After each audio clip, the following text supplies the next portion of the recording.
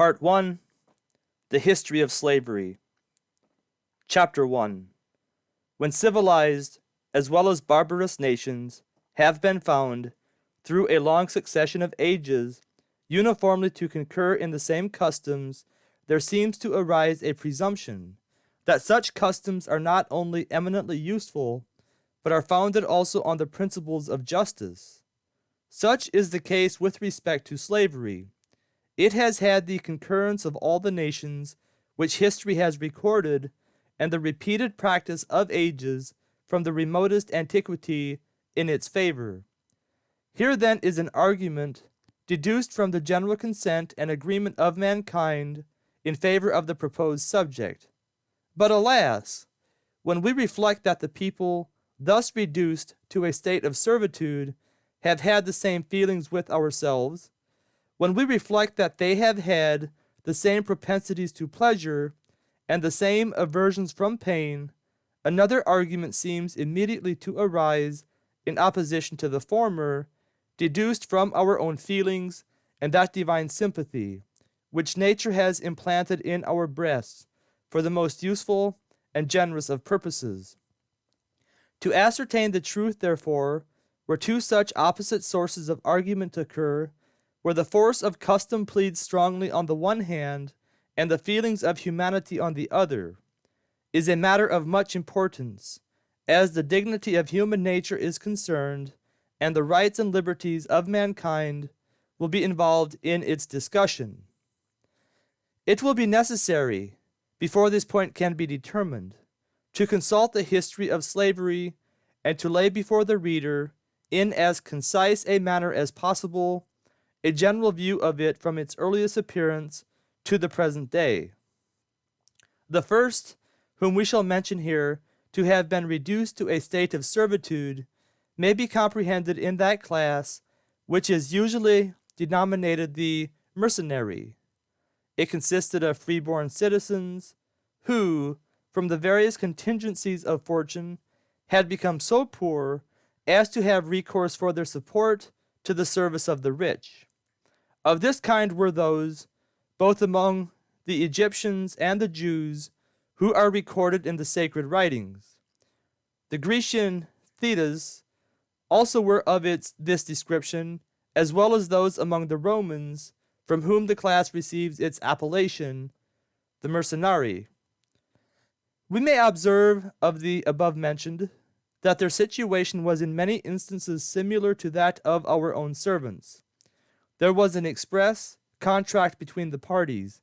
They could, most of them, demand their discharge if they were ill used by their respective masters, and they were treated therefore with more humanity than those whom we usually distinguish in our language by the appellation of slaves.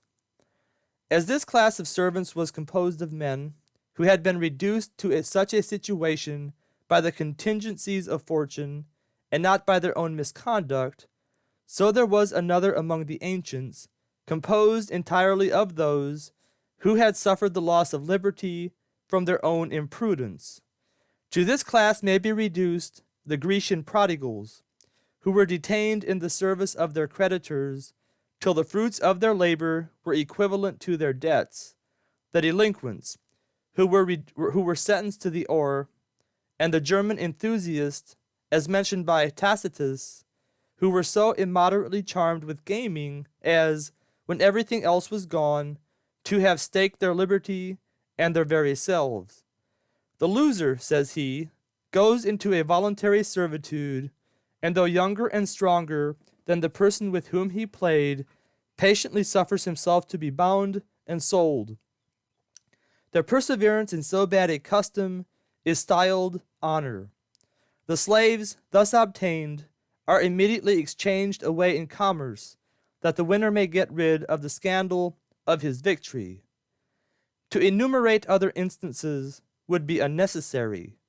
It will be sufficient to observe that the servants of this class were in a far more wretched situation than those of the former.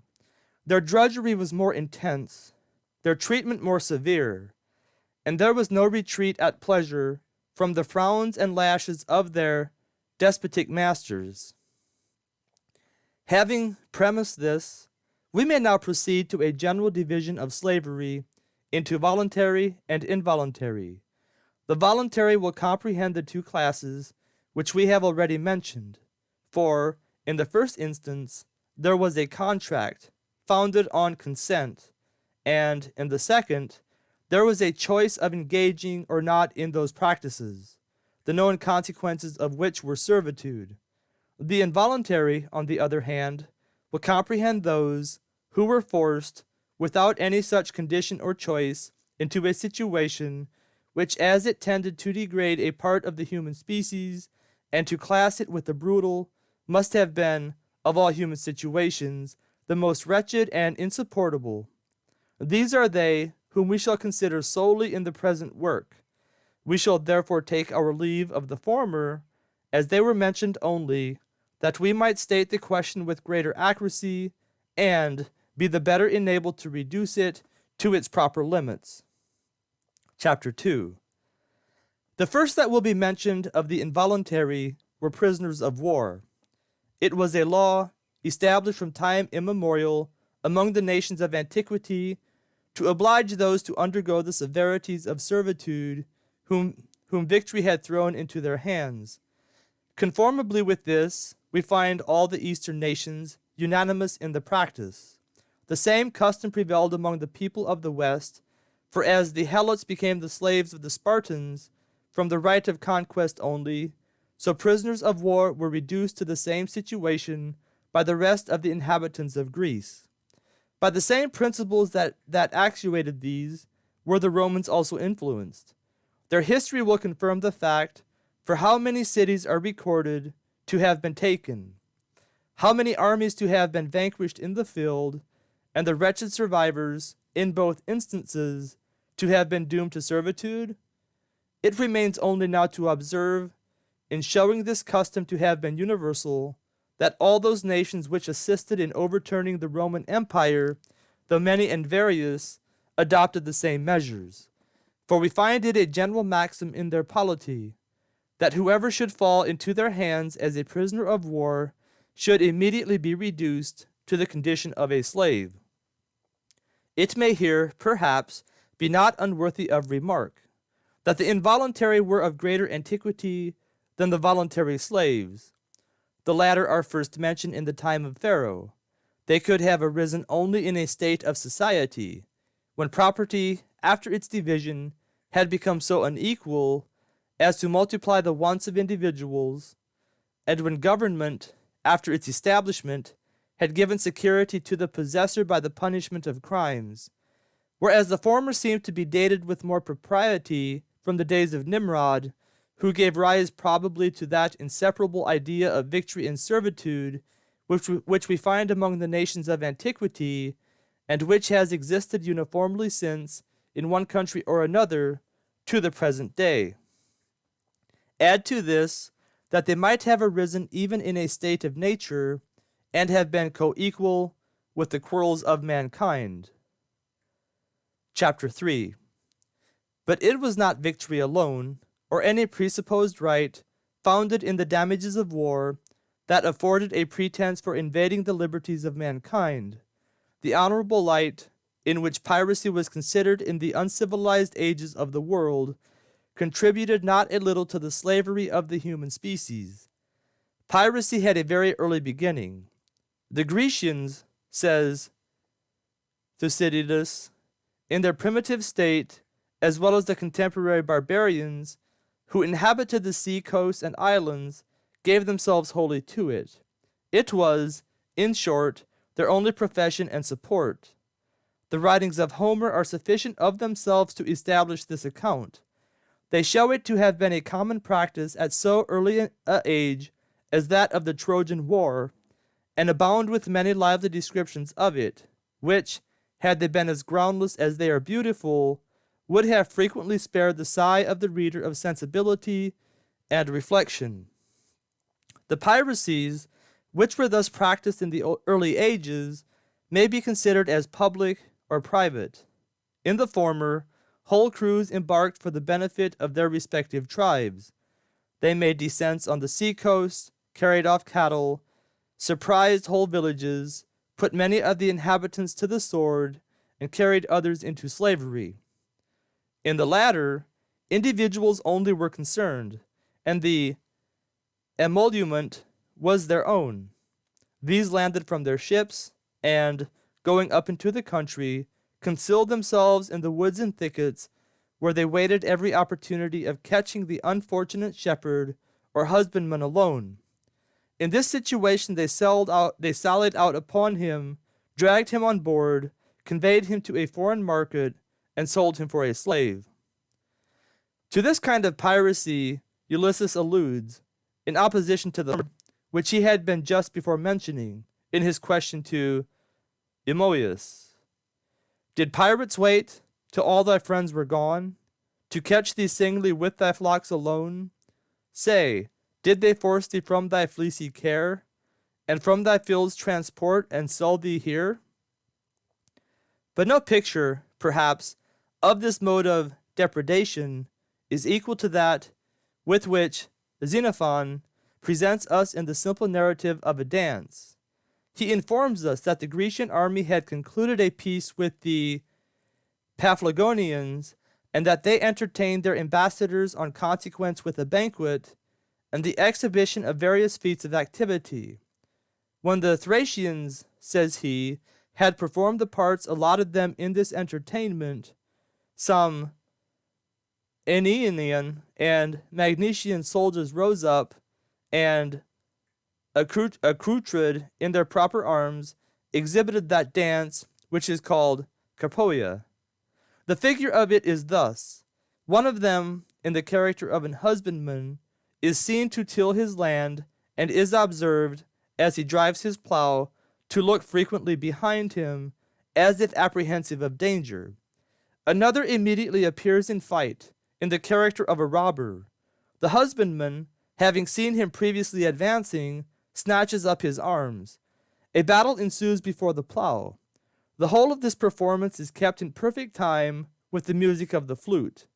At length the robber, having got the better of the husbandman, binds him and drives him off with his team. Sometimes it happens that the husbandman subdues the robber. In this case the scene is only reversed, as the latter is then bound and driven off by the former.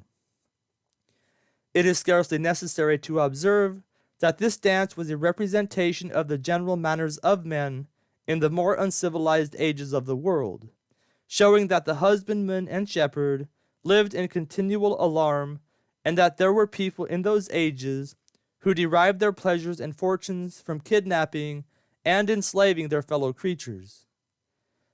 We may now take notice of a circumstance in this narration, which will lead us to a review of our first assertion on this point, that the honorable light in which piracy was considered in the times of barbarism contributed not a little to the slavery of the human species.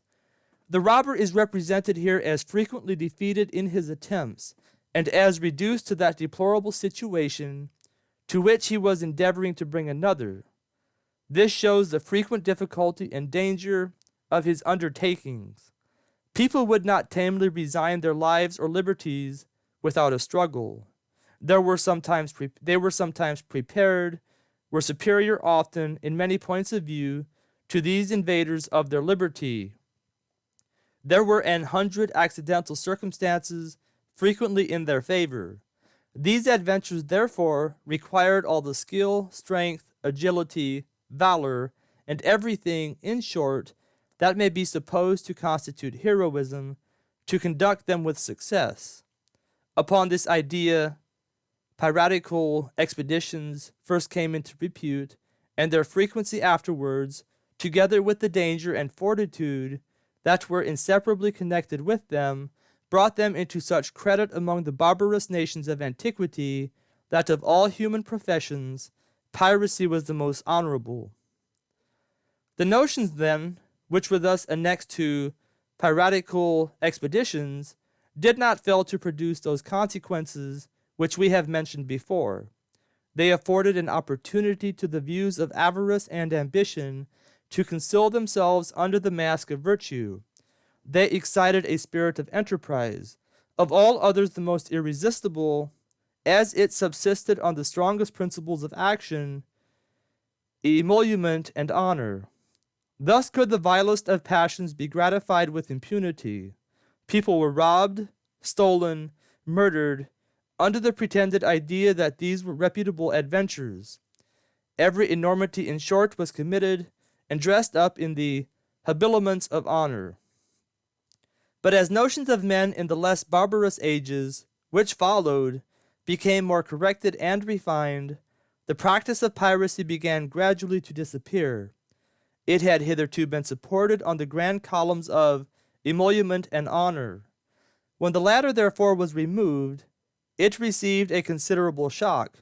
But alas, it had still a pillar for its support, avarice, which exists in all states, and which is ready to turn every invention to its own ends, strained hard for its preservation. It had been produced in the ages of barbarism. It had been pointed out in those ages as lucrative, and under this notion it was continued. People were still stolen, many were intercepted, some in their pursuits of pleasure, others in the discharge of their several occupations, by their own countrymen, who previously laid in wait for them and sold them afterward for slaves, while others seized by merchants who traded on the different coasts were torn from their friends and connections and carried into slavery. The merchants of Thessaly, if we can credit Aristophanes, who never spared the vices of the times, were particularly infamous for the latter kind of depredation. The Athenians were notorious for the former, for they had practiced these robberies to such an alarming degree of danger to individuals that it was found necessary to enact a law which punished kidnappers with death. But this is sufficient for our present purpose. It will enable us to assert that there were two classes of involuntary slaves among the ancients, of those who were taken publicly in a state of war, and of those who were privately stolen in a state of innocence and peace. We may now add that the children and descendants of these composed a third. Chapter 4.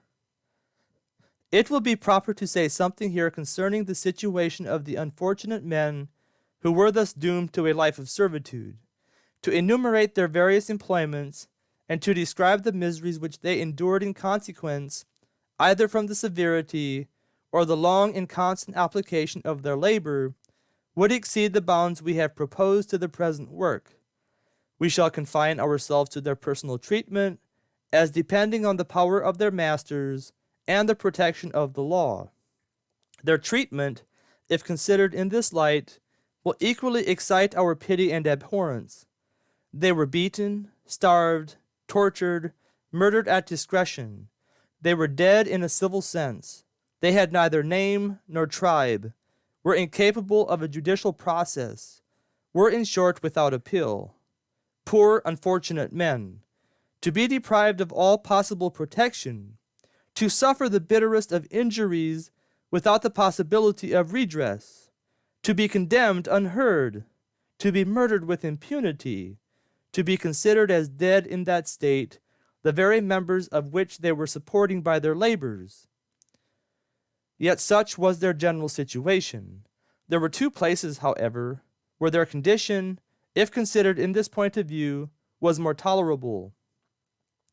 The Egyptian slave, though perhaps of all others the greatest drudge, yet if he had time to reach the temple of Hercules, found a certain retreat from the persecution of his master, and he received additional comfort from the reflection that his life, whether he could reach it or not, could not be taken with impunity.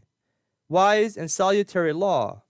How often must it have curbed the insolence of power and stopped those passions in their progress which had otherwise been destructive to the slave. But though the persons of slaves were thus greatly secured in Egypt, yet there was no place so favorable to them as Athens. They were allowed a greater liberty of speech. They had their convivial meetings, their amours, their hours of relaxation, pleasantry, and mirth. They were treated, in short, with so much humanity in general, as to occasion that observation of Demosthenes in his second Philippic. that the condition of a slave at Athens was preferable to that of a free citizen in many other countries. But if any exception happened, which was sometimes the case, from the general treatment described, if persecution took the place of lenity and made the fangs of servitude more pointed than before, they had then their temple, like the Egyptian, for refuge, where the legislature was so attentive as to examine their complaints and to order them, if they were found at injustice, to be sold to another master. Nor was this all. They had a privilege infinitely greater than the whole of these. They were allowed an opportunity of working for themselves, and if their diligence had procured them a sum equivalent with their ransom, they could immediately, on paying it down, demand their freedom forever.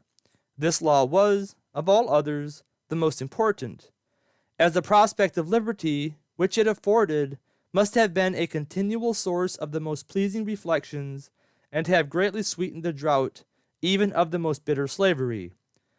Thus, then, to the eternal honor of Egypt and Athens, they were the only places that we can find where slaves were considered with any humanity at all.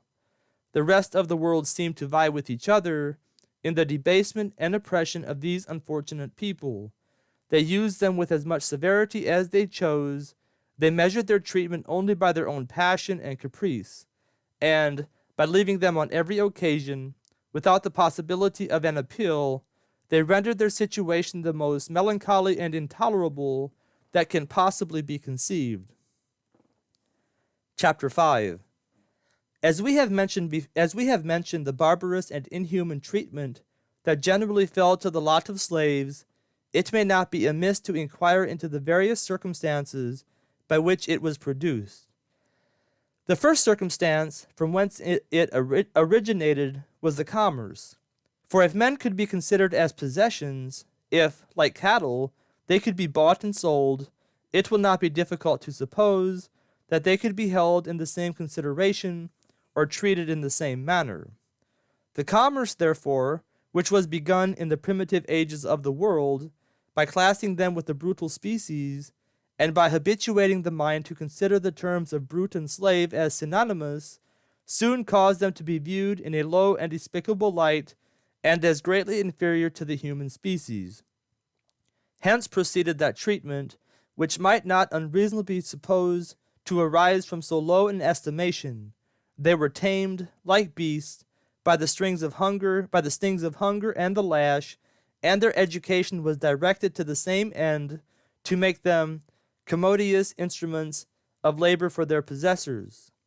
This treatment, which thus proceeded in the ages of barbarism from the low estimation in which slaves were unfortunately held from the circumstances of the commerce, did not fail of producing, in the same instant, its own effect. It depressed their minds, it numbed their faculties, and, by preventing those sparks of genius from blazing forth, which had otherwise been conspicuous, it gave them the appearance of being endued with inferior capacities than the rest of mankind. This effect of the treatment had made so considerable a progress as to have been a matter of observation in the days of Homer. For half his senses Jove conveys away, whom once he dooms to see the servile day. Thus then did the commerce, by classing them originally with brutes, and the consequent treatment, by cramping their abilities and hindering them from becoming conspicuous, give to these unfortunate people, at a very early period, the most unfavorable appearance.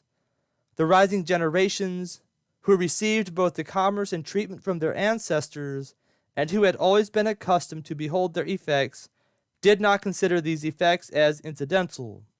They judged only from what they saw, they believed the appearances to be real, and hence arose the combined principle that slaves were an inferior order of men, and perfectly void of understanding. Upon this principle it was that the former treatment began to be fully confirmed and established, and as this principle was handed down and disseminated, so it became, in succeeding ages, an excuse for any severity that despotism might suggest. We may observe here that as all nations had this excuse in common, as arising from the circumstances above mentioned, so the Greeks first and the Romans afterwards had an additional excuse, as arising from their own vanity. The former having conquered Troy, and having united themselves under one common name and interest, began, from that period, to distinguish the rest of the world by the title of barbarians, inferring by such an appellation that they were men who were only noble in their own country, that they had no right, from their nature, to authority or command, that, on the contrary, so low were their capacities, they were destined by nature to obey and to live in a state of perpetual drudgery and subjugation. Conformable with this opinion was the treatment which was accordingly prescribed to a barbarian.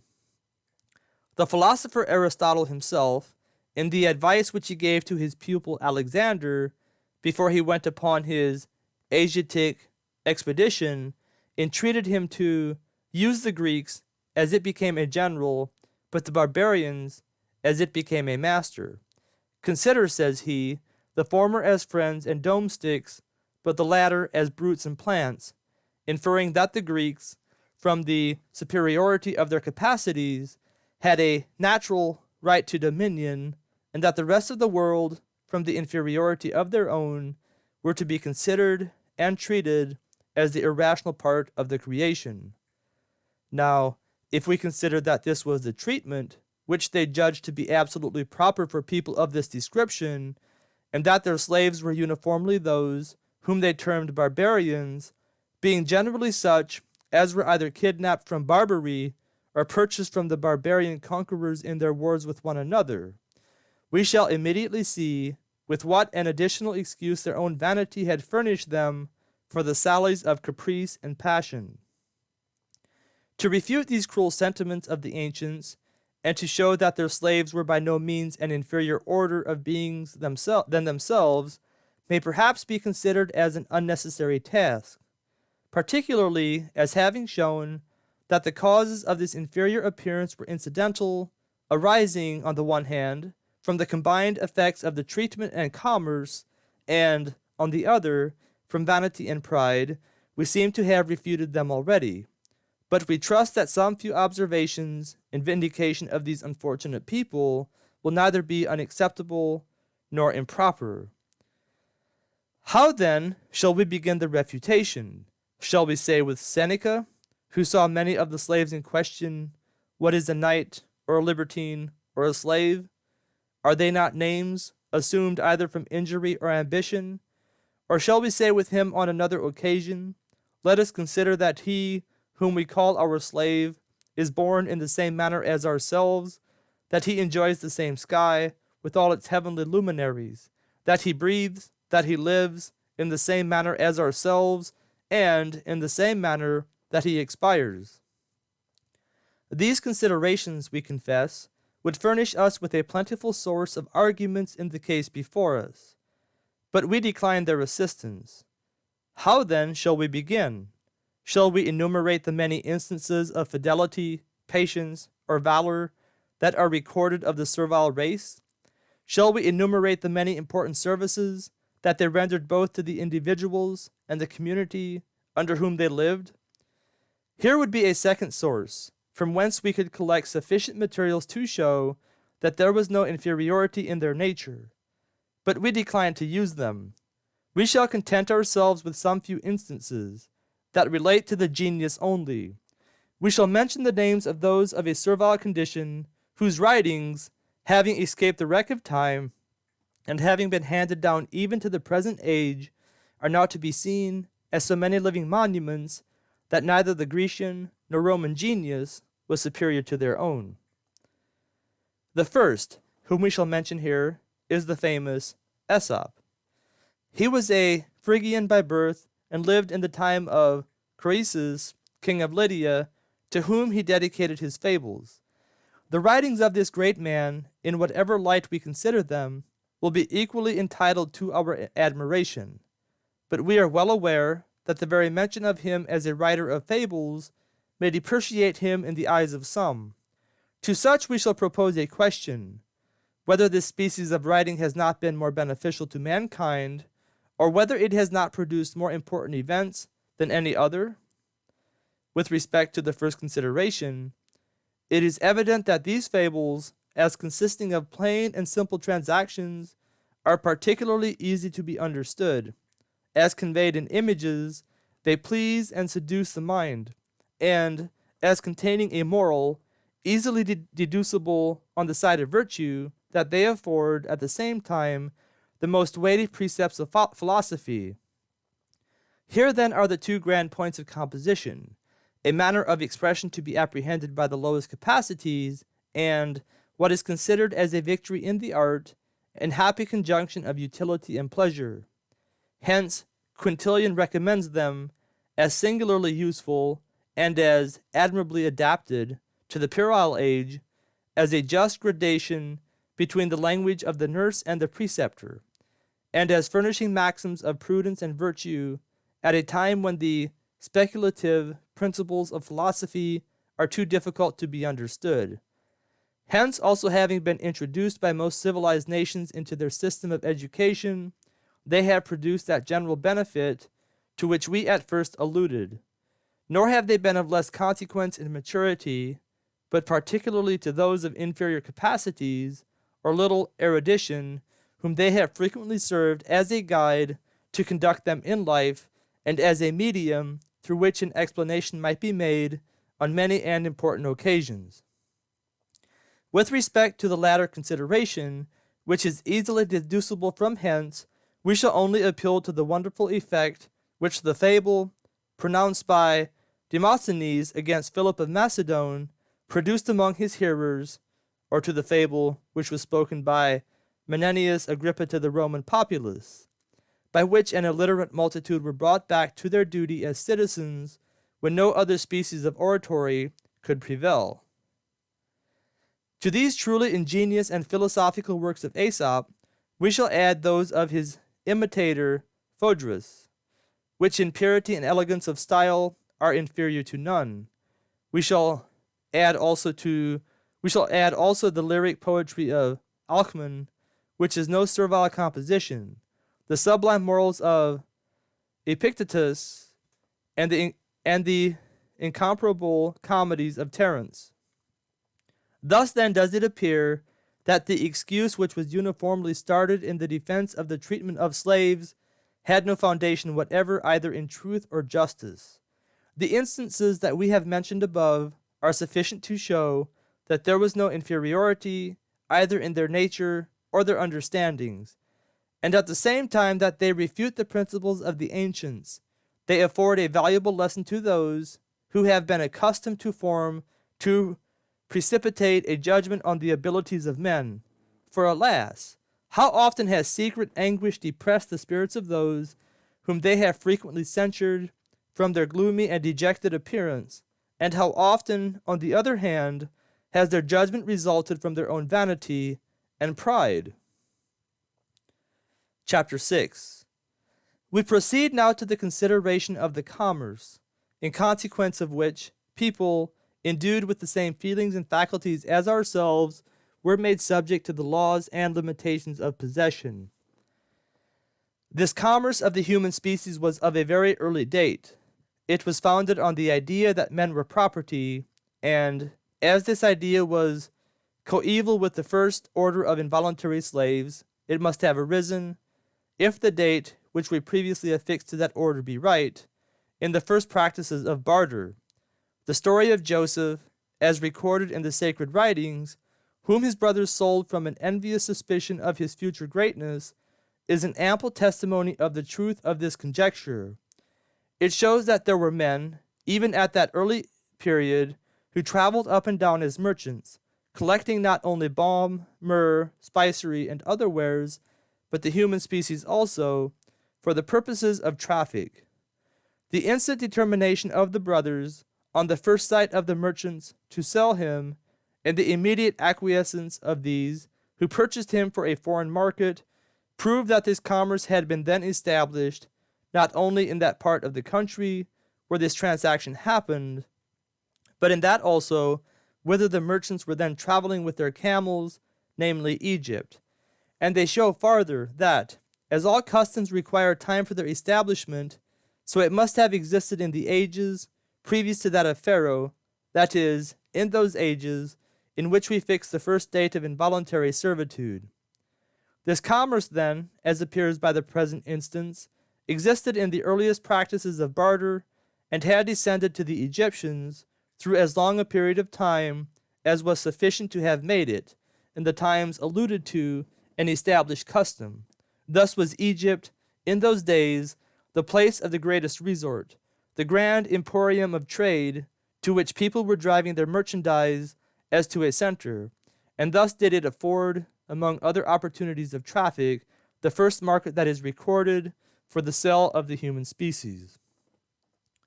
This market, which was thus supplied by the constant concourse of merchants who resorted to it from various parts, could not fail, by these means, to have been considerable.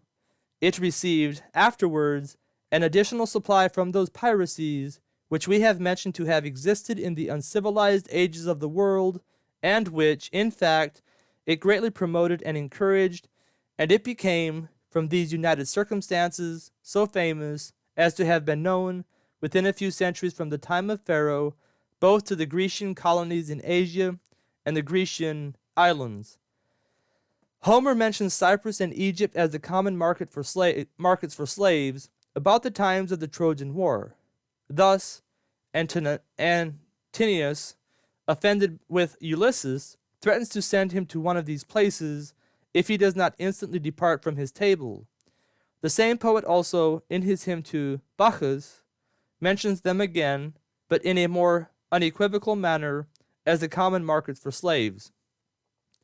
He takes occasion in that hymn to describe the pirates' method of scouring the coast from the circumstance of their having kidnapped Bacchus as a noble youth, for whom they expected an immense ransom. The captain of the vessel, having dragged him on board, is represented as addressing himself thus to the steersman: "Haul in the tackle, hoist aloft the sail, then take your helm, and watch the doubtful gale. To mind the captive prey, be ours the care, while you to Egypt or to Cyprus steer. There shall he go, unless his friends he'll tell, whose ransom gifts will pay us full as well." It may not perhaps be considered as a digression to mention in few words by itself the wonderful concordance of the writings of Moses and Homer with the case before us. Not that the former, from their divine authority, want additional support, but because it cannot be unpleasant to see them confirmed by a person who, being one of the earliest writers, and living in a very remote age, was the first that could afford us any additional proof of the circumstances above mentioned. Egypt is represented in the first book of the sacred writings as a market for slaves, and, in the second, as famous for the severity of its servitude. The same line, which we have already cited from Homer, conveys to us the same ideas. It points it out as a market for the human species, and by the epithet of bitter Egypt, which epithet is peculiarly annexed to it on this occasion, alludes in the strongest manner to that severity and rigor of which the sacred historian transmitted us the first account. But, to return, though Egypt was the first market recorded for this species of traffic, and though Egypt and Cyprus afterwards were particularly distinguished for it in the times of the Trojan War, yet they were not the only places, even at that period, where men were bought and sold.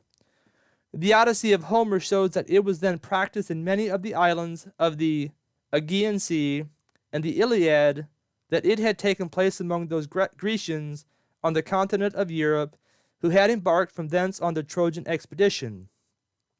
This appears particularly at the end of the 7th book. A fleet is described there as having just arrived from Lemnos, with a supply of wine for the Grecian camp. The merchants are described also as immediately exposing it to sale, and as receiving in exchange, among other articles of barter, a number of slaves. It will now be sufficient to observe that, as other states arose, and as circumstances contributed to make them known, this custom is discovered to have existed among them, that it traveled over all Asia, that it spread through the Grecian and Roman world, was in use among the barbarous nations which overturned the Roman Empire, and was practiced, therefore, at the same period throughout all Europe. Chapter 7. The slavery and commerce, which had continued for so long a time, and which was thus practiced in Europe at so late a period as that, which succeeded the grand revolutions in the Western world, began, as the northern nations were settled in their conquest, to decline, and, on their full establishment, were abolished. A difference of opinion has arisen respecting the cause of their abolition. Some have asserted that they were the necessary consequences of the feudal system, while others, superior both in number and in argument, have maintained that they were the natural effects of Christianity. The mode of argument which the former adopt on this occasion is as follows. The multitude of little states which sprang up from one great one at this era occasioned infinite bickerings and matter for contention. There was not a state or seigneury which did not want all the hands they could muster either to defend their own right or to dispute that of their neighbors. Thus every man was taken into the service, whom they armed they must trust, and there could be no trust but in free men. Thus the barrier between the two nations was thrown down, and slavery was no more heard of in the West. That this was not the necessary consequence of such a situation is apparent. The political state of Greece, in its early history, was the same as that of Europe when divided by the feudal system into an infinite number of small and independent kingdoms. There was the same matter, therefore, for contention, and the same call for all the hands that could be mustered.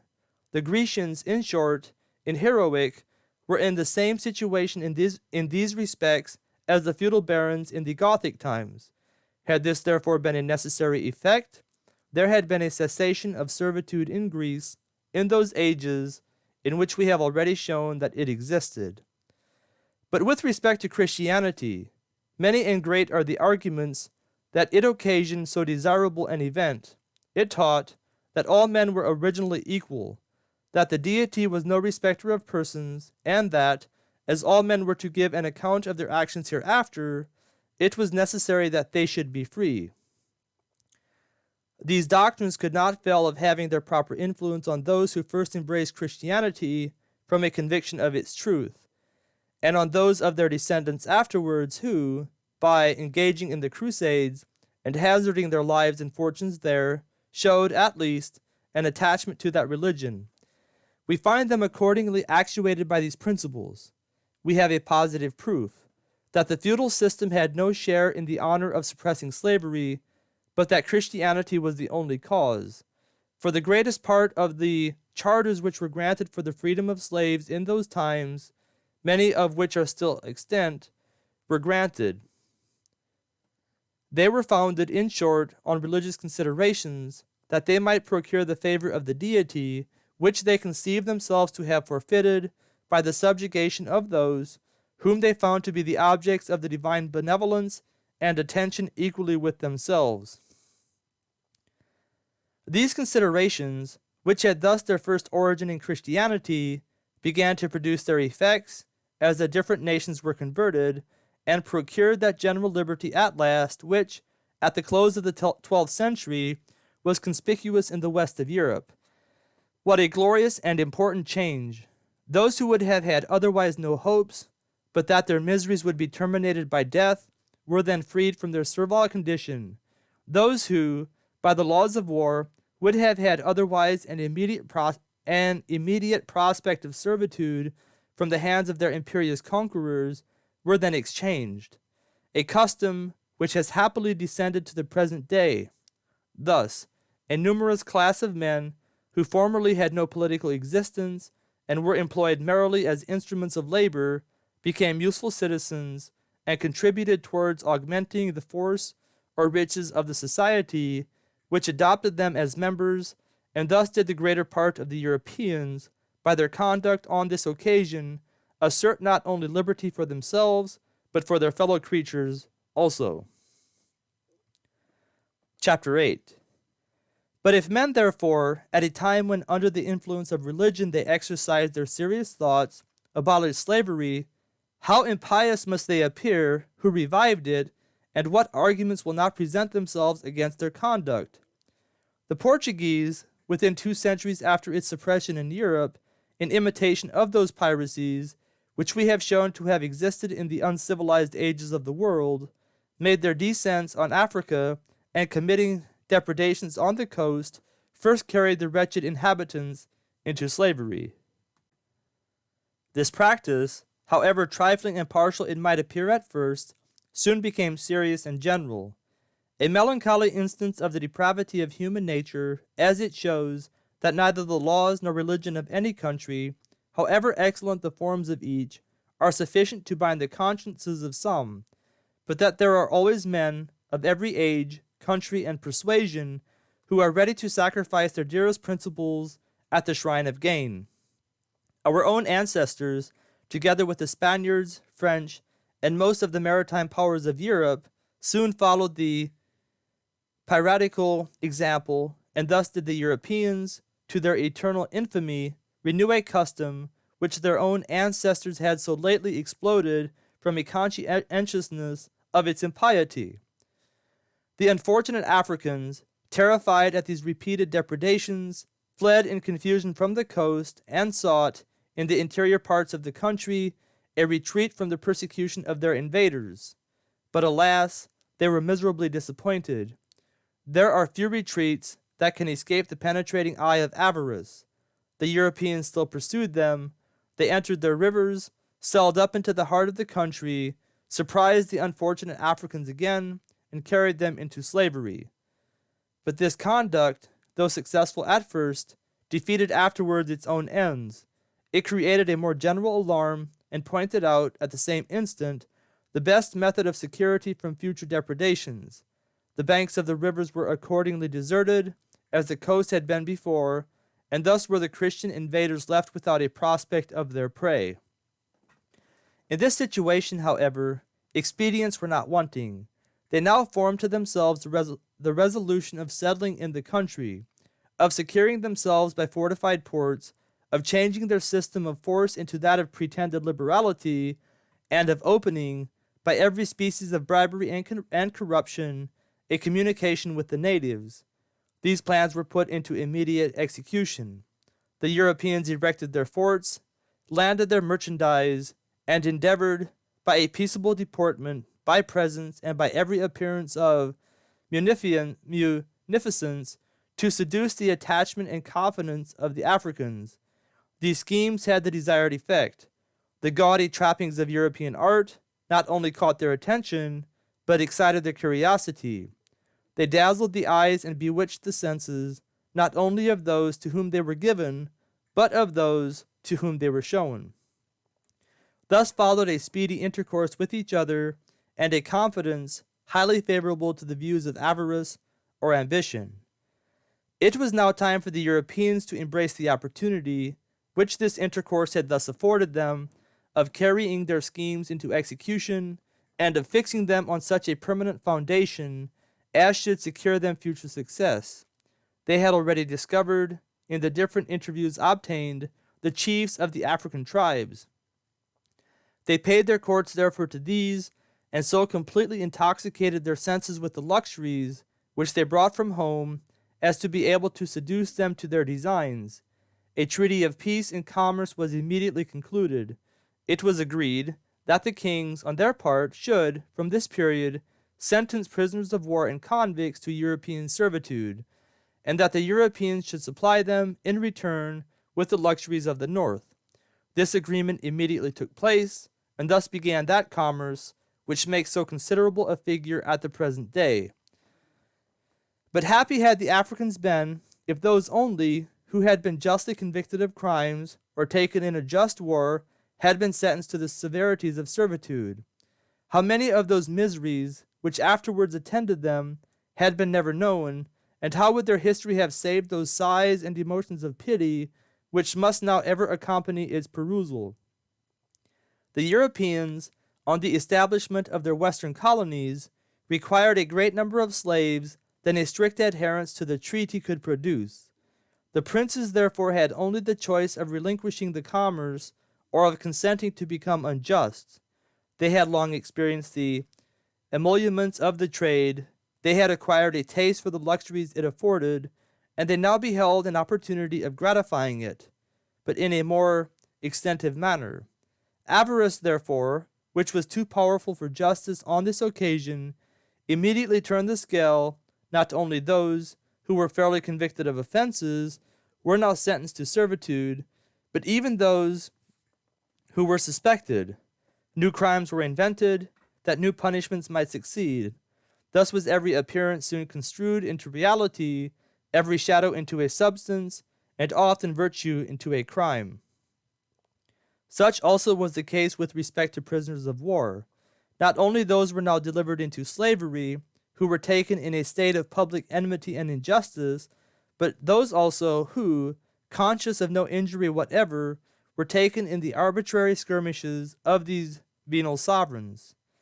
War was now made, not as formerly, from the motives of retaliation and defense, but for the sake of obtaining prisoners alone, and the advantages resulting from their sale. If a ship from Europe came but into sight, it was now considered as a sufficient motive for a war, and as a signal only for an instantaneous commencement of hostilities. But if the African kings could be capable of such injustice, what vices are there that their consciences would restrain, or what enormities that we might not expect to be committed? When men once consent to be unjust, they lose, at the same instant with their virtue, a considerable portion of that sense of shame which, till then, had been found a successful protector against the sallies of vice.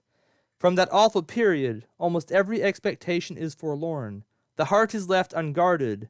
Its great protector is no more. The vices, therefore, which so long encompassed it in vain, obtain an easy victory. In crowds they pour into the defenseless avenues, and take possession of the soul. There is nothing now too vile for them to meditate, too impious to perform. Such was the situation of the despotic sovereigns of Africa. They had once ventured to pass the bounds of virtue, and they soon proceeded to enormity. This was particularly conspicuous in that general conduct which they uniformly observed after any unsuccessful conflict. Influenced only by the venal motives of European traffic, they first made war upon the neighboring tribes, contrary to every principle of justice, and if, by the flight of the enemy, or by other contingencies, they were disappointed of their prey, they made no hesitation of immediately turning their arms against their own subjects. The first villages they came to were also marked on this occasion as the first objects of their avarice. They were immediately surrounded, were afterwards set on fire, and the wretched inhabitants seized, as they were escaping from the flames. These, consisting of whole families, fathers, brothers, husbands, wives, and children, were instantly driven in chains to the merchants and consigned to slavery. To these calamities, which thus arose from the tyranny of the kings, we may now subjoin those which arose from the avarice of private persons. Many were kidnapped by their own countrymen who, encouraged by the merchants of Europe, previously lay in wait for them and sold them afterwards for slaves, while the seamen of the different ships, by every possible artifice, enticed others on board and transported them to the regions of servitude.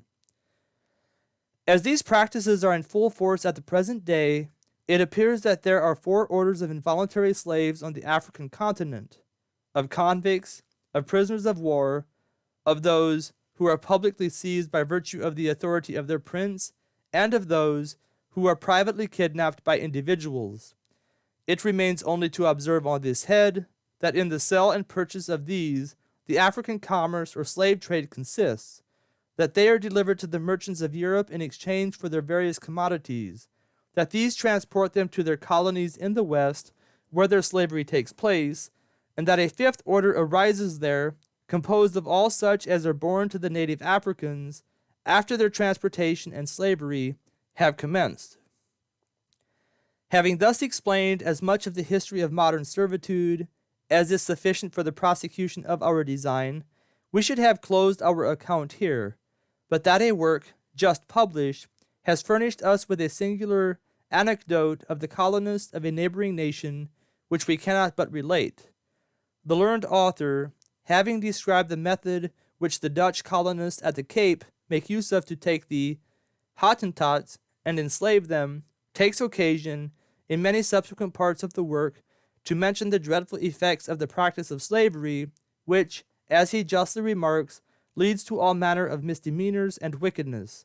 Pregnant women, says he, and children in their tenderest years were not at that time, neither indeed are they ever, exempt from the effects of the hatred and spirit of vengeance constantly harbored by the colonists with respect to the Boschisman nation, excepting such indeed as are marked out to be carried away into bondage.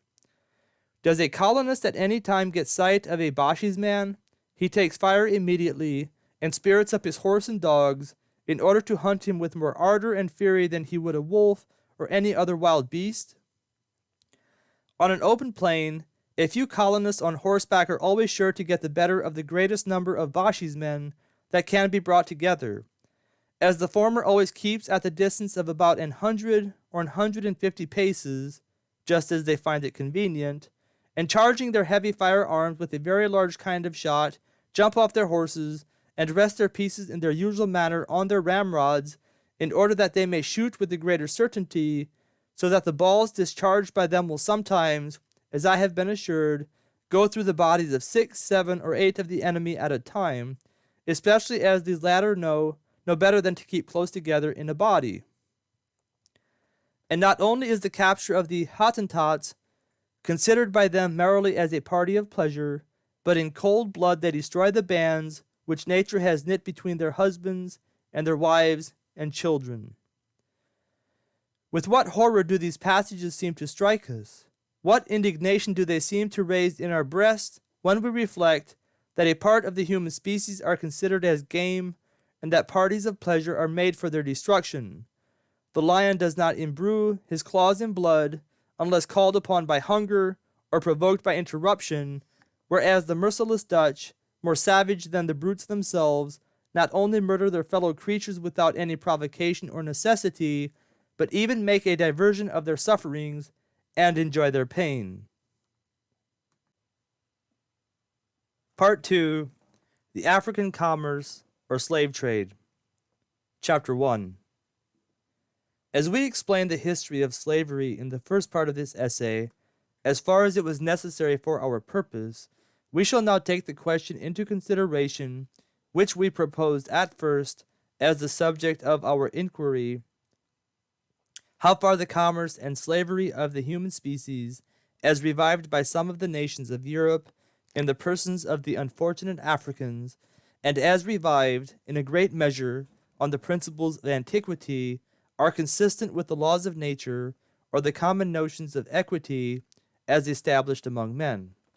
This question resolves itself into separate parts for discussion, into the African commerce as explained in the history of slavery, and the subsequent slavery in the colonies as founded on the equity of the commerce.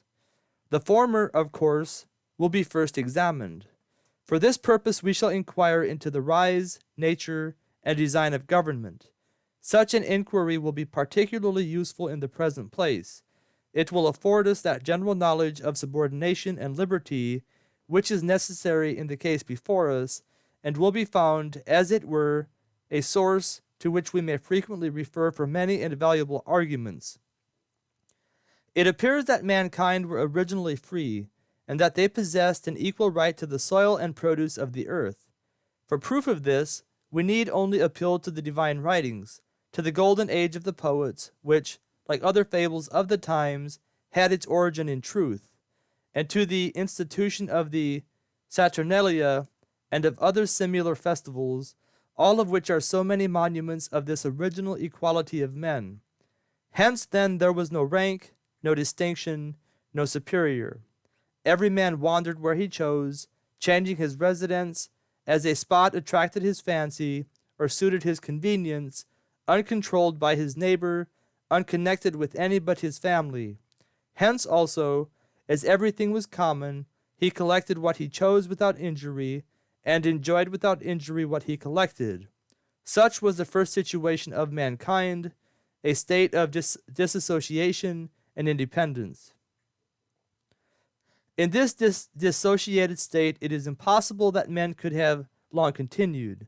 The dangers to which they must have frequently been exposed by the attacks of fierce and rapacious beasts, by the predatory attempts of their own species, and by the disputes of contiguous and independent families. These, together with their inability to defend themselves on many such occasions, must have incited them to unite. Hence then was society formed on the grand principles of preservation and defense, and as these principles began to operate in the different parts of the earth where the different families had roamed, a great number of these societies began to be formed and established, which, taking to themselves particular names from particular occurrences, began to be perfectly distinct from one another. As the individuals of whom these societies were composed had associated only for their defense, so they experienced, at first, no change in their condition. They were still independent and free. They were still without discipline or laws. They had everything still in common. They pursued the same manner of life, wandering only in herds as the earth gave them or refused them sustenance, and doing, as a public body, what they had been accustomed to do as individuals before. This was the exact situation of the Getae and Scythians, of the Libyans and Gaetulians, of the Italian Aborigines, and of the Huns and Alans. They had left their original state of dissociation, and had stepped into that which has been just described. Thus was the second situation of men a state of independent society. Having thus joined themselves together, and having formed themselves into several large and distinct bodies, they could not fail of submitting soon to a more considerable change. Their numbers must have rapidly increased, and their societies, in process of time, have become so populous as frequently to have experienced the want of subsistence and many of the commotions and tumults of intestine strife. For these inconveniences, however, there were remedies to be found. Agriculture would furnish them with that subsistence and support which the earth, from the rapid increase of its inhabitants, had become unable spontaneously to produce. An assignation of property would not only enforce an application, but excite an emulation to labor, and government would at once afford a security to the acquisitions of the industrious, and heal the intestine disorders of the community by the introduction of laws. Such then were the remedies that were gradually applied. The societies, which had hitherto seen their members undistinguished either by authority or rank, admitted now of magistratical preeminence. They were divided into tribes. To every tribe was allotted a particular district for its support, and to every individual his particular spot. The Germans, who consisted of many and various nations, were exactly in this situation. They had advanced a step beyond the Scythians, Gaetulians, and those whom we described before, and thus was the third situation of mankind a state of subordinate society. Chapter 2. As we have thus traced the situation of man from unbounded liberty to subordination, it will be proper to carry our inquiries further, and to consider who first obtained the preeminence in these primeval societies, and by what particular methods it was obtained. There were only two ways by which such an event could have been produced, by compulsion or consent. When mankind first saw the necessity of government, it is probable that many had conceived the desire of ruling, to be placed in a new situation, to be taken from the common herd, to be the first, distinguished among men, were thoughts that must have had their charms. Let us suppose, then, that these thoughts had worked so unusually on the passions of any particular individual as to have driven him to the extravagant design of obtaining the preeminence by force. How could his design have been accomplished? How could he forcibly have usurped the jurisdiction at a time when, all being equally free, there was not a single person whose assistance he could command? Add to this that, in a state of universal liberty, force had been repaid by force, and the attempt had been fatal to the usurper. As empire then could never have been gained at first by compulsion, so it could only have been obtained by consent. And as men were then going to make an important sacrifice for the sake of their mutual happiness, so he alone could have obtained it, not whose ambition had greatly distinguished him from the rest, but in whose wisdom, justice, prudence, and virtue the whole community could confide. To confirm this reasoning, we shall appeal, as before, to facts, and shall consult therefore the history of those nations, which having just left their former state of independent society, were the very people that established subordination and government. The commentaries of Caesar afford us the following accounts of the ancient Gauls, when any of their kings, either by death or deposition, made a vacancy in the regal office, the whole nation was immediately convened for the appointment of a successor. In these national conventions were the regal offices conferred. Every individual had a voice on the occasion, and every individual was free. The person upon whom the general approbation appeared to fall was immediately advanced to preeminence in the state. He was uniformly one whose actions had made him eminent, whose conduct had gained him previous applause, whose valor the very assembly that elected him had themselves witnessed in the field, whose prudence, wisdom, and justice, having rendered him signally serviceable, had endeared him to his tribe. For this reason, their kingdoms were not hereditary. The son did not always inherit the virtues of the sire, and they were determined that he alone should possess authority in whose virtues they could confide. Nor was this all. So sensible were they of the important sacrifice they had made, so extremely jealous even of the name of superiority and power, that they limited, by a variety of laws, the authority of the very person whom they had just elected, from a confidence of his integrity. And Beorix himself confessing that his people had as much power over him as he could possibly have over his people. The same custom, as appears from Tacitus, prevailed also among the Germans. They had their national councils, like the Gauls, in which the regal and ducal offices were confirmed according to the majority of voices. They elected also, on these occasions, those only whom their virtue, by repeated trial, had unequivocally distinguished from the rest, and they limited their authority so far as neither to leave them the power of inflicting imprisonment or stripes, nor of exercising any penal jurisdiction. But as punishment was necessary in a state of civil society, it was permitted to the priests alone, that it might appear to have been inflicted by the order of the gods, and not by any superior authority in man. The accounts which we have thus given of the ancient Germans and Gauls will be found also to be equally true of those people which had arrived at the same state of subordinate society. We might appeal, for a testimony of this, to the history of the Goths, to the history of the Franks and Saxons, to the history, in short, of all those nations from which the different governments, now conspicuous in Europe, have undeniably sprung, and we might appeal as a farther proof to the Americans, who are represented by many of the moderns from their own ocular testimony as observing the same customs at the present day. It remains only to observe that as these customs prevailed among the different nations described in the early state of subordinate society, and as they were moreover the customs of their respective ancestors, it appears that they must have been handed down, both by tradition and use, from the first introduction of government. Chapter 3.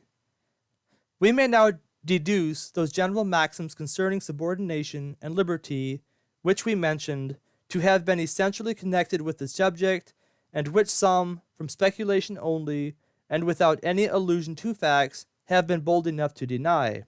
It appears first that liberty is a natural, and government an adventitious right, because all men were originally free. It appears secondly that government is a contract because, in these primeval subordinate societies, We have seen it voluntarily conferred on the one hand and accepted on the other. We have seen it subject to various restrictions. We have seen its articles, which could then only be written by tradition and use, as perfect and binding as those which are now committed to letters. We have seen it, in short, partaking of the feudal nature as much as it could in a state which wanted the means of recording its transactions. It appear thirdly, that the grand object of the contrast is the happiness of the people, because they gave the supremacy to him alone, who had been conspicuous for the splendor of his abilities or the integrity of his life, that the power of the multitude being directed by the wisdom and justice of the prince, that they might experience the most effectual protection from injury, the highest advantages of society, the greatest possible happiness. Chapter 4. Having now collected the materials that are necessary for the prosecution of our design, we shall immediately enter upon the discussion. If any man had originally been endued with power, as with other faculties, so that the rest of mankind had discovered in themselves an innate necessity of obeying this particular person, it is evident that he and his descendants, from the superiority of their nature, would have had a claim upon men for obedience and a natural right to command. But as the right to empire is adventitious, as all were originally free, as nature made every man's body and mind his own, it is evident that no just man can be consigned to slavery without his own consent. Neither can men, by the same principles, be considered as lands, goods, or houses among possessions. It is necessary that all property should be inferior to its possessor. But how does the slave differ from his master but by chance? For though the mark with which the latter is pleased to brand him shows, at the first sight, the difference of their fortune, what mark can be found in his nature that can warrant a distinction? To this consideration we shall add the following, that if men can justly become the property of each other, their children, like the offspring of cattle, must inherit their paternal lot. Now, as the actions of the father and the child must be thus at the sole disposal of their common master, it is evident that the authority of the one as a parent and the duty of the other as a child must be instantly annihilated. Rights and obligations which, as they are sounded in nature, are implanted in our feelings, and are established by the voice of God, must contain in their annihilation a solid argument to prove that there cannot be any property whatever in the human species. We may consider also, as a farther confirmation, that it is impossible, in the nature of things, that liberty can be bought or sold. It is neither saleable nor purchasable. For if any one man can have an absolute property in the liberty of another, or, in other words, if he, who is called a master, can have a just right to command the actions of him, who is called a slave, it is evident that the latter cannot be accountable for those crimes which the former may order him to commit. Now, as every reasonable being is accountable for his actions, it is evident that such a right cannot justly exist, and that human liberty, of course, is beyond the possibility either of sale or purchase. Add to this, that whenever you sell the liberty of a man, you have the power only of alluding to the body. The mind cannot be confined or bound. It will be free, though its mansion be beset with chains. But if, in every cell of the human species, you are under the necessity of considering your slave in this abstracted light, of alluding only to the body, and of making no allusion to the mind, you are under the necessity also of treating him in the same moment as a brute, and of abusing therefore that nature which cannot otherwise be considered than in the double capacity of soul and body. But some person, perhaps, will make an objection to one of the former arguments. If men, from superiority of their nature, cannot be considered like lands, goods, or houses among possessions, so neither can cattle. For being endued with life, motion, and sensibility, they are evidently superior to these. But this objection will receive its answer from those observations which have been already made, and will discover the true reason why cattle are justly to be estimated as property. For first, The right to empire over brutes is natural and not adventitious, like the right to empire over men. There are, secondly, many and evident signs of the inferiority of their nature. And thirdly, their liberty can be bought and sold because, being void of reason, they cannot be accountable for their actions. We might stop here for a considerable time and deduce many valuable lessons from the remarks that have been made, but that such a circumstance might be considered as a digression. There is one, however, which, as it is so intimately connected with the subject, we cannot but deduce. We are taught to treat men in a different manner from brutes because they are so manifestly superior in their nature. We are taught to treat brutes in a different manner from stones for the same reason, and thus, by giving to every created thing its due respect, to answer the views of Providence, which did not create a variety of natures without a purpose or design. But if these things are so, how evidently against reason, nature, and everything human and divine must they act, who not only force men into slavery against their own consent, but treat them altogether as brutes, and make the natural liberty of man an article of public commerce. And by what arguments can they possibly defend that commerce, which cannot be carried on in any single instance without a flagrant violation of the laws of nature and of God? Chapter 5. That we may the more accurately examine the arguments that are advanced on this occasion, it will be proper to divide the commerce into two parts. First, as it relates to those who sell, and secondly, as it relates to those who purchase the human species into slavery.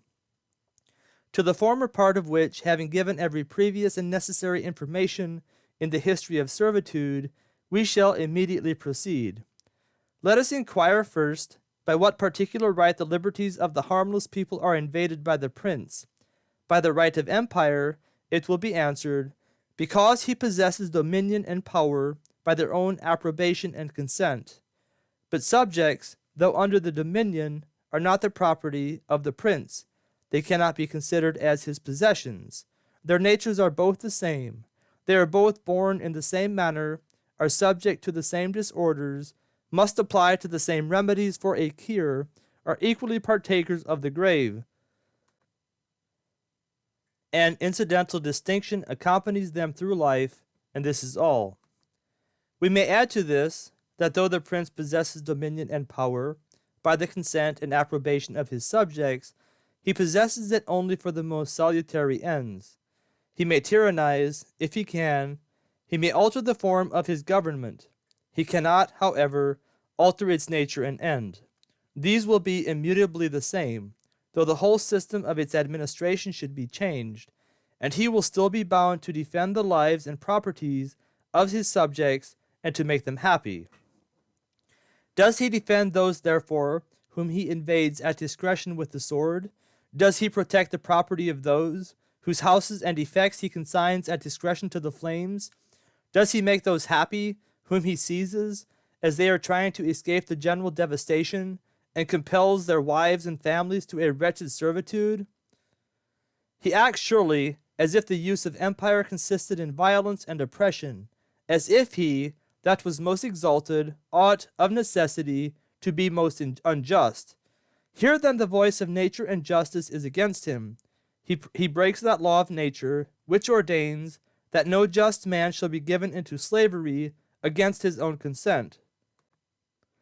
He violates the first law of justice, as established among men, that no person shall do harm to another without a previous and sufficient provocation, and he violates also the sacred condition of empire made with his ancestors, and necessarily understood in every species of government, that, the power of the multitude being given up to the wisdom and justice of the prince, they may experience in return the most effectual protection from injury, the highest advantages of society, the greatest possible happiness.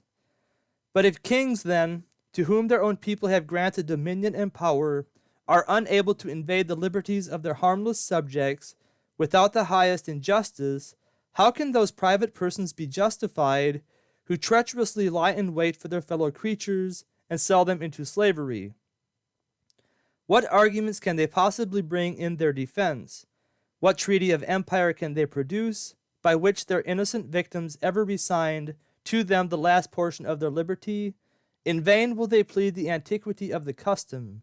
In vain will the honorable light in which piracy was considered in the ages of barbarism afford them an excuse. Impious and abandoned men, ye invade the liberties of those who, with respect to your impious selves, are in a state of nature, in a state of original dissociation, perfectly independent, perfectly free. It appears, then, that the two orders of slaves which have been mentioned in the history of the African servitude, of those who are publicly seized by virtue of the authority of their prince, and of those who are privately kidnapped by individuals, are collected by means of violence and oppression, by means repugnant to nature, the principles of government, and the common notions of equity as established among men. Chapter 6. We come now to the third order of involuntary slaves, to convicts. The only argument that the sellers advance here is this, that they have been found guilty of offenses, and that the punishment is just. But before the equity of the sentence can be allowed, two questions must be considered: whether the punishment is proportioned to the offense, and what is its particular object and end. To decide the first, we may previously observe that the African servitude comprehends banishment, a deprivation of liberty, and many corporal sufferings. On banishment, the following observations will suffice. Mankind have their local attachments. They have a particular regard for the spot in which they were born and nurtured. Here it was that they first drew their infant breath, here that they were cherished and supported, here that they passed those scenes of childhood which, free from care and anxiety, are the happiest in the life of man, scenes which accompany them through life, which throw themselves frequently into their thoughts and produce the most agreeable sensations. These then are weighty considerations, and how great this regard is may be evidenced from our own feelings, from the testimony of some who, when remote from their country, and in the hour of danger and distress, have found their thoughts unusually directed, by some impulse or other, to their native spot, and from the example of others who have braved the storms and adversities of life, either repair to it for the remainder of their days, or desire even to be conveyed to it when existence is no more. But separately from these their local, they have also their personal attachments, their regard for particular men. There are ties of blood, there are ties of friendship. In the former case, they must of necessity be attached. The constitution of their nature demands it. In the latter, it is impossible to be otherwise, since friendship is founded on an harmony of temper, on a concordance of sentiments and manners, on habits of confidence, and a mutual exchange of favors. We may now mention, as perfectly distinct both from their local and personal, the national attachments of mankind, their regard for the whole body of the people, among whom they were born and educated. This regard is particularly conspicuous in the conduct of such as, being thus nationally connected, reside in foreign parts. How anxiously do they meet together! How much do they enjoy the fight of others of their countrymen, whom fortune places in their way! What an eagerness do they show to serve them, though not born on the same particular spot, though not connected by consanguinity or friendship, though unknown to them before. Neither is this affection wonderful, since they are creatures of the same education, of the same principles, of the same manners and habits, cast, as it were, in the same mold, and marked with the same impression. If men, therefore, are thus separately attached to the several objects described, it is evident that a separate exclusion from either must afford them considerable pain. What then must be their sufferings? To be forced forever from their country, which includes them all, which contains the spot in which they were born and nurtured, which contains their relations and friends, which contains the whole body of the people, among whom they were bred and educated. In these sufferings, which arise to men, both in bidding and in having bid, adieu to all that they esteem as dear and valuable. banishment consists in part, and we may agree therefore with the ancients, without adding other melancholy circumstances to the account, that it is no inconsiderable punishment of itself. With respect to the loss of liberty, which is the second consideration in the punishment, it is evident that men bear nothing worse, that there is nothing that they lay more at heart, and that they have shown, by many and memorable instances, that even death is to be preferred. How many could be named here who, having suffered the loss of liberty, have put a period to their existence? How many that have willingly undergone the hazard of their lives to destroy a tyrant? How many that have even gloried to perish in the attempt? How many bloody and public wars have been undertaken, not to mention the numerous servile insurrections with which history is stained for the cause of freedom? But if nothing is dearer than liberty to men, with which the barren rock is able to afford its joys, and without which the glorious fun shines upon them but in vain, and all the sweets and delicacies of life are tasteless and unenjoyed, what punishment can be more severe than the loss of so great a blessing? But if to this deprivation of liberty we add the agonizing pangs of banishment, and if to the complicated stings of both we add the incessant stripes, wounds, and miseries which are undergone by those who are sold into this horrid servitude, what crime can we possibly imagine to be so enormous as to be worthy of so great a punishment? How contrary then to reason, justice, and nature must those act who apply this, the severest of human punishments, to the most insignificant offense? Yet such is the custom with the Africans, for from the time in which the Europeans first intoxicated the African princes with their foreign draughts, no crime has been committed, no shadow of a crime devised, that has not immediately been punished with servitude. But for what purpose is the punishment applied? Is it applied to amend the manners of the criminal, and thus render him a better subject? No, for if you banish him, he can no longer be a subject, and you can no longer therefore be solicitous for his morals. Add to this, that if you banish him to a place where he is to experience the hardships of want and hunger, so powerfully does hunger compel men to the perpetration of crimes, you force him rather to corrupt, than amend his manners, and to be wicked, when he might otherwise be just. Is it applied, then, that others may be deterred from the same proceedings, and that crimes may become less frequent? No, but that avarice may be gratified, that the prince may experience the emoluments of the cell, for horrid and melancholy thought. The more crimes his subjects commit, the richer is he made. The more abandoned the subject, the happier is the prince. Neither can we allow that the punishment thus applied tends in any degree to answer public happiness. For if men can be sentenced to slavery, right or wrong, if shadows can be turned into substances and virtues into crimes, it is evident that none can be happy, because none can be secure. But if the punishment is infinitely greater than the offense which has been shown before, and if it is inflicted neither to amend the criminal, nor to deter others from the same proceedings, nor to advance in any degree the happiness of the public, it is scarce necessary to observe that it is totally unjust, since it is repugnant to reason, the dictates of nature, and the very principles of government. Chapter 7. We come now to the fourth and last order of slaves, to prisoners of war.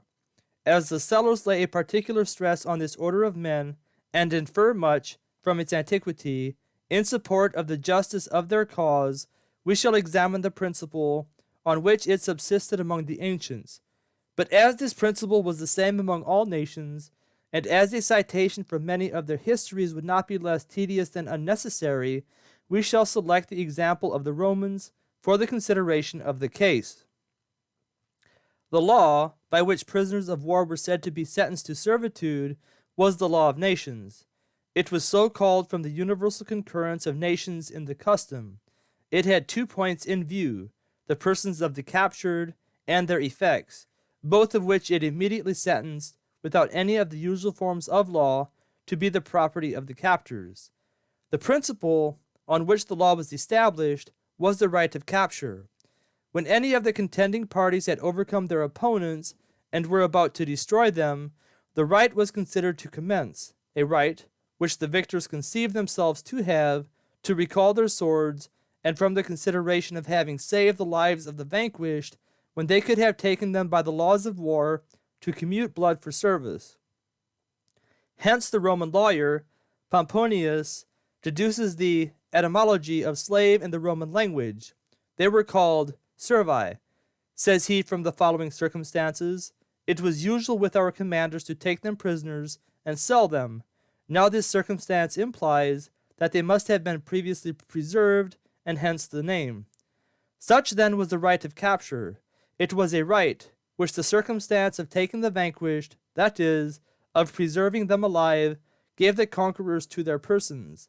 By this right, as always including the idea of a previous preservation from death, the vanquished were said to be slaves, and, as all slaves, says Justinian, are themselves in the power of others, and of course can have nothing of their own, so their effects followed the condition of their persons, and became the property of the captors. To examine this right, by which the vanquished were said to be slaves, we shall use the words of a celebrated Roman author, and apply them to the present case. If it is lawful, says he, to deprive a man of his life, it is certainly not inconsistent with nature to rob him of his liberty. We admit the conclusion to be just, if the supposition be the same. We allow, if men have a right to commit that which is considered as a greater crime, that they have a right, at the same instant, to commit that which is considered as a less. But what shall we say to the hypothesis? We deny it to be true. The voice of nature is against it. It is not lawful to kill, but on necessity. Had there been a necessity, where had the wretched captive survived to be broken with chains and servitude? The very act of saving his life is an argument to prove that no such necessity existed. The conclusion is therefore false. The captors had no right to the lives of the captured, and of course none to their liberty. They had no right to their blood, and of course none to their service. Their right therefore had no foundation in justice. It was founded on a principle contrary to the law of nature, and of course contrary to that law which people, under different governments, are bound to observe to one another. It is scarce necessary to observe, as a farther testimony of the injustice of the measure, that the Europeans, after the introduction of Christianity, exploded this principle of the ancients as frivolous and false, that they spared the lives of the vanquished, not from the sordid motives of avarice, but from a conscientiousness, that homicide could only be justified by necessity, that they introduced an exchange of prisoners, and, by many and wise regulations, deprived war of many of its former horrors. But the advocates for slavery, unable to defend themselves against these arguments, have fled to other resources, and, ignorant of history, have denied that the right of capture was the true principle on which slavery subsisted among the ancients. They reason thus: the learned Grotius and others have considered slavery as the just consequence of a private war, supposing the war to be just and the opponents in a state of nature, upon the principles of reparation and punishment. Now, as the law of nature, which is the rule of conduct to individuals in such a situation, is applicable to members of a different community, there is reason to presume that these principles were applied by the ancients to their prisoners of war, that their effects were confiscated by the rights of reparation, and their persons by the right of punishment. But such a presumption is false. The right of capture was the only argument that the ancients adduced in their defense. Hence, Polybius, what must they, the Mantinenses, suffer to receive the punishment they deserve? Perhaps it will be said that they must be sold when they are taken with their wives and children into slavery. But this is not to be considered as a punishment, since even those suffer it by the laws of war who have done nothing that is base. The truth is that both the offending and the offended parties, whenever they were victorious, inflicted slavery alike. But if the offending party inflicted slavery on the persons of the vanquished, by what right did they inflict it? It must be answered from the presumption before mentioned, by the right of reparation or of punishment, an answer plainly absurd and contradictory, as it supposes the aggressor to have a right which the injured only could possess. Neither is the argument less fallacious than the presumption, in applying these principles, which in a public war could belong to the public only, to the persons of the individuals that were taken. This calls us again to the history of the ancients, and, as the rights of reparation and punishment could extend to those only who had been injured, to select a particular instance for the consideration of the case. As the Romans had been injured without a previous provocation by the conduct of Hannibal at Saguntum, we may take the treaty into consideration which they made with the Carthaginians when the latter, defeated at Zama, sued for peace. It consisted of 3 articles. By the first, the Carthaginians were to be free and to enjoy their own constitution and laws. By the second, they were to pay a considerable sum of money as a reparation for the damages and expense of war. And, by the third, they were to deliver up their elephants and ships of war and to be subject to various restrictions as a punishment. With these terms they complied, and the war was finished. Thus then did the Romans make that distinction between private and public war, which was necessary to be made, and which the argument is fallacious in not supposing.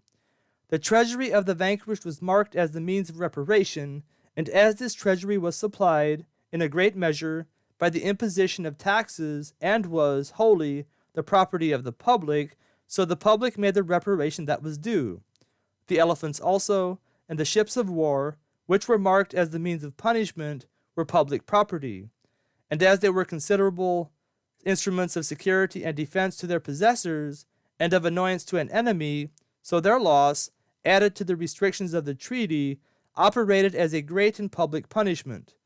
But with respect to the Carthaginian prisoners who had been taken in war, they were retained in servitude, not upon the principles of reparation and punishment, because the Romans had already received, by their own confession in the treaty, a sufficient satisfaction, not upon these principles, because they were inapplicable to individuals. The legionary soldier in the service of the injured, who took his prisoner, was not the person to whom the injury had been done, any more than the soldier in the service of the aggressors, who was taken, was the person who had committed the offense. But they were retained in servitude by the right of capture, because, when both parties had sent their military into the field to determine the dispute, it was at the private choice of the legionary soldier before mentioned whether he would spare the life of his conquered opponent when he was thought to be entitled to take it, if he had chosen, by the laws of war. To produce more instances as an illustration of this subject, or to go farther into the argument, would be to trespass upon the patience as well as understanding of the reader. In a state of nature where a man is supposed to commit an injury and to be unconnected with the rest of the world, the act is private, and the right, which the injured acquires, can extend only to himself. But in a state of society, where any member or members of a particular community give offense to those of another, and they are patronized by the state to which they belong, the case is altered. The act becomes immediately public, and the public alone are to experience the consequences of their injustice. For as no particular member of the community, if considered as an individual, is guilty, except the person by whom the injury was done, it would be contrary to reason and justice to apply the principles of reparation and punishment, which belong to the people as a collective body, to any individual of the community who should happen to be taken. Now, as the principles of reparation and punishment are thus inapplicable to the prisoners taken in a public war, and as the right of capture, as we have shown before, is insufficient to entitle the victors to the service of the vanquished, it is evident that slavery cannot justly exist at all, since there are no other maxims on which it can be founded, even in the most equitable wars. But if these things are so, if slavery cannot be defended even in the most equitable wars, what arguments will not be found against that servitude, which arises from those that are unjust, which arises from those African wars that relate to the present subject. The African princes, corrupted by the merchants of Europe, seek every opportunity of quarreling with one another. Every spark is blown into a flame, and war is undertaken from no other consideration than that of procuring slaves, while the Europeans, on the other hand, happy in the quarrels which they have thus excited, supply them with arms and ammunition from the accomplishment of their horrid purpose. Thus has Africa, for the space of 200 years, been the scene of the most iniquitous and bloody wars, and thus have many thousands of men, in the most iniquitous manner, been sent into servitude. Chapter 8. We shall beg leave, before we proceed to the arguments of the purchasers, to add the following observations to the substance of the 3 preceding chapters.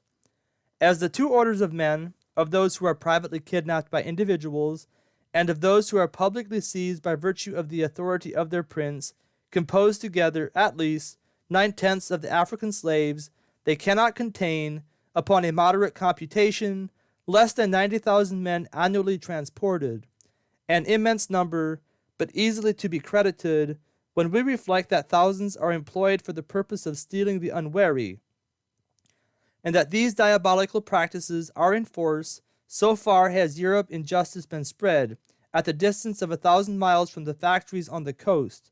The slave merchants, among whom a quantity of European goods is previously divided, travel into the heart of the country to this amazing distance. Some of them attend the various markets that are established through so large an extent of territory to purchase the kidnapped people, whom the slave hunters are continually bringing in, while the rest, subdividing their merchandise among the petty sovereigns with whom they deal, receive, by an immediate exertion of fraud and violence, the stipulated number. Now, will any man assert, in opposition to the arguments before advanced, that out of this immense body of men, thus annually collected and transported, there is even one over whom the original or subsequent seller can have any power or right? Whoever asserts this, in the first instance, must contradict his own feelings, and must consider himself as a just object of prey, whenever any daring invader shall think it proper to attack him. And, in the second instance, the very idea which the African princes entertain of their villages as parks or reservoirs, stocked only for their own convenience, and of their subjects as wild beasts, whom they may pursue and take at pleasure, is so shocking that it need only be mentioned to be instantly reprobated by the reader. The order of slaves, which is next to the former in respect to the number of people whom it contains, is that of prisoners of war. This order, if the former statement be true, is more inconsiderable than is generally imagined. But whoever reflects on the prodigious slaughter that is constantly made in every African skirmish cannot be otherwise than of this opinion. He will find that where 10 are taken, he has every reason to presume that 100 perish. In some of these skirmishes, though they have been begun for the express purpose of procuring slaves, the conquerors have suffered but few of the vanquished to escape the fury of the sword, and there have not been wanting instances where they have been so incensed at the resistance they have found that their spirit of vengeance has entirely got the better of their avarice, and they have murdered in cold blood every individual without discrimination either of age or sex. The following is an account of one of these skirmishes, as described by a person who was witness to the scene. I was sent, with several others, in a small sloop up the river Niger, to purchase slaves. We had some free Negroes with us in the practice, and as the vessels are liable to frequent attacks from the Negroes on one side of the river, or the Moors on the other, they are all armed. As we rode at anchor a long way up the river, we observed a large number of Negroes in huts by the river's side, and for our own safety kept a wary eye on them. Early next morning we saw from our masthead a numerous body approaching, with apparently but little order, but in close array. They approached very fast, and fell furiously on the inhabitants of the town, who seemed to be quite surprised, but nevertheless, as soon as they could get together, fought stoutly. They had some firearms, but made very little use of them, as they came directly to close fighting with their spears, lances, and sabers. Many of the invaders were mounted on small horses, and both parties fought for about half an hour with the fiercest animosity, exerting much more courage and perseverance than I had ever before been witness to amongst them. The women and children of the town clustered together to the water's edge, running shrieking up and down with terror, waiting the event of the combat till the party gave way and took to the water to endeavor to swim over to the Barbary side. They were closely pursued even into the river by the victors, who, though they came for the purpose of getting slaves, gave no quarter, their cruelty even prevailing over their avarice. They made no prisoners, but put all to the sword without mercy. Horrible indeed was the carnage of the vanquished on this occasion, and as we were within 200 or 300 yards of them, their cries and shrieks affected us extremely. We had got up our anchor at the beginning of the fray, and now stood close into the spot where the victors, having followed the vanquished into the water, were continually dragging out and murdering those whom by reason of their wounds they easily overtook. The very children, whom they took in great numbers, did not escape the massacre.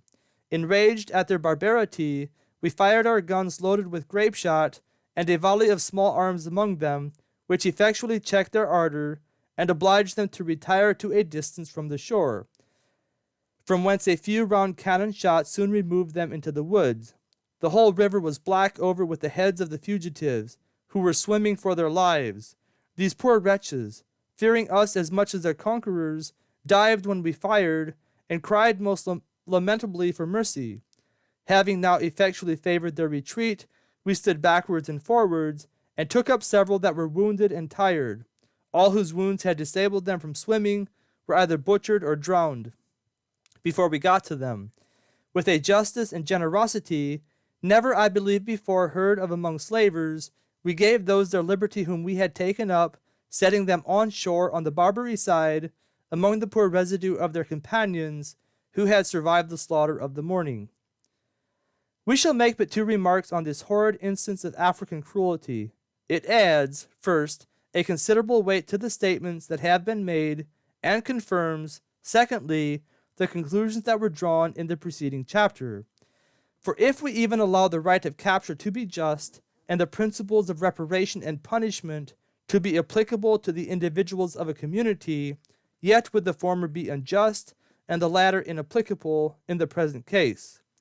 Every African war is a robbery, and we may add, to our former expression, when we said, that thus have many thousands of men, in the most iniquitous manner, been sent into servitude, that we believe there are few of this order, who are not as much the examples of injustice as the people that have been kidnapped, and who do not additionally convey, when we consider them as prisoners of war, an idea of the most complicated scene of murder.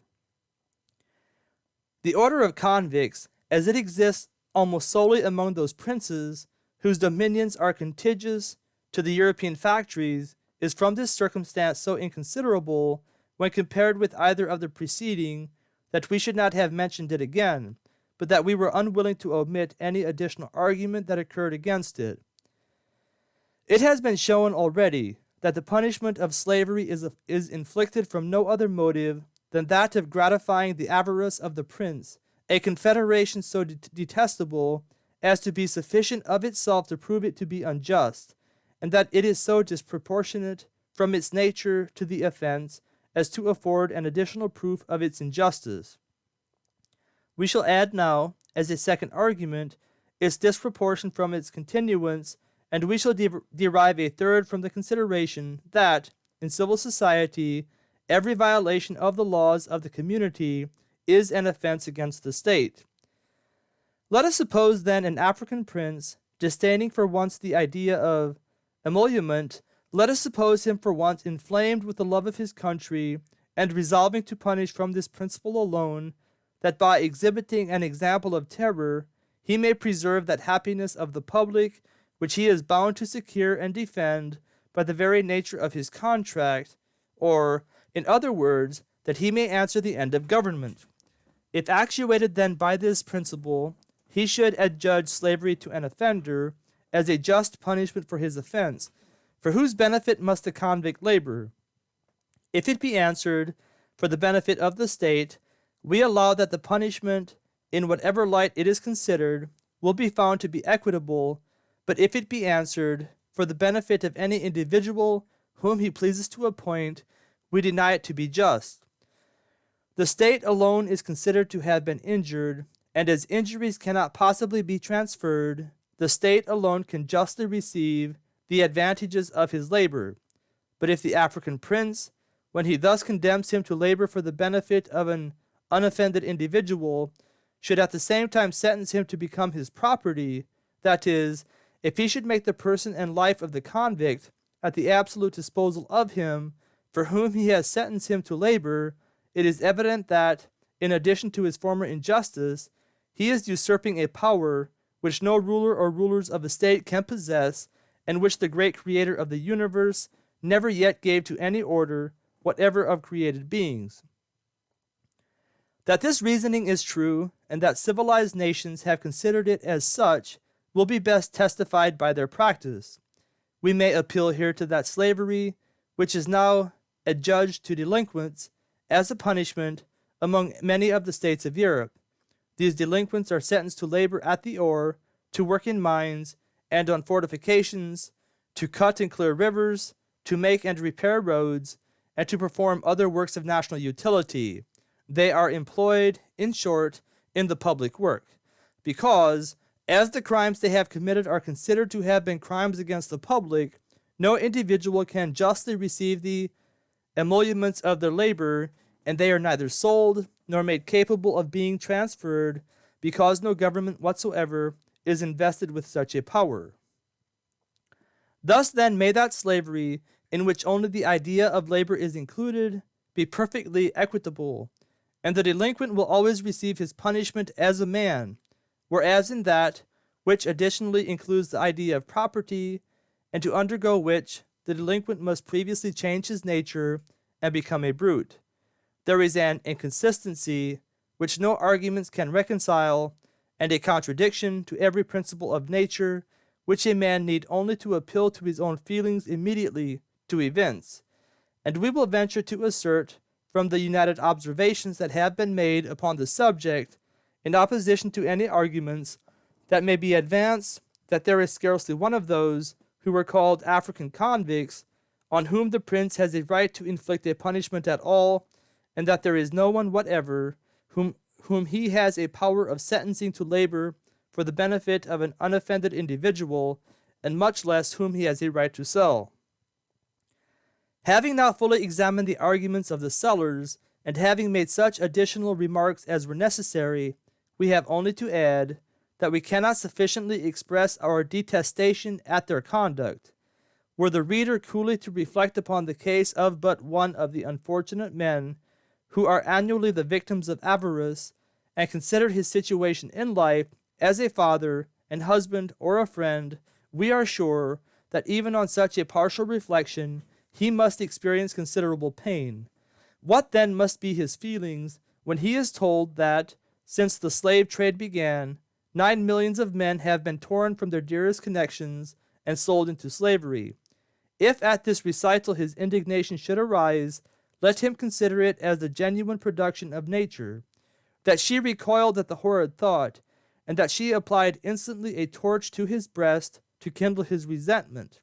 And if, during his indignation, she should awaken the sigh of sympathy, or seduce the tear of commiseration from his eye, let him consider each as an additional argument against the iniquity of the sellers. Chapter 9. It remains only now to examine by what arguments those who receive or purchase their fellow creatures into slavery defend the commerce. Their first plea is that they receive those with propriety who are convicted of crimes, because they are delivered into their hands by their own magistrates. But what is this to you receivers? Have the unfortunate convicts been guilty of injury to you? Have they broken your treaties? Have they plundered your ships? Have they carried your wives and children into slavery, that you should thus retaliate? Have they offended you, even by word or gesture?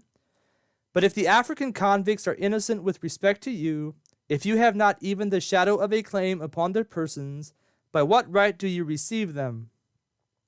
By the laws of the Africans, you will say, by which it is positively allowed. But can laws alter the nature of vice? They may give it a sanction perhaps. It will still be immutably the same, and, though dressed in the outward habiliments of honor, will still be intrinsically base. But alas, you do not only attempt to defend yourselves by these arguments, but even dare to give your actions the appearance of lenity and assume merit from your baseness. And how first ought you particularly to blush when you assert that prisoners of war are only purchased from the hands of their conquerors to deliver them from death? Ridiculous defense! Can the most credulous believe it? You entice the Africans to war, you foment their quarrels, you supply them with arms and ammunition, and all from the motives of benevolence. Does a man set fire to an house for the purpose of rescuing the inhabitants from the flames?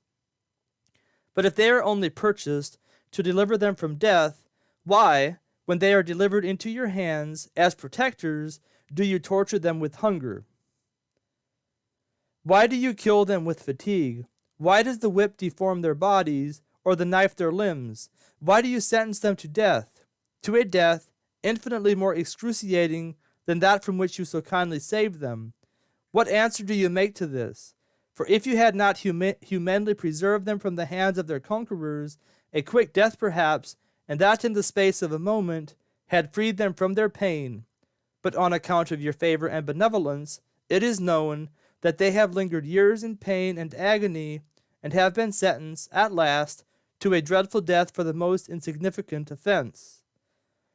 Neither can we allow the other argument to be true, on which you found your merit, that you take them from their country for their own convenience, because Africa, scorched with incessant heat, and subject to the most violent rains and tempests, is unwholesome and unfit to be inhabited.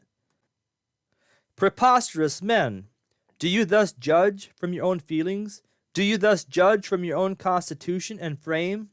But if you suppose that the Africans are incapable of enduring their own climate, because you cannot endure it yourselves, why do you receive them into slavery? Why do you not measure them here by the same standard? For if you are unable to bear hunger and thirst, chains and imprisonment, wounds and torture, why do you not suppose them incapable of enduring the same treatment? Thus then is your argument turned against yourselves.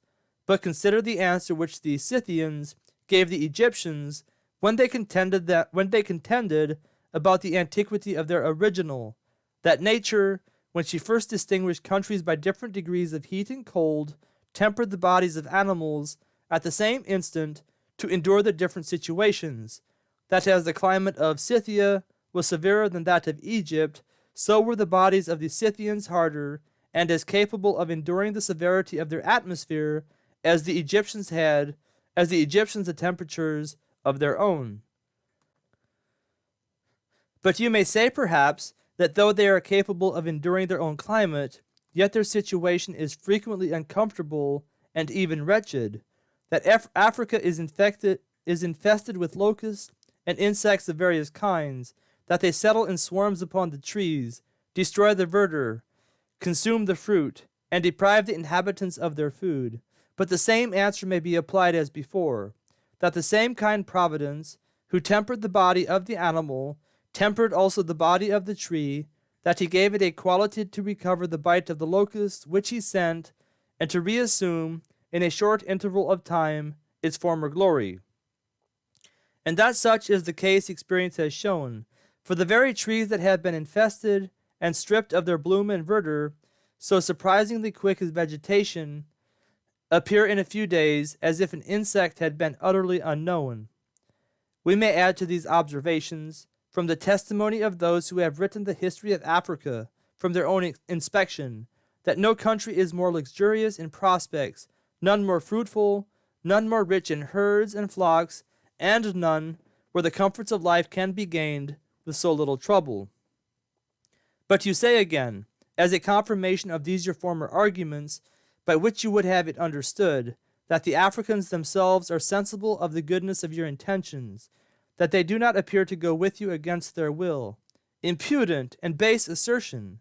Why then do you load them with chains? Why keep your daily and nightly watches? But alas, as a farther, though a more melancholy proof of the falsehood of your assertions, how many, when on board your ships, have put a period to their existence? How many have leaped into the sea? How many have pined to death that, even at the expense of their lives, they might fly from your benevolence? Do you call them obstinate, then, because they refuse your favors? Do you call them ungrateful, because they make you this return? How much rather ought your receivers to blush? How much rather ought your receivers to be considered as abandoned and execrable, who, when you usurp the dominion over those who are as free and independent as yourselves, break the first law of justice, which ordains that no person shall do harm to another without a previous provocation, who offend against the dictates of nature, which commands that no just man shall be given or received into slavery against his own consent, and who violate the very laws of the empire that you assume by consigning your subjects to misery.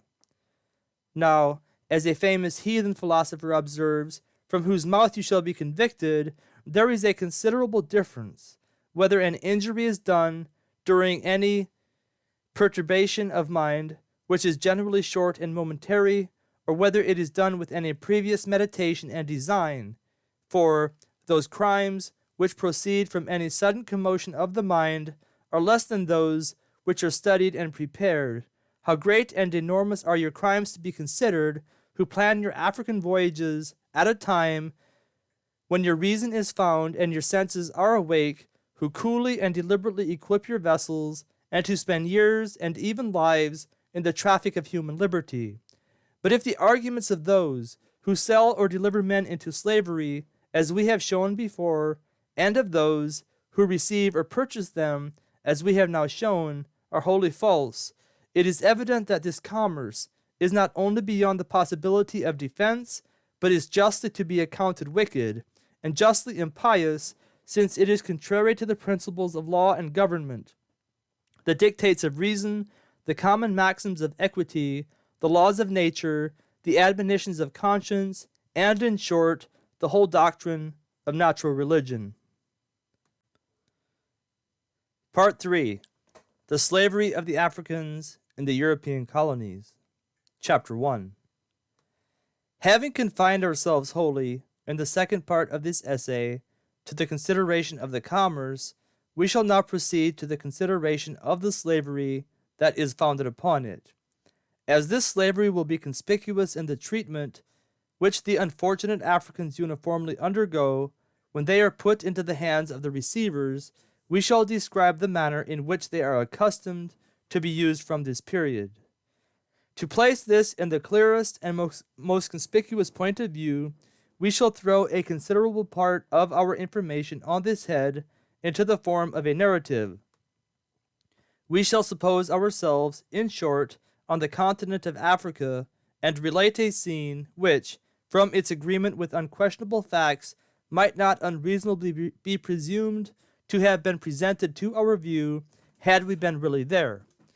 And first, let us turn our eyes to the cloud of dust that is before us. It seems to advance rapidly, and, accompanied with dismal shrieks and yellings, to make the very air that is above it tremble as it rolls along. What can possibly be the cause?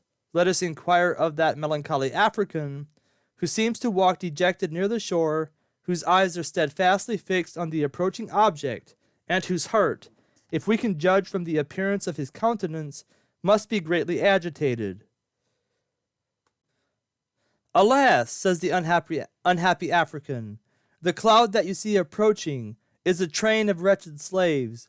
They are going to the ships behind you. They are destined for the English colonies, and, if you will stay here but for a little time, you will see them pass.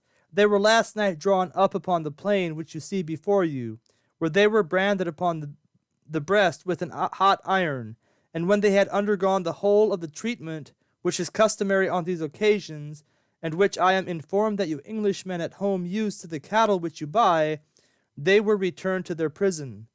As I have some dealings with the members of the factory, which you see at a little distance, though thanks to the Great Spirit, I never dealt in the liberty of my fellow creatures. I gained admittance there. I learned the history of some of the unfortunate people whom I saw confined, and will explain to you, if my eye should catch them as they pass, the real causes of their servitude. Scarcely were these words spoken, when they came distinctly into sight. They appeared to advance in a long column, but in a very irregular manner. There were 3 only in the front, and these were chained together. The rest that followed seemed to be chained by pairs, but by pressing forward, to avoid the lash of the drivers, the breadth of the column began to be greatly extended, and 10 or more were observed abreast. While we were making these remarks, the intelligent African thus resumed his discourse. The first 3 whom you observe, at the head of the train, to be chained together, are prisoners of war. As soon as the ships that are behind you arrived, the news was dispatched into the inland country, when one of the petty kings immediately assembled his subjects and attacked a neighboring tribe. The wretched people, though they were surprised, made a formidable resistance, as they resolved, almost all of them, rather to lose their lives than survive their liberty. The person whom you see in the middle is the father of the 2 young men, who were chained to him on each side. His wife and 2 of his children were killed in the attack, and his father being wounded, and, on account of his age, incapable of servitude, was left bleeding on the spot where this transaction happened. With respect to those who are now passing us, and are immediately behind the former, I can give you no other intelligence than that some of them, to about the number of 30, were taken in the same skirmish. Their tribe was said to have been numerous before the attack. These, however, are all that are left alive. But with respect to the unhappy man, who is now opposite to us, and whom you may distinguish, as he is now looking back and wringing his hands in despair, I can inform you with more precision. He is an unfortunate convict. He lived only about 5 days' journey from the factory. He went out with his king to hunt, and was one of his train. But, through too great an anxiety to afford his royal master diversion, he roused the game from the covert rather sooner than was expected. The king, exasperated at this circumstance, immediately sentenced him to slavery. His wife and children, fearing lest the tyrants should extend the punishment to themselves, which is not unusual, fled directly to the woods, where they were all devoured. The people whom you see close behind the unhappy convict form a numerous body, and reach a considerable way. They speak a language which no person in this part of Africa can understand, and their features, as you perceive, are so different from those of the rest, that they almost appear a distinct race of men. From this circumstance I recollect them. They are the subjects of a very distant prince, who agreed with the slave merchants for a quantity of spirituous liquors, to furnish him with a stipulated number of slaves. He accordingly surrounded and set fire to one of his own villages in the night, and seized these people, who were unfortunately the inhabitants, as they were escaping from the flames. I first saw them as the merchants were driving them in, about 2 days ago. They came in a large body, and were tied together at the neck with leather thongs, which permitted them to walk at the distance of about a yard from one another. Many of them were loaden with elephants' teeth, which had been purchased at the same time. All of them had bags, made of skin, upon their shoulders, for as they were to travel in their way from the great mountains, through barren sands and inhospitable woods for many days together, they were obliged to carry water and provisions with them. Notwithstanding this, many of them perished, some by hunger, but the greatest number by fatigue, as the place from whence they came is at such an amazing distance from this, and the obstacles from the nature of the country so great, that the journey could scarcely be completed in 7 moons. When this relation was finished, and we had been looking steadfastly for some time on the crowd that was going by, we lost sight of that peculiarity of feature, which we had before remarked. We then discovered that the inhabitants of the depopulated village had all of them passed us, and that the part of the train to which we were now opposite was a numerous body of kidnapped people. Here we indulged our imagination. We thought we beheld in one of them a father, in another an husband, and in another a son, each of whom was forced from his various and tender connections, and without even the opportunity of bidding them adieu. While we were engaged in these and other melancholy reflections, the whole body of slaves had entirely passed us. We turned almost insensibly to look at them again, when we discovered an unhappy man at the end of the train who could scarcely keep pace with the rest. His feet seemed to have suffered much from long and constant traveling, for he was limping painfully along. "This man," resumes the African, "has traveled a considerable way. He lived at a great distance from hence, and had a large family, for whom he was daily to provide. As he went out one night to a neighboring spring to procure water for his thirsty children, he was kidnapped by 2 slave hunters, who sold him in the morning to some country merchants for a bar of iron. These drove him with other slaves, procured almost in the same manner, to the nearest market, where the English merchants, to whom the train that has just now passed us belongs, purchased him and 2 others by means of their traveling agents for a pistol. His wife and children have been long waiting for his return, but he is gone forever from their sight, and they must be now disconsolate, as they must be certain by his delay that he has fallen into the hands of the Christians." And now, as I have mentioned the name of Christians, a name by which the Europeans distinguish themselves from us, I could wish to be informed of the meaning which such an appellation may convey. They consider themselves as men, but us unfortunate Africans, whom they term heathens, as the beasts that serve us. But how different is the fact! What is Christianity but a system of murder and oppression? The cries and yells of the unfortunate people, who were now soon to embark for the regions of servitude, have already pierced my heart. Have you not heard me sigh while we have been talking? Do you not see the tears that now trickle down my cheeks? And yet these hardened Christians are unable to be moved at all? Nay, they will scourge them amidst their groans, and even smile, while they are torturing them to death. Happy, happy heathenism, which can detest the vices of Christianity and feel for the distresses of mankind. But, we reply, you are totally mistaken. Christianity is the most perfect and lovely of moral systems. It blesses even the hand of persecution itself, and returns good for evil. But the people against whom you so justly disclaim are not Christians. They are infidels. They are monsters. They are out of the common course of nature. Their countrymen at home are generous and brave. They support the sick, the lame, and the blind. They fly to the succor of the distressed. They have noble and stately buildings for the sole purpose of benevolence. They are, in short, of all nations, the most remarkable for humanity and justice.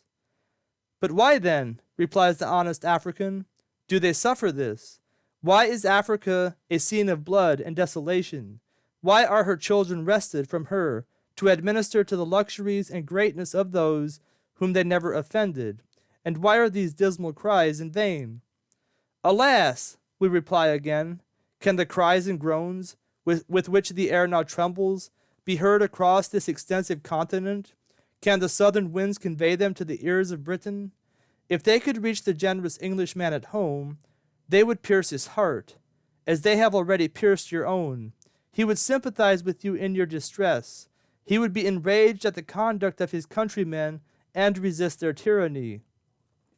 But here a shriek unusually loud, accompanied with a dreadful rattling of chains, interrupted the discourse. The wretched Africans were just about to embark. They had turned their face to their country, as if to take a last adieu, and, with arms uplifted to the sky, were making the very atmosphere resound with their prayers and imprecations. Chapter 2. The foregoing scene, though it may be said to be imaginary, is strictly consistent with fact. It is a scene to which the reader himself may have been witness if he has ever visited the place where it is supposed to lie. as no circumstance whatever has been inserted in it for which the fullest and most undeniable evidence cannot be produced. We shall proceed now to describe, in general terms, the treatment which the wretched Africans undergo from the time of their embarkation. When the African slaves, who are collected from various quarters for the purposes of sale, are delivered over to the receivers, they are conducted in the manner above described to the ships. Their situation on board is beyond all description, for here they are crowded, hundreds of them together, into such a small compass as would scarcely be thought sufficient to accommodate 20, if considered as freemen. This confinement soon produces an effect that may be easily imagined. It generates a pestilential air, which, cooperating with bad provisions, occasions such a sickness and mortality among them, that not less than 20,000 are generally taken off in every yearly transportation. Thus confined in a pestilential prison, and almost entirely excluded from the cheerful face of day, it remains for the sickly survivors to linger out a miserable existence till the voyage is finished. But are no farther evils to be expected in the interim, particularly if we add to their already wretched situation the indignities that are daily offered them, and the regret which they must constantly feel at being forever forced from their connections? These evils are but too apparent. Some of them have resolved, and notwithstanding the threats of the receivers, have carried their resolves into execution, to starve themselves to death. Others, when they have been brought upon deck for air, if the least opportunity has offered, have leaped into the sea, and terminated their miseries at once. Others, in a fit of despair, have attempted to rise and regain their liberty. But here what a scene of barbarity has constantly ensued. Some of them have been instantly killed upon the spot. Some have been taken from the hold, have been bruised and mutilated in the most barbarous and shocking manner, and have been returned bleeding to their companions as a sad example of resistance, while others, tied to the ropes of the ship and mangled alternately with the whip and knife, have been left in that horrid situation till they have expired. But this is not the only inhuman treatment which they are frequently obliged to undergo. For if there should be any necessity, from tempestuous weather, for lightening the ship, or if it should be presumed on the voyage that the provisions will fall short before the port can be made, they are, many of them, thrown into the sea, without any compunction of mind on that part of the receivers, and without any other regret for their loss than that which avarice inspires. Wretched survivors! What must be their feelings at such a sight? How must they tremble to think of that servitude which is approaching, when the very dogs of the receivers have been retained on board and preferred to their unoffending countrymen? But indeed so lightly are these unhappy people esteemed, that their lives have been even taken away upon speculation. There has been an instance, within the last 5 years, of 132 of them being thrown into the sea, because it was supposed that, by this trick, their value could be recovered from the insurers.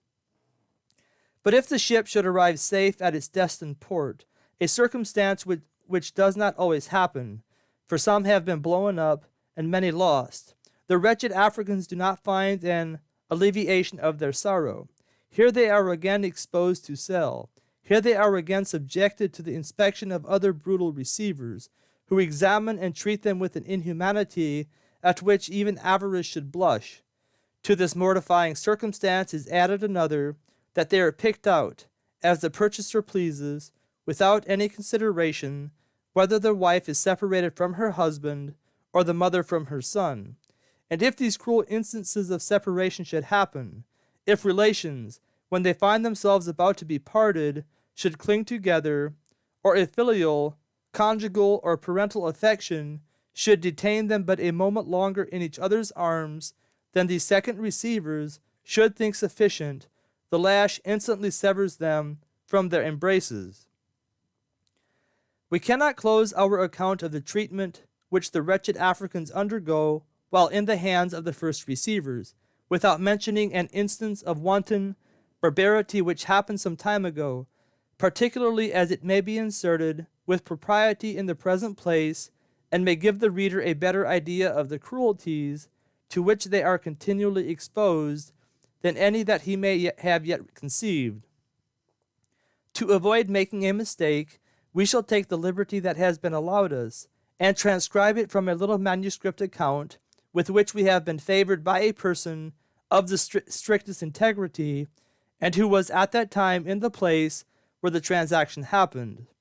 Not long after, says he, continuing his account, the perpetrator of a cruel murder, committed in open daylight in the most public part of a town, which was the seat of government, escaped every other notice than the curses of a few of the more humane witnesses of his barbarity.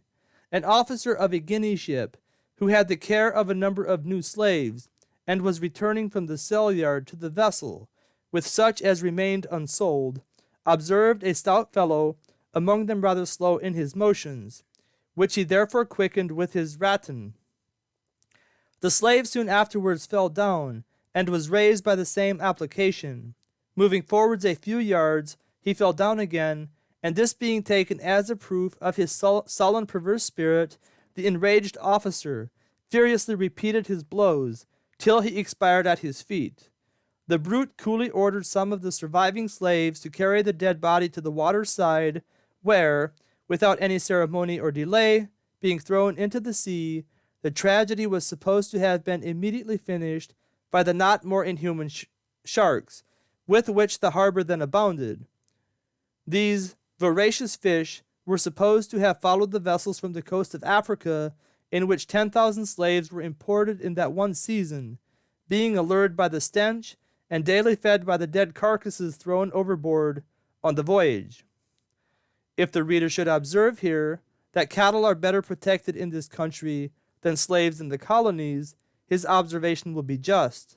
The beast which is driven to market is defended by law from the goad of the driver, whereas the wretched African, though an human being, and whose feelings receive of course a double poignancy from the power of reflection, is unnoticed in this respect in the colonial code, and may be goaded and beaten till he expires. We may now take our leave of the first receivers. Their crime has been already estimated, and to reason farther upon it would be unnecessary. For where the conduct of men is so manifestly impious, there can be no need either of a single argument or a reflection, as every reader of sensibility will anticipate them in his own feelings. Chapter 3. When the wretched Africans are thus put into the hands of the second receivers, they are conveyed to the plantations, where they are totally considered as cattle or beasts of labor, their very children, if any should be born to them in that situation, being previously destined to the condition of their parents. But here a question arises, which will interrupt the thread of the narration for a little time. How far their descendants, who compose the fifth order of slaves, are justly reduced to servitude, and upon what principles the receivers defend their conduct. Authors have been at great pains to inquire why, in the ancient servitude, the child has uniformly followed the condition of the mother, but we conceive that they would have saved themselves much trouble, and have done themselves more credit, if, instead of endeavoring to reconcile the custom with heathen notions, or their own labored conjectures, they had shown its inconsistency with reason and nature, and its repugnancy to common justice. Suffice it to say, that the whole theory of the ancients, with respect to the descendant slaves, may be reduced to this principle, that as the parents, by becoming property, were wholly considered as cattle, their children, like the progeny of cattle, inherited their parental lot. Such also is the excuse of the tyrannical receivers before mentioned. They allege that they have purchased the parents, that they can sell and dispose of them as they please, that they possess them under the same laws and limitations as their cattle, and that their children, like the progeny of these, become their property by birth. But the absurdity of the argument will immediately appear. It depends wholly on the supposition that the parents are brutes. If they are brutes, we shall instantly cease to contend. If they are men, which we think it not difficult to prove, the argument must immediately fall, as we have already shown, that there cannot justly be any property whatever in the human species. It has appeared also, in the second part of this essay, that as nature made every man's body and mind his own, so no just person can be reduced to slavery against his own consent. Do the unfortunate offspring ever consent to be slaves? They are slaves from their birth. Are they guilty of crimes, that they lose their freedom? They are slaves when they cannot speak. Are their parents abandoned? The crimes of the parents cannot justly extend to the children. Thus, then must be the tyrannical receivers who presume to sentence the children of slaves to servitude, if they mean to dispute upon the justice of their cause, either allow them to have been brutes from their birth, or to have been guilty of crimes at a time when they were incapable of offending the very King of Kings. Chapter 4. But to return to the narration, when the wretched Africans are conveyed to the plantations, they are considered as beasts of labor, and are put to their respective work. Having led, in their own country, a life of indolence and ease, where the earth brings forth spontaneously the comforts of life, and spares frequently the toil and trouble of cultivation, they can hardly be expected to endure the drudgeries of servitude. Calculations are accordingly made upon their lives. It is conjectured that if 3 in 4 survive what is called the seasoning, the bargain is highly favorable. The seasoning is said to expire when the 2 first years of their servitude are completed. It is the time which an African must take to be so accustomed to the colony as to be able to endure the common labor of a plantation and to be put into the gang. At the end of this period, the calculations become verified. 20,000 of those who are annually imported dying before the seasoning is over. This is surely an horrid and awful consideration, and thus does it appear, and let it be remembered that it is the lowest calculation that has been ever made upon the subject, that out of every annual supply that is shipped from the coast of Africa, 40,000 lives are regularly expended, even before it can be said that there is really any additional stock for the colonies. When the seasoning is over, and the survivors are thus enabled to endure the usual task of slavery, they are considered as real and substantial supplies. From this period, therefore, we shall describe their situation. They are summoned at 5 in the morning to begin their work. This work may be divided into 2 kinds, the culture of the fields and the collection of grass for cattle. The last is the most laborious and intolerable employment, as the grass can only be collected blade by blade, and is to be fetched frequently twice a day at a considerable distance from the plantation. In these 2 occupations they are jointly taken up, with no other intermission than that of taking their subsistence twice till 9 at night. They then separate for their respective huts, when they gather sticks, prepare their supper, and attend their families. This employs them till midnight, when they go to rest. Such is their daily way of life for rather more than half the year. They are 16 hours, including 2 intervals at meals, in the service of their masters. They are employed 3 afterwards in their own necessary concerns. 5 only remain for sleep, and their day is finished. During the remaining portion of the year, or the time of crop, the nature, as well as the time of their employment, is considerably changed. The whole gang is generally divided into 2 or 3 bodies. One of these, besides the ordinary labor of the day, is kept in turn at the mills that are constantly going during the whole of the night. This is a dreadful encroachment upon their time of rest, which was before too short to permit them perfectly to refresh their wearied limbs, and actually reduces their sleep, as long as the season lasts, to about 3 hours and then half a night upon a moderate computation. Those who can keep their eyes open during their nightly labor, and are willing to resist the drowsiness that is continually coming upon them, are presently worn out, while some of those who are overcome, and who feed the mill between asleep and awake, suffer, for thus obeying the calls of nature, by the loss of a limb. In this manner they go on, with little or no respite from their work, till the crop season is over, when the year, from the time of our first description, is completed. To support a life of such unparalleled drudgery, we should at least expect to find that they were comfortably clothed and plentifully fed. But sad reverse, they have scarcely a covering to defend themselves against the inclemency of the night. Their provisions are frequently bad, and are always dealt out to them with such a sparing hand that the means of a bare livelihood are not placed within the reach of 4 out of 5 of these unhappy people.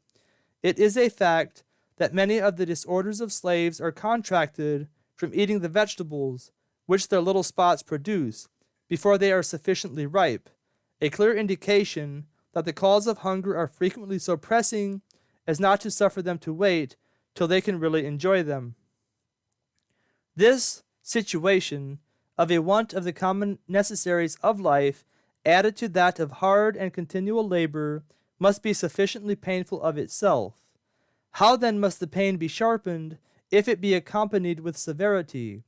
If an unfortunate slave does not come into the field exactly at the appointed time, if drooping with sickness or fatigue, he appears to work unwillingly, or if the bundle of grass that he has been collecting appears too small in the eye of the overseer, he is equally sure of experiencing the whip. This instrument erases the skin and cuts out small portions of the flesh at almost every stroke, and is so frequently applied that the smack of it is all the day long in the ears of those who are in the vicinity of the plantations. This severity of masters or managers to their slaves, which is considered only as common discipline, is attended with bad effects. It enables them to behold instances of cruelty without commiseration, and to be guilty of them without remorse. Hence those many acts of deliberate mutilation that have taken place on the slightest occasions, hence those many acts of inferior, though shocking, barbarity that have taken place without any occasion at all. The very slitting of ears has been considered as an operation so perfectly devoid of pain as to have been performed for no other reason than that for which a brand is set upon cattle as a mark of property. But this is not the only effect which this severity produces, for while it hardens their hearts and makes them insensible of the misery of their fellow creatures, it begets a turn for wanton cruelty. As a proof of this, we shall mention one among the many instances that occur where ingenuity has been exerted in contriving modes of torture. An iron coffin with holes in it was kept by a certain colonist as an auxiliary to the lash. In this the poor victim of the master's resentment was enclosed and placed sufficiently near a fire to occasion extreme pain, and consequently shrieks and groans, until the revenge of the master was satiated without any other inconvenience on his part than a temporary suspension of the slave's labor. Had he been flogged to death, or his limbs mutilated, the interest of the brutal tyrant would have suffered a more irreparable loss. In mentioning this instance, we do not mean to insinuate that it is common. We know that it was reprobated by many. All that we would infer from it is that where men are habituated to a system of severity, they become wantonly cruel, and that the mere toleration of such an instrument of torture in any country is a clear indication that this wretched class of men do not there enjoy the protection of any laws that may be pretended to have been enacted in their favor. Such then is the general situation of the unfortunate Africans. They are beaten and tortured at discretion. They are badly clothed. They are miserably fed. Their drudgery is intense and incessant, and their rest short. For scarcely are their heads reclined, scarcely have their bodies a respite from the labor of the day or the cruel hand of the overseer, but they are summoned to renew their sorrows. In this manner they go on from year to year, in a state of the lowest degradation, without a single law to protect them, without the possibility of redress, without a hope that their situation will be changed, unless death should terminate the scene. Having described the general situation of these unfortunate people, we shall now take notice of the common consequences that are found to attend it, and relate them separately, as they result either from long and painful labor, a want of the common necessaries of life, or continual severity. Oppressed by a daily task of such immoderate labor as human nature is utterly unable to perform, many of them run away from their masters. They fly to the recesses of the mountains, where they choose rather to live upon anything that the soil affords them, nay, the very soil itself, than return to that happy situation which is represented by the receivers as the condition of a slave. It sometimes happens that the manager of a mountain plantation falls in with one of these. He immediately seizes him and threatens to carry him to his former master unless he will consent to live on the mountain and cultivate his ground. When his plantation is put in order, he carries the delinquent home, abandons him to all the suggestions of despotic rage, and accepts a reward for his honesty. The unhappy wretch is chained, scourged, tortured, and all this because he obeyed the dictates of nature and wanted to be free. And who is there that would not have done the same thing in the same situation? Who is there that has once known the charms of liberty that would not fly from despotism? And yet, by the impious laws of the receivers, the absence of 6 months from the lash of tyranny is death. But this law is even mild when compared with another against the same offense, which was in force some time ago, and which we fear is even now in force in some of those colonies which this account of the treatment comprehends. Advertisements have frequently appeared there, offering a reward for the apprehending of fugitive slaves either alive or dead. The following instance was given us by a person of unquestionable veracity, under whose own observation it fell. As he was traveling in one of the colonies alluded to, he observed some people in pursuit of a poor wretch who was seeking in the wilderness an asylum from his labors. He heard the discharge of a gun, and soon afterwards, stopping at an house for refreshment, the head of the fugitive, still reeking with blood, was brought in and laid upon a table with exultation.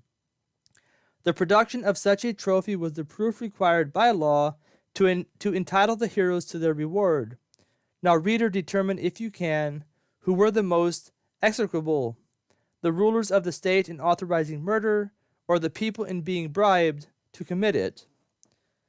This is one of the common consequences of that immoderate share of labor which is imposed upon them, nor is that, which is the result of a scanty allowance of food, less to be lamented. The wretched African is often so deeply pierced by the excruciating fangs of hunger as almost to be driven to despair. What is he to do in such a trying situation? Let him apply to the receivers. Alas, the majesty of receivership is too sacred for the appeal, and the intrusion would be fatal. Thus attacked on the one hand, and shut out from every possibility of relief on the other, he has only the choice of being starved, or of relieving his necessities by taking a small portion of the fruits of his own labor. Horrid crime! To be found eating the cane, which probably his own hands have planted, and to be eating it because his necessities were pressing. This crime, however, is of such a magnitude as always to be accompanied with the whip, and so unmercifully has it been applied on such an occasion as to have been the cause, in wet weather, of the delinquent's death. But the smart of the whip has not been the only pain that the wretched Africans have experienced. Anything that passion could seize and convert into an instrument of punishment has been used, and horrid to relate. The very knife has not been overlooked in the fit of frenzy.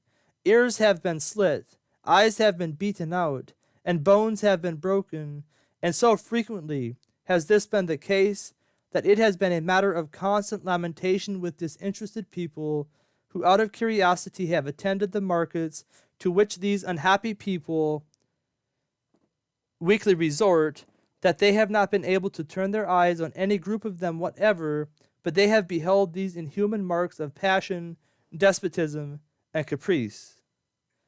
But these instances of barbarity have not been able to deter them from similar proceedings, and indeed, how can it be expected that they should?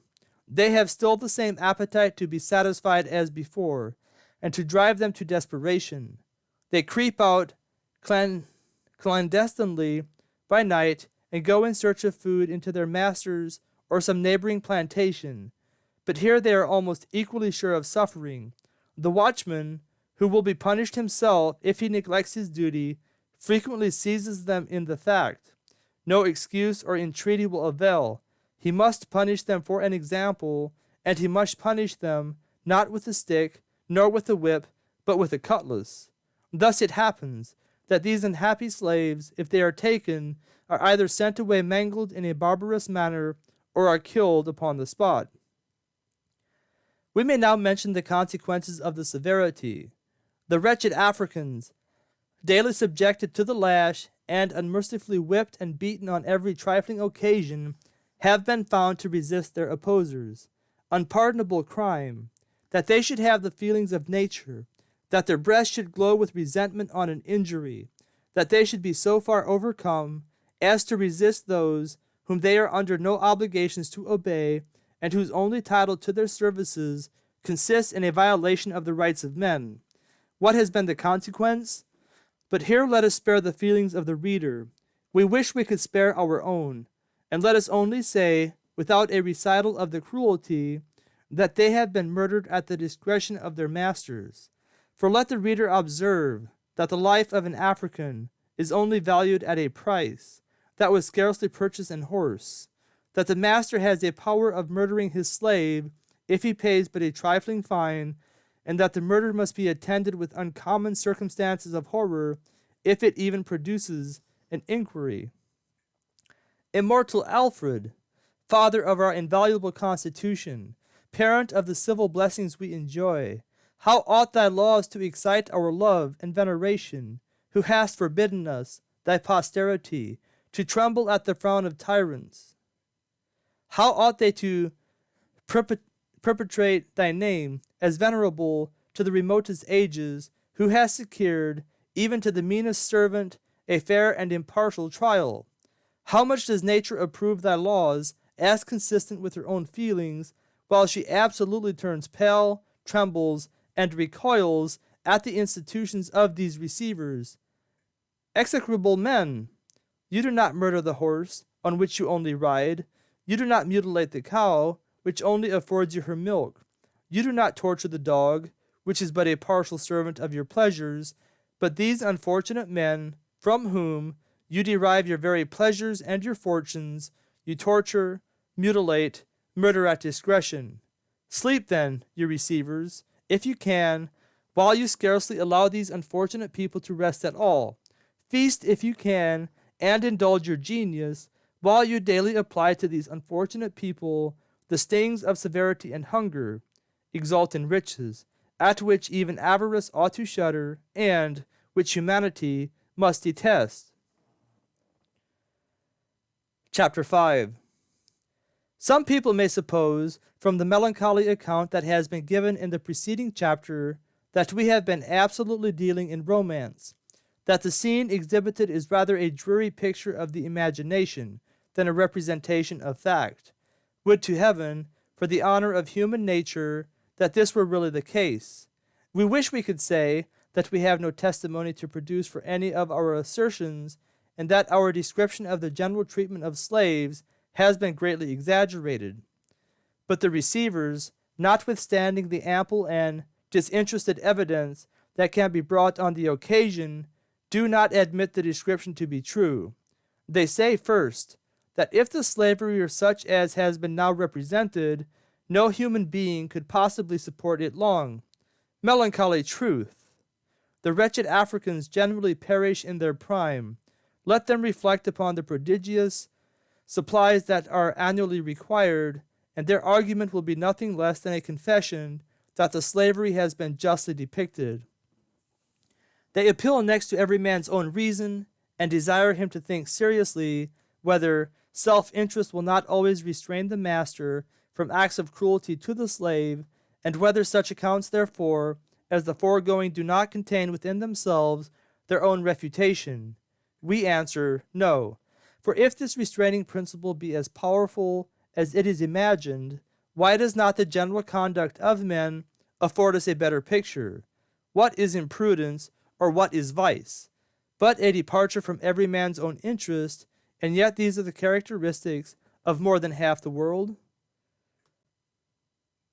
But, to come more closely to the present case, self-interest will be found but a weak barrier against the sallies of passion, particularly where it has been daily indulged in its greatest latitude, and there are no laws to restrain its calamitous effects. If the observation be true, that passion is a short madness, then it is evident that self-interest and every other consideration must be lost so long as it continues. We cannot have a stronger instance of this than in a circumstance related in the second part of this essay, that though the Africans have gone to war for the express purpose of procuring slaves, yet so great has been their resentment at the resistance they have frequently found, that their passion has entirely got the better of their interest, and they have murdered all without any discrimination, either of age or sex. Such may be presumed to be the case with the no less savage receivers, impressed with the most haughty and tyrannical notions, easily provoked, accustomed to indulge their anger, and above all, habituated to scenes of cruelty, and unawed by the fear of laws.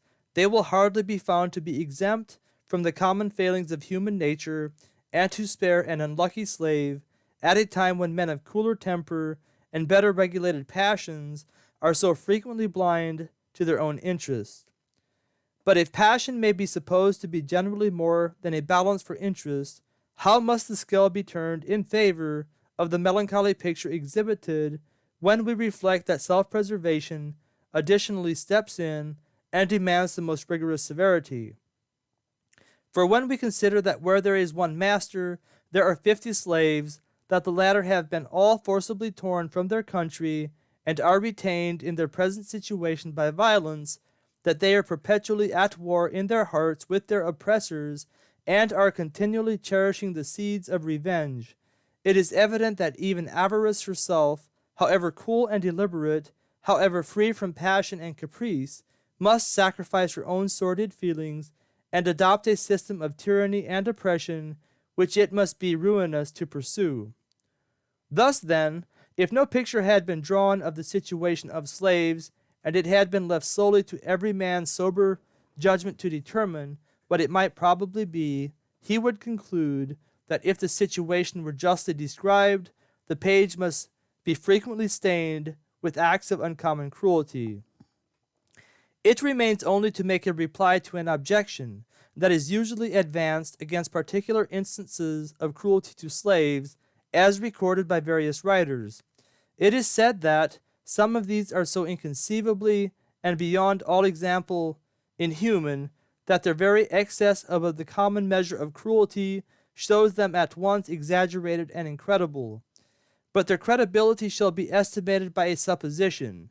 Let us suppose that the following instance had been recorded by a writer of the highest reputation, that the master of a ship, bound to western colonies with slaves, on a presumption that many of them would die, selected 132 of the most sickly, and ordered them to be thrown into the sea to recover their value from the insurers, and above all, that the fatal order was put into execution. What would the reader have thought on the occasion? Would he have believed the fact? It would have surely staggered his faith, because he could never have heard that any one man ever was, and could never have supposed that any one man ever could be, guilty of the murder of such a number of his fellow creatures. But when he is informed that such a fact as this came before a court of justice in this very country, that it happened within the last 5 years, that hundreds can come forwards and say that they heard the melancholy evidence with tears, what bounds is he to place to his belief? The great God, who looks down upon all his creatures with the same impartial eye, seems to have infatuated the parties concerned, that they might bring the horrid circumstances to light, that it might be recorded in the annals of a public court as an authentic specimen of the treatment which the unfortunate Africans undergo, and at the same time as an argument to show that there is no species of cruelty that is recorded to have been exercised upon these wretched people so enormous that it may not readily be believed. Chapter 6. If the treatment then, as before described, is confirmed by reason, and the great credit that is due to disinterested writers on the subject, if the unfortunate Africans are used, as if their flesh were stone, and their vitals brass, by what arguments do you receivers defend your conduct? You say that a great part of your savage treatment consists in punishment for real offenses, and frequently for such offenses as all civilized nations have concurred in punishing. The first charge that you exhibit against them is specific. It is that of theft. But how much rather ought your receivers to blush, who reduce them to such a situation, who reduce them to the dreadful alternative that they must either steal or perish?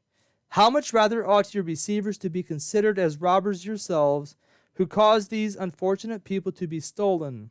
And how much greater is your crime, who are robbers of human liberty? The next charge which you exhibit against them is general. It is that of rebellion, a crime of such a latitude that you can impose it upon almost every action, and of such a nature that you always annex to it the most excruciating pain. But what a contradiction is this to common sense! Have the wretched Africans formerly resigned their freedom? Have you any other claim upon their obedience than that of force? If then they are your subjects, you violate the laws of government by making them unhappy. But if they are not your subjects, then, even though they should resist your proceedings, they are not rebellious. But what do you say to that long catalogue of offenses which you punish, and of which no people but yourselves take cognizance at all? You say that the wisdom of legislation has inserted it in the colonial laws, and that you punish by authority. But do you allude to that execrable code that authorizes murder, that tempts an unoffended person to kill the slave, that abhors and flies your service, that delegates a power which no host of men, which not all the world can possess? Or what do you say to that daily unmerited severity, which you consider only as common discipline? Here you say that the Africans are vicious, that they are all of them ill-disposed, that you must of necessity be severe. But can they be well disposed to their oppressors? In their own country they are just, generous, hospitable, qualities which all of the African historians allow them eminently to possess. If, then, they are vicious, they must have contracted many of their vices from yourselves, and as to their own native vices, if any have been imported with them, are they not amiable when compared with yours? Thus then do the excuses, which have been hitherto made by the receivers, force a relation of such circumstances as makes their conduct totally inexcusable and, instead of diminishing at all, highly aggravates their guilt. Chapter 7. We come now to that other system of reasoning which is always applied when the former is confuted, that the Africans are an inferior link of the chain of nature and are made for slavery. This assertion is proved by two arguments, the first of which was advanced also by the ancients and is drawn from the inferiority of their capacities. Let us allow then for a moment that they appear to have no parts, that they appear to be void of understanding. And is this wonderful when your receivers depress their senses by hunger? Is this wonderful when by incessant labor, the continual application of the lash, and the most inhuman treatment that imagination can devise, you overwhelm their genius and hinder it from breaking forth? No, you confound their abilities by the severity of their servitude, for as a spark of fire, if crushed by too great a weight of incumbent fuel, cannot be blown into a flame, but suddenly expires, so the human mind, if depressed by rigorous servitude, cannot be excited to a display of those faculties which might otherwise have shone with the brightest luster.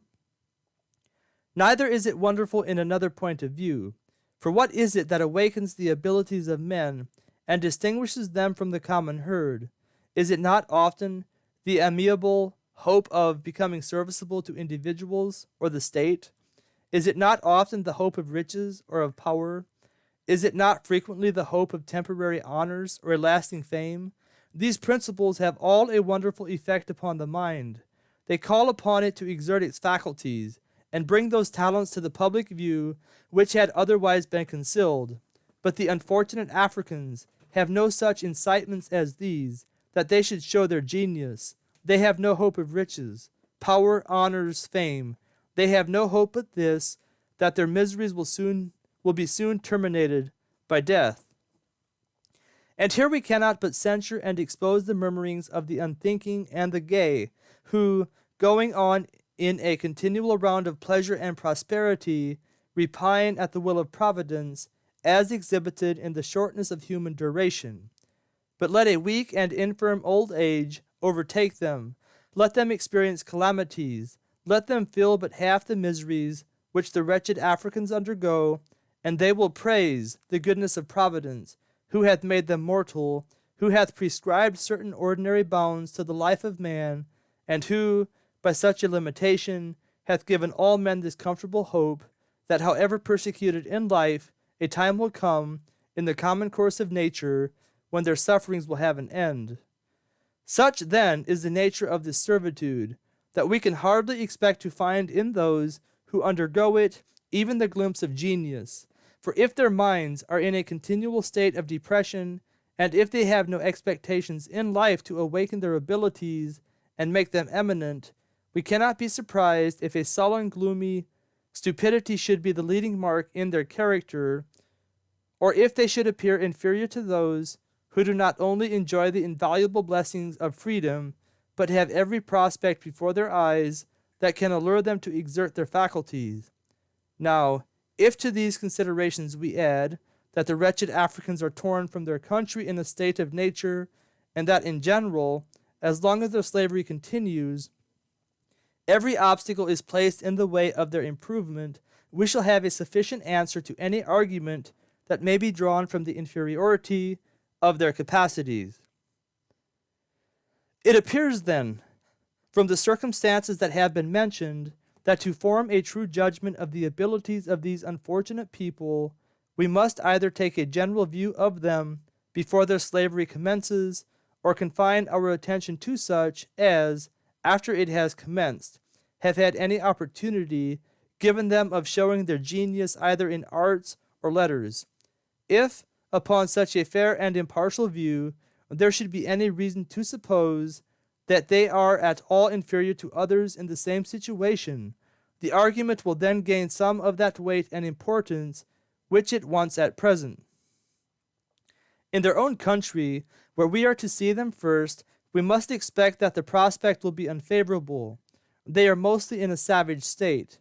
Their powers of mind are limited to few objects. Their ideas are consequently few.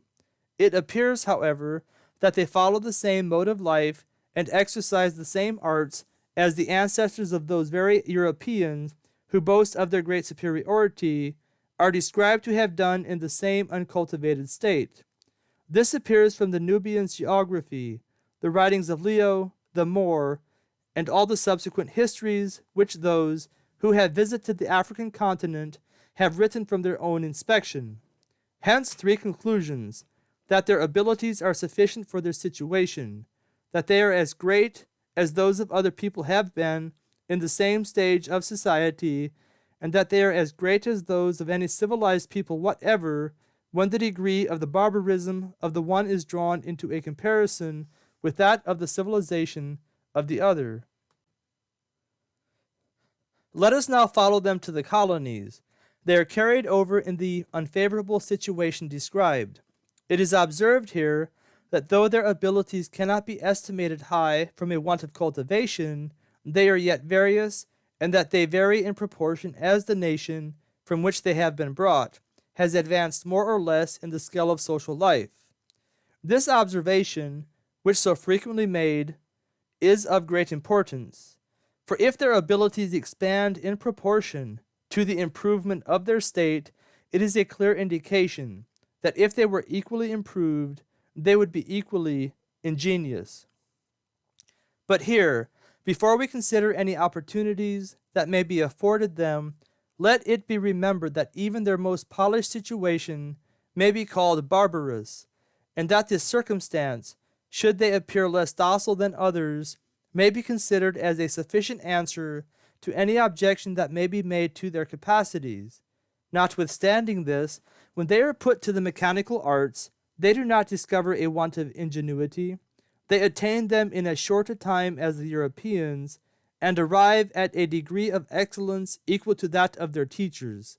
This is a fact almost universally known, and affords us this proof that having learned with facility such of the mechanical arts as they have been taught, they are capable of attaining any other, at least, of the same class, if they should receive but the same instruction. With respect to the liberal arts, their proficiency is certainly less, but not less in proportion to their time and opportunity of study, not less because they are less capable of attaining them, but because they have seldom or ever an opportunity of learning them at all. It is yet extraordinary that their talents appear, even in some of these sciences in which they are totally uninstructed. Their abilities in music are such as to have been generally noticed. They play frequently upon a variety of instruments without any other assistance than their own ingenuity. They have also tunes of their own composition. Some of these have been imported among us, are now in use, and are admired for their sprightliness and ease, though the ungenerous and prejudiced importer has concealed their original. Neither are their talents in poetry less conspicuous. Every occurrence, if their spirits are not too greatly depressed, is turned into a song. These songs are said to be incoherent and nonsensical, but this proceeds principally from two causes: an improper conjunction of words arising from an ignorance of the language in which they compose, and a wildness of thought arising from the different manner in which the organs of rude and civilized people will be struck by the same object. And as to their want of harmony and rhyme, which is the last objection, the difference of pronunciation is the cause. Upon the whole, as they are perfectly consistent with their own ideas, and are strictly musical as pronounced by themselves, they afford us as high a proof of their poetical powers as the works of the most acknowledged poets. But where these impediments have been removed, where they have received an education, and have known and pronounced the language with propriety, these defects have vanished, and their productions have been less objectionable. For a proof of this, we appeal to the writings of an African girl, who made no contemptible appearance in this species of composition. She was kidnapped when only 8 years old, and in the year 1761 was transported to America, where she was sold with other slaves. She had no school education there, but receiving some little instruction from the family with whom she was so fortunate as to live, she obtained such a knowledge of the English language within 16 months from the time of her arrival as to be able to speak it and read it, to the astonishment of those who heard her. She soon afterwards learned to write, and, having a great inclination to learn the Latin tongue, she was indulged by her master and made a progress. Her poetical works were published, with his permission, in the year 1773. They contain 38 pieces on different subjects. We shall beg leave to make a short extract from 2 or 3 of them for the observation of the reader. From an Hymn to the Evening. Filled with the praise of Him who gives the light, and draws the sable curtains of the night, let placid slumbers soothe each weary mind, at morn to wake more heavenly and refined. So shall the labors of the day begin, more pure and guarded from the snares of sin. From an Hymn to the Morning. Aurora hail, and all the thousand dyes that deck thy progress through the vaulted skies. The morn awakes, and wide extends her rays. On every leaf the gentle zephyr plays. Harmonious lays the feathered race resume. Dart the bright eye, and shake the painted plume. From Thoughts on Imagination. Now here, now there, the roving fancy flies, till some loved object strikes her wandering eyes, whose silken fetters all the senses bind, and soft captivity involves the mind. Imagination, who can sing thy force, or who describe the swiftness of thy course, soaring through air to find the bright abode, the empirical palace of the thundering God? we on thy pinions can surpass the wind, and leave the rolling universe behind. From star to star the mental optics rove, measure the skies, and range the realms above. There in one view we grasp the mighty whole, or with new worlds amaze the unbounded soul. Such is the poetry which we produce as a proof of our assertions. How far it has succeeded, the reader may by this time have determined in his own mind. We shall therefore only beg leave to accompany it with this observation, that if the authoress was designed for slavery, as the argument must confess, the greater part of the inhabitants of Britain must lose their claim to freedom.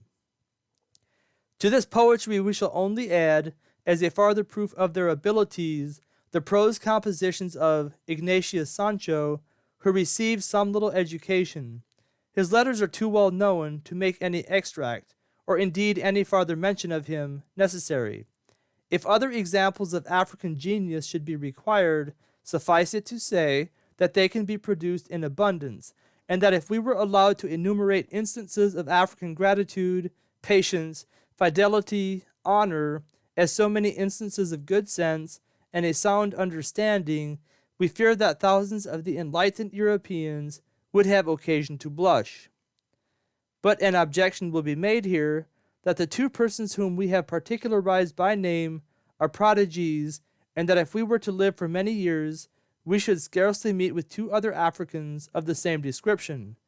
But we reply, that considering their situation as before described, two persons above mediocrity in the literary way are as many as can be expected within a certain period of years, and farther, that if these are prodigies, they are only such prodigies as every day would produce if they had the same opportunities of acquiring knowledge as other people, and the same expectations in life to excite their genius. This has been constantly and solemnly asserted by the pious Benezet, whom we have mentioned before as having devoted a considerable part of his time to their instruction. This great man, for we cannot but mention him with veneration, had a better opportunity of knowing them than any person whatever, and he always uniformly declared that he could never find a difference between their capacities and those of other people, that they were as capable of reasoning as any individual Europeans, that they were as capable of the highest intellectual attainments. In short, that their abilities were equal, and that they only wanted to be equally cultivated to afford specimens of as fine productions. Thus then does it appear from the testimony of this venerable man, whose authority is sufficient of itself to silence all objections against African capacity, and from the instances that have been produced and the observations that have been made on the occasion, that if the minds of the Africans were unbroken by slavery, if they had the same expectations in life as other people, and the same opportunities of improvement, they would be equal, in all the various branches of science, to the Europeans, and that the argument that states them to be an inferior link of the chain of nature, and designed for servitude, as far as it depends on the inferiority of their capacities, is wholly malevolent and false. Chapter 8. The second argument, by which it is attempted to be proved that the Africans are an inferior link of the chain of nature, and are designed for slavery, is drawn from color, and from those other marks which distinguish them from the inhabitants of Europe. To prove this with the greater facility, the receivers divide in opinion. Some of them contend that the Africans, from these circumstances, are the descendants of Cain. Others, that they are the posterity of Ham, and that as it was declared by divine inspiration that these should be servants to the rest of the world, so they are designed for slavery, and that the reducing of them to such a situation is only the accomplishment of the will of heaven, while the rest, considering them from the same circumstances as a totally distinct species of men, conclude them to be an inferior link of the chain of nature, and deduce the inference described. To answer these arguments in the clearest and fullest manner, we are under the necessity of making two suppositions. First, that the Scriptures are true. Secondly, that they are false. If then the scriptures are true, it is evident that the posterity of Cain were extinguished in the flood. Thus, one of the arguments is no more. With respect to the curse of Ham, it appears also that it was limited, that it did not extend to the posterity of all his sons, but only to the descendants of him who was called Canaan, by which it was foretold that the Canaanites, a part of the posterity of Ham, should serve the posterity of Shem and Japheth. Now how does it appear that these wretched Africans are the descendants of Canaan? By those marks, it will be said, which distinguish them from the rest of the world. But where are these marks to be found in the divine writings? In what page is it said that the Canaanites were to be known by their color, their features, their form, or the very hair of their heads, which is brought into the account? But alas, so far are the divine writings from giving any such account that they show the assertion to be false. They show that the descendants of Cush were of the color to which the advocates for slavery allude, and, of course, that there was no such limitation of color to the posterity of Canaan or the inheritors of the curse. Suppose we should now show, upon the most undeniable evidence, that those of the wretched Africans who are singled out as inheriting the curse are the descendants of Cush or Phut, and that we should show farther that but a single remnant of Canaan, which was afterwards ruined, was ever in Africa at all, here all is consternation. But unfortunately again for the argument, though wonderfully for the confirmation that the scriptures are of divine original, the whole prophecy has been completed. A part of the descendants of Canaan were hewers of wood and drawers of water, and became tributary and subject to the Israelites, or the descendants of Shem. The Greeks afterwards, as well as the Romans, who were both the descendants of Japheth, not only subdued those who were settled in Syria and Palestine, but pursued and conquered all such as were then remaining. These were the Tyrians and Carthaginians, the former of whom were ruined by Alexander and the Greeks, the latter by Scipio and the Romans. It appears then that the second argument is wholly inapplicable and false, that it is false in its application, because those who were the objects of the curse were a totally distinct people, that it is false in its proof, because no such distinguishing marks as have been specified are to be found in the divine writings, and that, if the proof could be made out, it would be now inapplicable, as the curse has been long completed.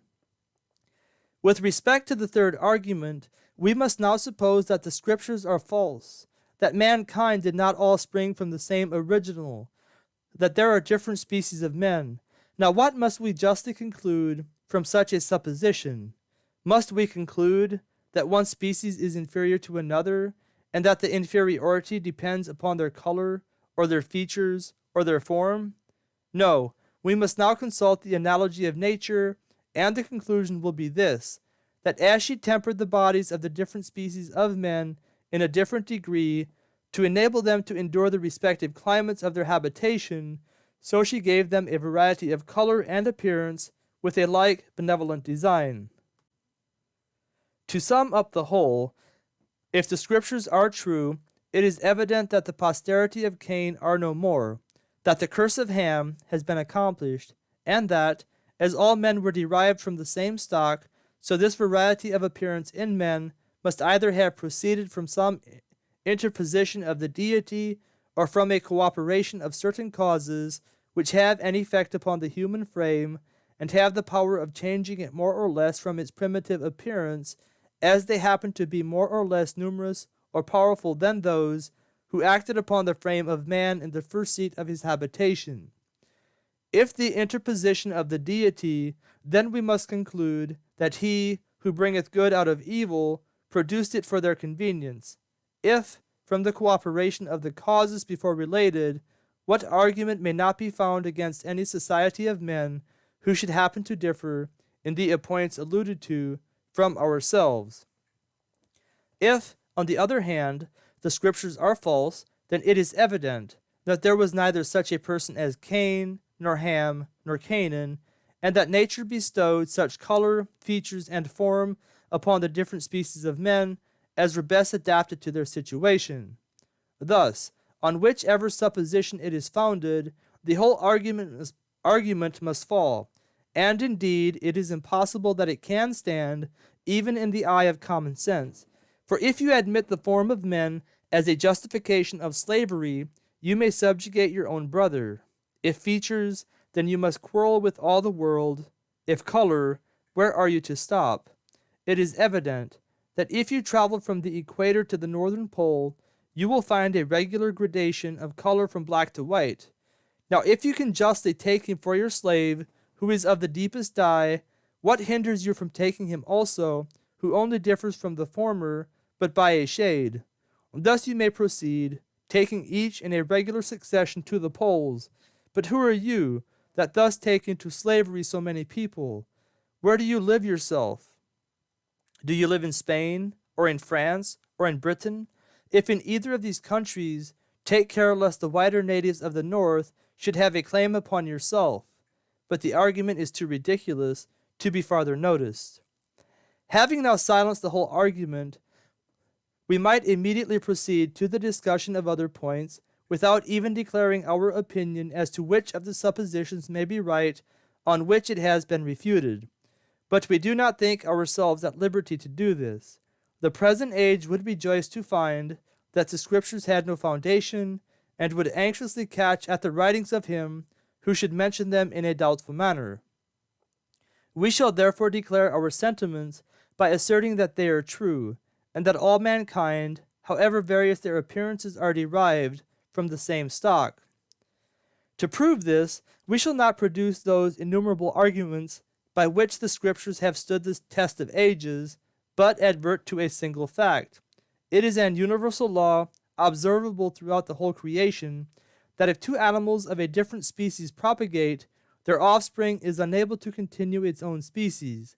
By this admirable law, the different species are preserved distinct, every possibility of confusion is prevented, and the world is forbidden to be overrun by a race of monsters. Now, if we apply this law to those of the human kind who were said to be of a distinct species from each other, it immediately fails. The mulatto is as capable of continuing his own species as his father, a clear and irrefragable proof that the Scripture account of the creation is true, and that God, who hath made the world, hath made of one blood all the nations of men that dwell on all the face of the earth. But if this be the case, it will be said that mankind were originally of one color, and it will be asked at the same time what it is probable that the color was, and how they came to assume so various an appearance. To each of these we shall make that reply which we conceive to be the most rational. As mankind were originally of the same stock, so it is evident that they were originally of the same color. But how shall we attempt to ascertain it? Shall we Englishmen say that it was the same as that which we now find to be peculiar to ourselves? No, this would be a vain and partial consideration, and would betray our judgment to have arisen from that false fondness which habituates us to suppose that everything belonging to ourselves is the perfectest and the best. Add to this that we should always be liable to a just reproof from every inhabitant of the globe whose color was different from our own, because he would justly say that he had as good a right to imagine that his own was the primitive color as that of any other people. How then shall we attempt to ascertain it? Shall we look into the various climates of the earth, see the color that generally prevails in the inhabitants of each, and apply the rule? This will be certainly free from partiality, and will afford us a better prospect of success, for as every particular district has its particular color, so it is evident that the complexion of Noah and his sons, from whom the rest of the world were descended, was the same as that which is peculiar to the country which was the seat of their habitation. This, by such a mode of decision, will be found a dark olive, a beautiful color, and a just medium between white and black. That this was the primitive color is highly probable from the observations that have been made, and, if admitted, will afford a valuable lesson to the Europeans to be cautious how they deride those of the opposite complexion, as there is great reason to presume that the purest white is as far removed from the primitive color as the deepest black. We come now to the grand question, which is, that if mankind were originally of this or any other color, how came it to pass that they should wear so various an appearance? We reply, as we have had occasion to say before, either by the interposition of the deity, or by a cooperation of certain causes which have an effect upon the human frame, and have the power of changing it more or less from its primitive appearance, as they are more or less numerous or powerful than those which acted upon the frame of man in the first seat of his habitation. With respect to the divine interposition, 2 epochs have been assigned when this difference of color has been imagined to have been so produced. The first is that which has been related when the curse was pronounced on a branch of the posterity of Ham. But this argument has already been refuted. For if the particular color alluded to were assigned at this period, it was assigned to the descendants of Canaan to distinguish them from those of his other brothers, and was therefore limited to the former. But the descendants of Cush, as we have shown before, partook of the same color, a clear proof that it was neither assigned to them on this occasion nor at this period. The second epoch is that, when mankind were dispersed on the building of Babel, it has been thought that both national features and color might probably have been given them at that time, because these would have assisted the confusion of language by causing them to disperse into tribes, and would have united more firmly the individuals of each after the dispersion had taken place. But this is improbable. First, because there is great reason to presume that Moses, who has mentioned the confusion of language, would have mentioned these circumstances also, if they had actually contributed to bring about so singular an event. Secondly, because the confusion of language was sufficient of itself to have accomplished this, and we cannot suppose that the deity could have done anything in vain.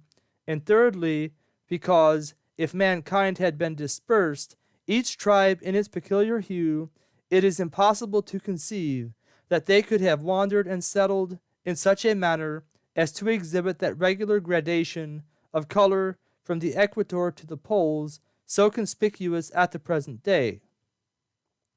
These are the only periods which there has been even the shadow of a probability for assigning, and we may therefore conclude that the preceding observations, together with such circumstances as will appear in the present chapter, will amount to a demonstration that the difference of color was never caused by any interposition of the deity, and that it must have proceeded therefore from that incidental cooperation of causes which has been before related. What these causes are, it is out of the power of human wisdom positively to assert. There are facts, however, which, if properly weighed and put together, will throw considerable light upon the subject. These we shall submit to the perusal of the reader, and shall deduce from them such inferences only as almost every person must make in his own mind on their recital. The first point that occurs to be ascertained is, what part of the skin is the seat of color? The old anatomists usually divided the skin into 2 parts, or lamina, the exterior and thinnest, called by the Greeks epidermis, by the Roman cuticula, and hence by us cuticle, and the interior, called by the former derma, and by the latter cutis, are true skin. Hence they must necessarily have supposed that, as the true skin was in every respect the same in all human subjects, however various their external hue, so the seat of color must have existed in the cuticle or upper surface. Malfigi, an eminent Italian physician of the last century, was the first person who discovered that the skin was divided into 3 lamina or parts, the cuticle, the true skin, and a certain coagulated substance situated between both, which he distinguished by the title of mucosum corpus, a title retained by anatomists to the present day, which coagulated substance adheres so firmly to the cuticle as in all former anatomical preparations to have come off with it, and from this circumstance to have led the ancient anatomists to believe that there were but two lamina, or divisible portions, in the human skin. This discovery was sufficient to ascertain the point in question, for it appeared afterwards that the cuticle, when divided according to this discovery from the other lamina, was semi-transparent, that the cuticle of the blackest negro was of the same transparency and color as that of the purest white, and hence, the true skins of both being invariably the same, that the mucosum corpus was the seat of color. This has been farther confirmed by all subsequent anatomical experiments, by which it appears that, whatever is the color of this intermediate coagulated substance, nearly the same is the apparent color of the upper surface of the skin. Neither can it be otherwise, for the cuticle, from its transparency, must necessarily transmit the color of the substance beneath it in the same manner, though not in the same degree, as the cornea transmits the color of the iris of the eye. This transparency is a matter of ocular demonstration in white people.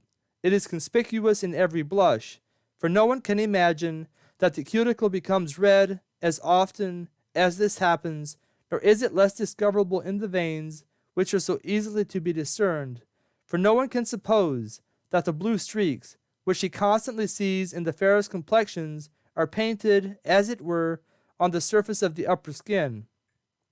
From these, and a variety of other observations, no maxim is more true in physiology than that on the mucosum corpus depends the color of the human body, or, in other words, that the mucosum corpus being of a different color in different inhabitants of the globe, and appearing through the cuticle or upper surface of the skin, gives them that various appearance which strikes us so forcibly in contemplating the human race.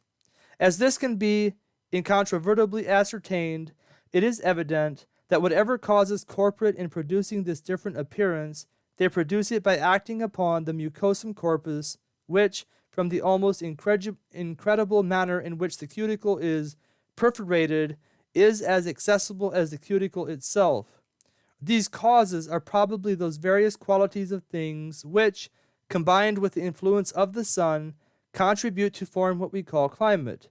For when any person considers that the mucous substance before mentioned is found to vary in its color, as the climates vary from the equator to the poles, his mind must be instantly struck with the hypothesis, and he must adopt it without any hesitation as the genuine cause of the phenomenon.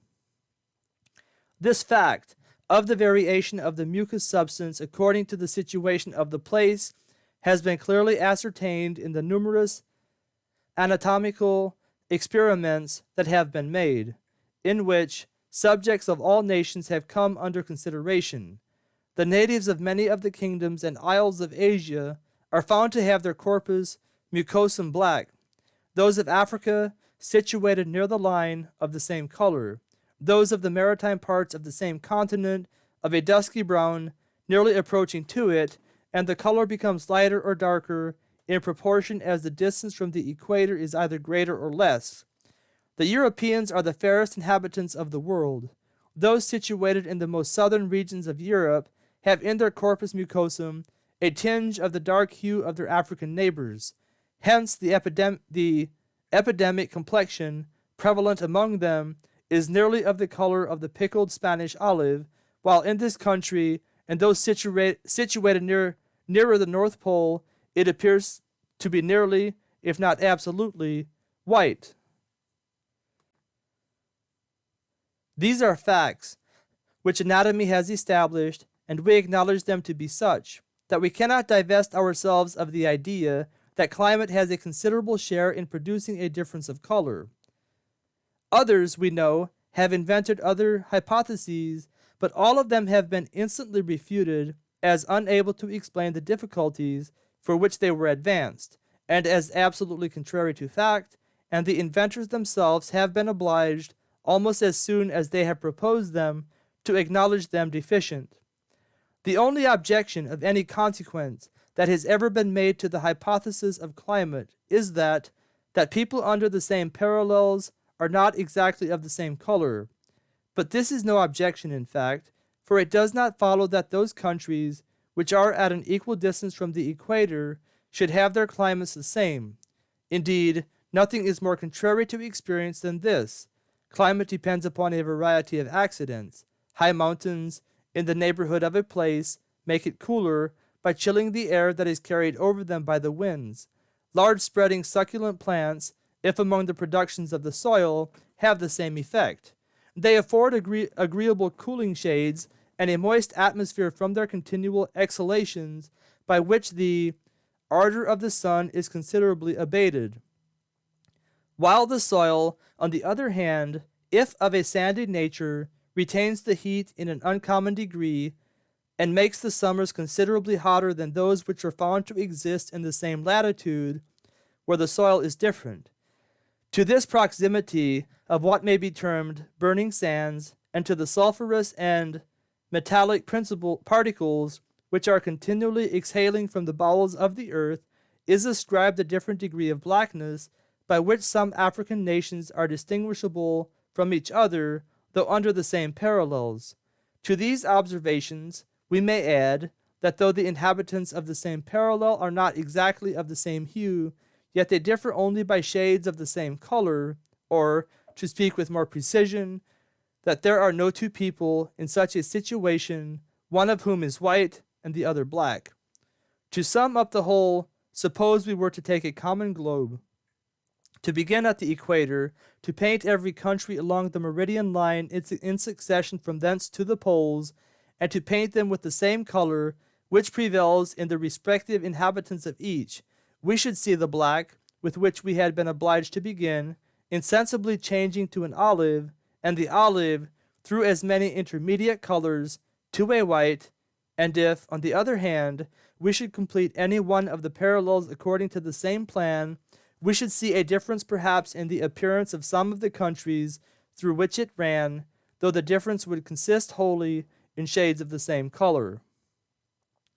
The argument, therefore, which is brought against the hypothesis is so far from being an objection that we shall consider it one of the first arguments in its favor. For if climate has really an influence on the mucous substance of the body, it is evident that we must not only expect to see a gradation of color in the inhabitants from the equator to the poles, but also different shades of the same color in the inhabitants of the same parallel. To this argument we shall add one that is incontrovertible, which is, that when the black inhabitants of Africa are transported to colder, or the white inhabitants of Europe to hotter climates, their children born there are of a different color from themselves, that is, lighter in the first and darker in the second instance. As a proof of the first, we shall give the words of the Abbé Raynal in his admired publication, "The children," says he, "which they, the Africans, procreate in America, are not so black as their parents were. After each generation the difference becomes more palpable. It is possible that after a numerous succession of generations, the men come from Africa would not be distinguished from those of the country into which they may have been transplanted." This circumstance we have had the pleasure of hearing confirmed by a variety of persons who have been witnesses of the fact, but particularly by many intelligent Africans who have been parents themselves in America, and who have declared that the difference is so palpable in the northern provinces that not only they themselves have constantly observed it, but that they have heard it observed by others. Neither is this variation in the children from the color of their parents improbable. The children of the blackest Africans are born white. In this state they continue for about a month, when they change to a pale yellow. In process of time they become brown. Their skin still continues to increase in darkness with their age, till it becomes of a dirty, sallow black, and at length, after a certain period of years, glossy and shining. Now, if climate has any influence on the mucous substance of the body, this variation in the children from the color of their parents is an event which must be reasonably expected, for being born white and not having equally powerful causes to act upon them in color, as their parents had in the hotter climates which they left, it must necessarily follow that the same effect cannot possibly be produced. Hence also, if the hypothesis be admitted, may be deduced the reason why even those children who have been brought from their country at an early age into colder regions have been observed to be of a lighter color than those who have remained at home till they arrived at a state of manhood, for having undergone some of the changes which we mentioned to have attended their countrymen from infancy to a certain age, and having been taken away before the rest could be completed, these farther changes, which would have taken place had they remained at home, seem either to have been checked in their progress or weakened in their degree by a colder climate. We come now to the second and opposite case, for a proof of which we shall appeal to the words of Dr. Mitchell in the Philosophical Transactions. The Spaniards who have inhabited America under the torrid zone for any time are become as dark-colored as our native Indians of Virginia, of which I myself have been a witness, and they were not to intermarry with the Europeans, but lead the same rude and barbarous lives with the Indians. It is very probable that, in a succession of many generations, they would become as dark in complexion. To this instance we shall add one, which is mentioned by a late writer, who, describing the African coast and the European settlements there, has the following passage. There are several other small Portuguese settlements, and one of those note at Mitomba, a river in Sierra Leone. The people here called Portuguese are principally persons bred from a mixture of the first Portuguese discoverers with the natives, and now become, in their complexion and woolly quality of their hair, perfect Negroes, retaining, however, a smattering of the Portuguese language. These facts, with respect to the colonists of the Europeans, are of the highest importance in the present case, and deserve a serious attention.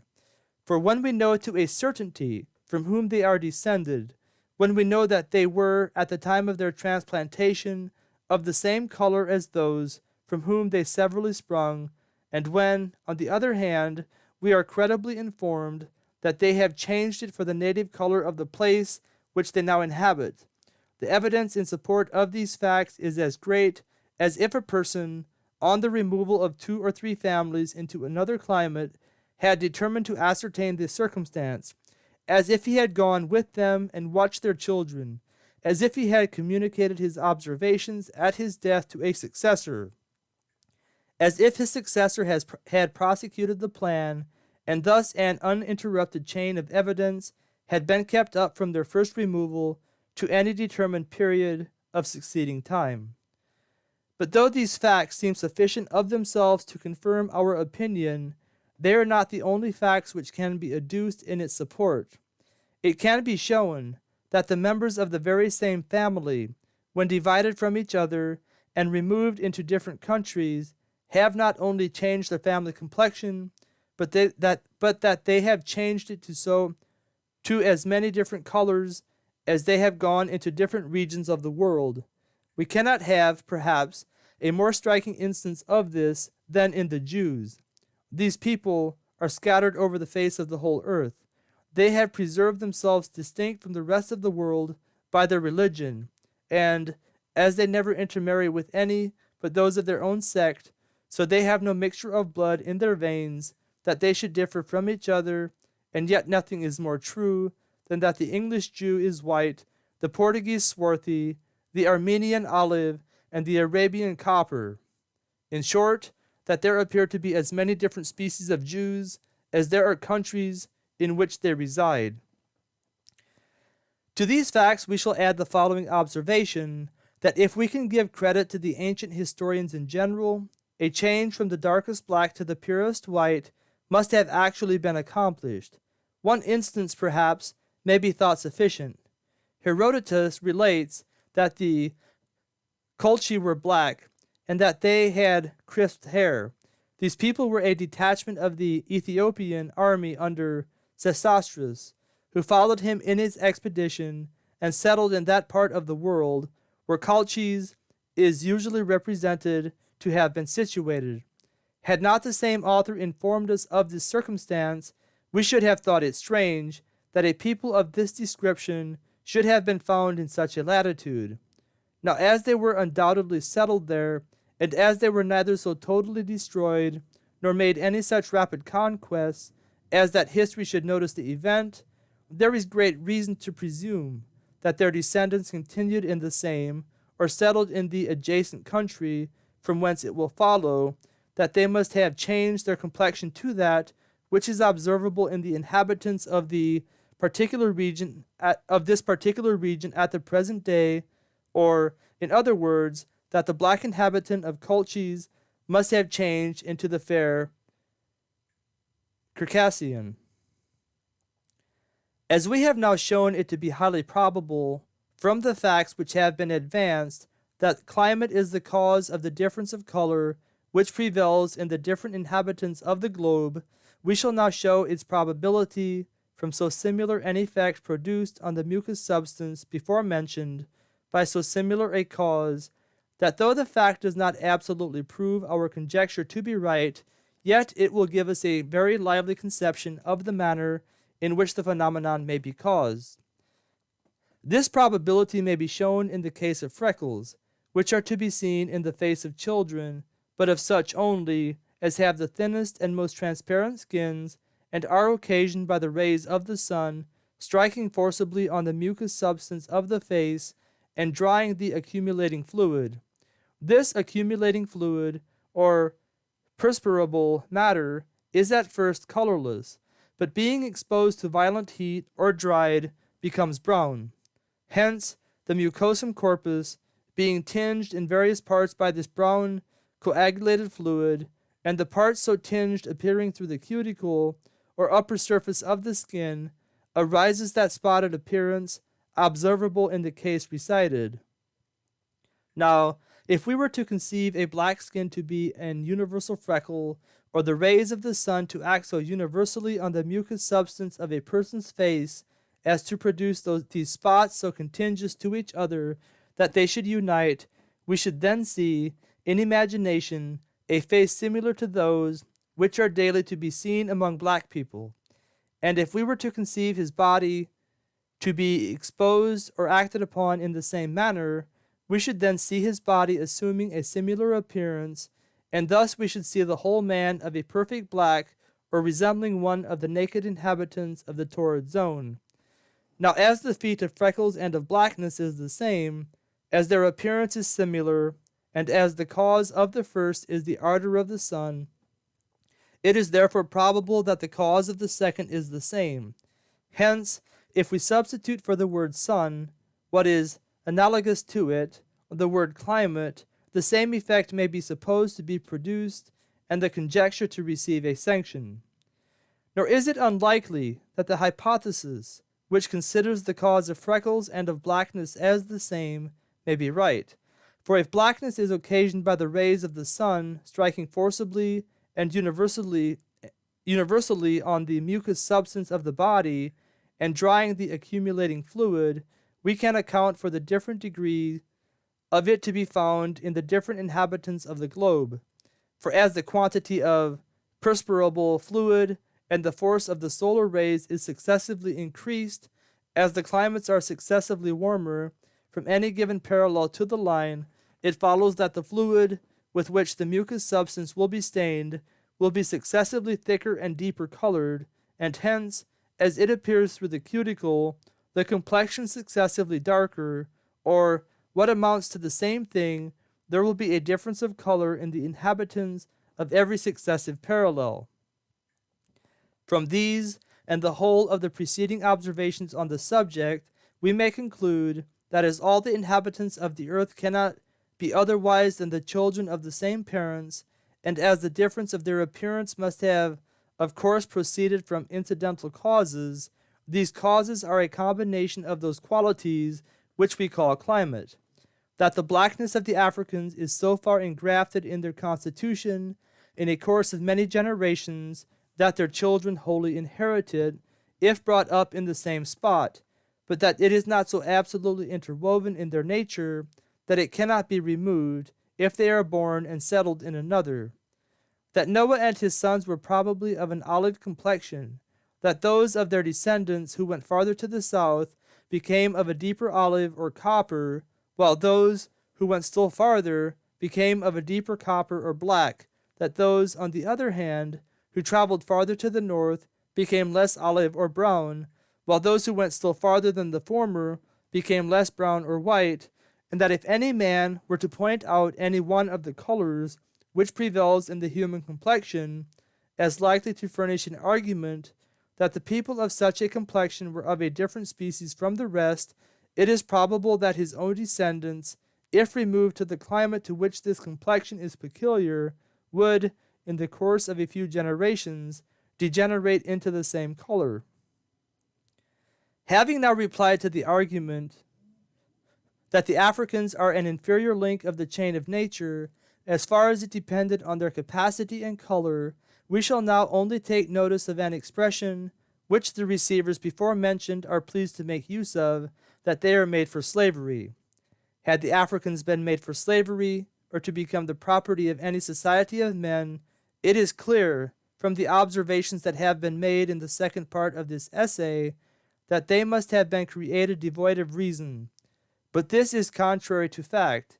It is clear also that there must have been many and evident signs of the inferiority of their nature, and that this society of men must have had a natural right to their dominion.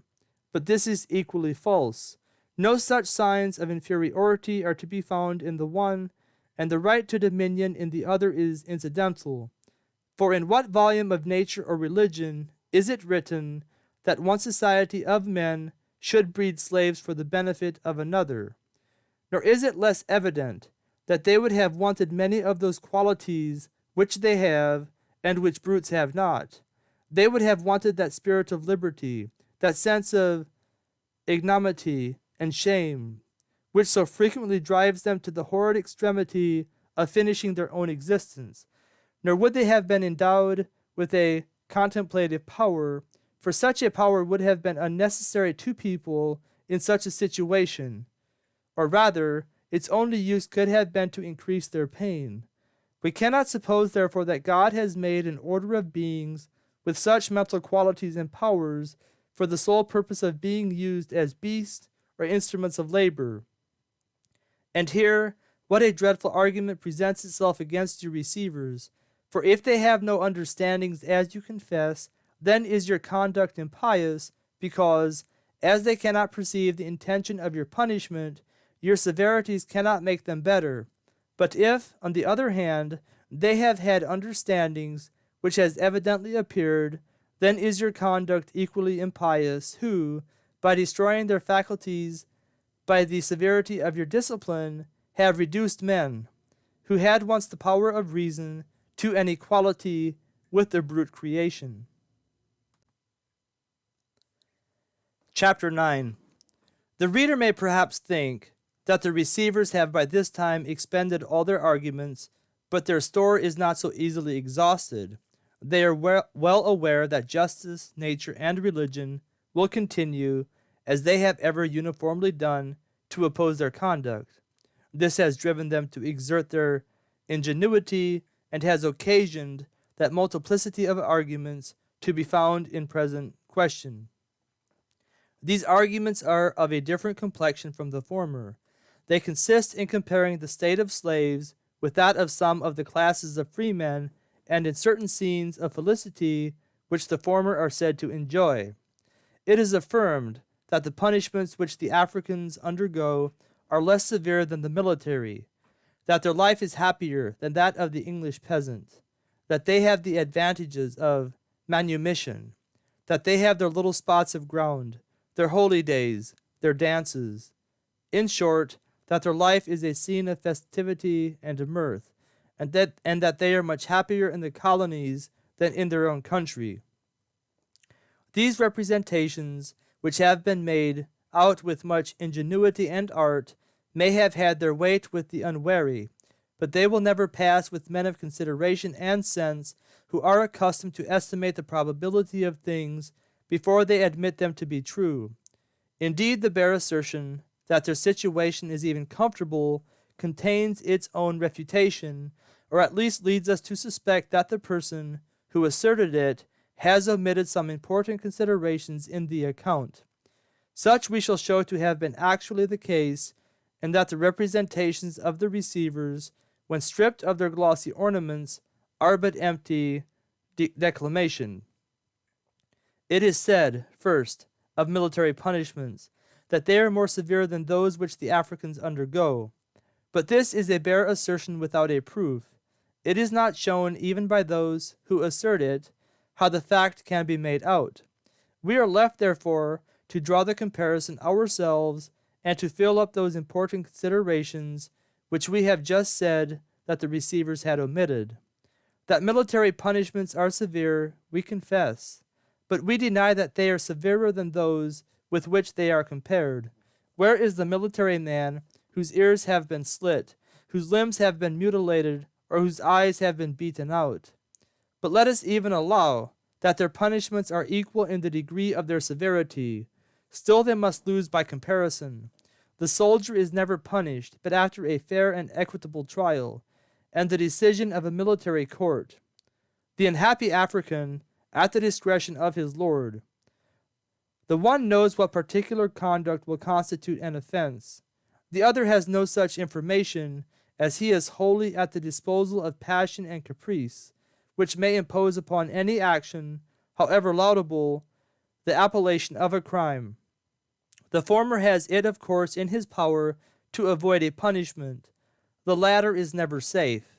The former is punished for a real, the latter often for an imaginary fault.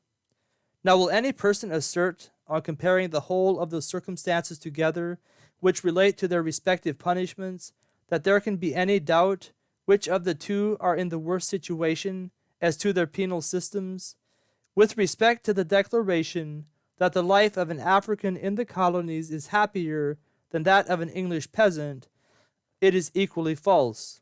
Indeed, we can scarcely withhold our indignation when we consider how shamefully the situation of this latter class of men has been misinterpreted, to elevate the former to a slave of fictitious happiness.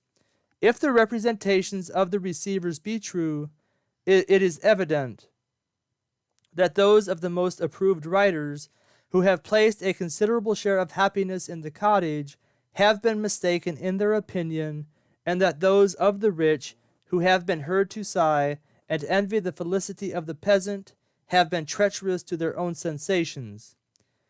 But which are we to believe on the occasion? Those who endeavor to dress vice in the habit of virtue, or those who derive their opinion from their own feelings? The latter are surely to be believed, and we may conclude, therefore, that the horrid picture which is given of the life of the peasant has not so just a foundation as the receivers would lead us to suppose. For has he no pleasure in the thought that he lives in his own country and among his relations and friends, that he is actually free, and that his children will be the same, that he can never be sold as a beast, that he can speak his mind without the fear of the lash, that he cannot even be struck with impunity, and that he partakes, equally with his superiors, of the protection of the law? Now, there is no one of these advantages which the African possesses, and no one which the defenders of slavery take into their account. Of the other comparisons that are usually made, we may observe in general that, as they consist in comparing the iniquitous practice of slavery with other iniquitous practices in force among other nations, they can neither raise it to the appearance of virtue nor extenuate its guilt. The things compared are in these instances both of them evils alike.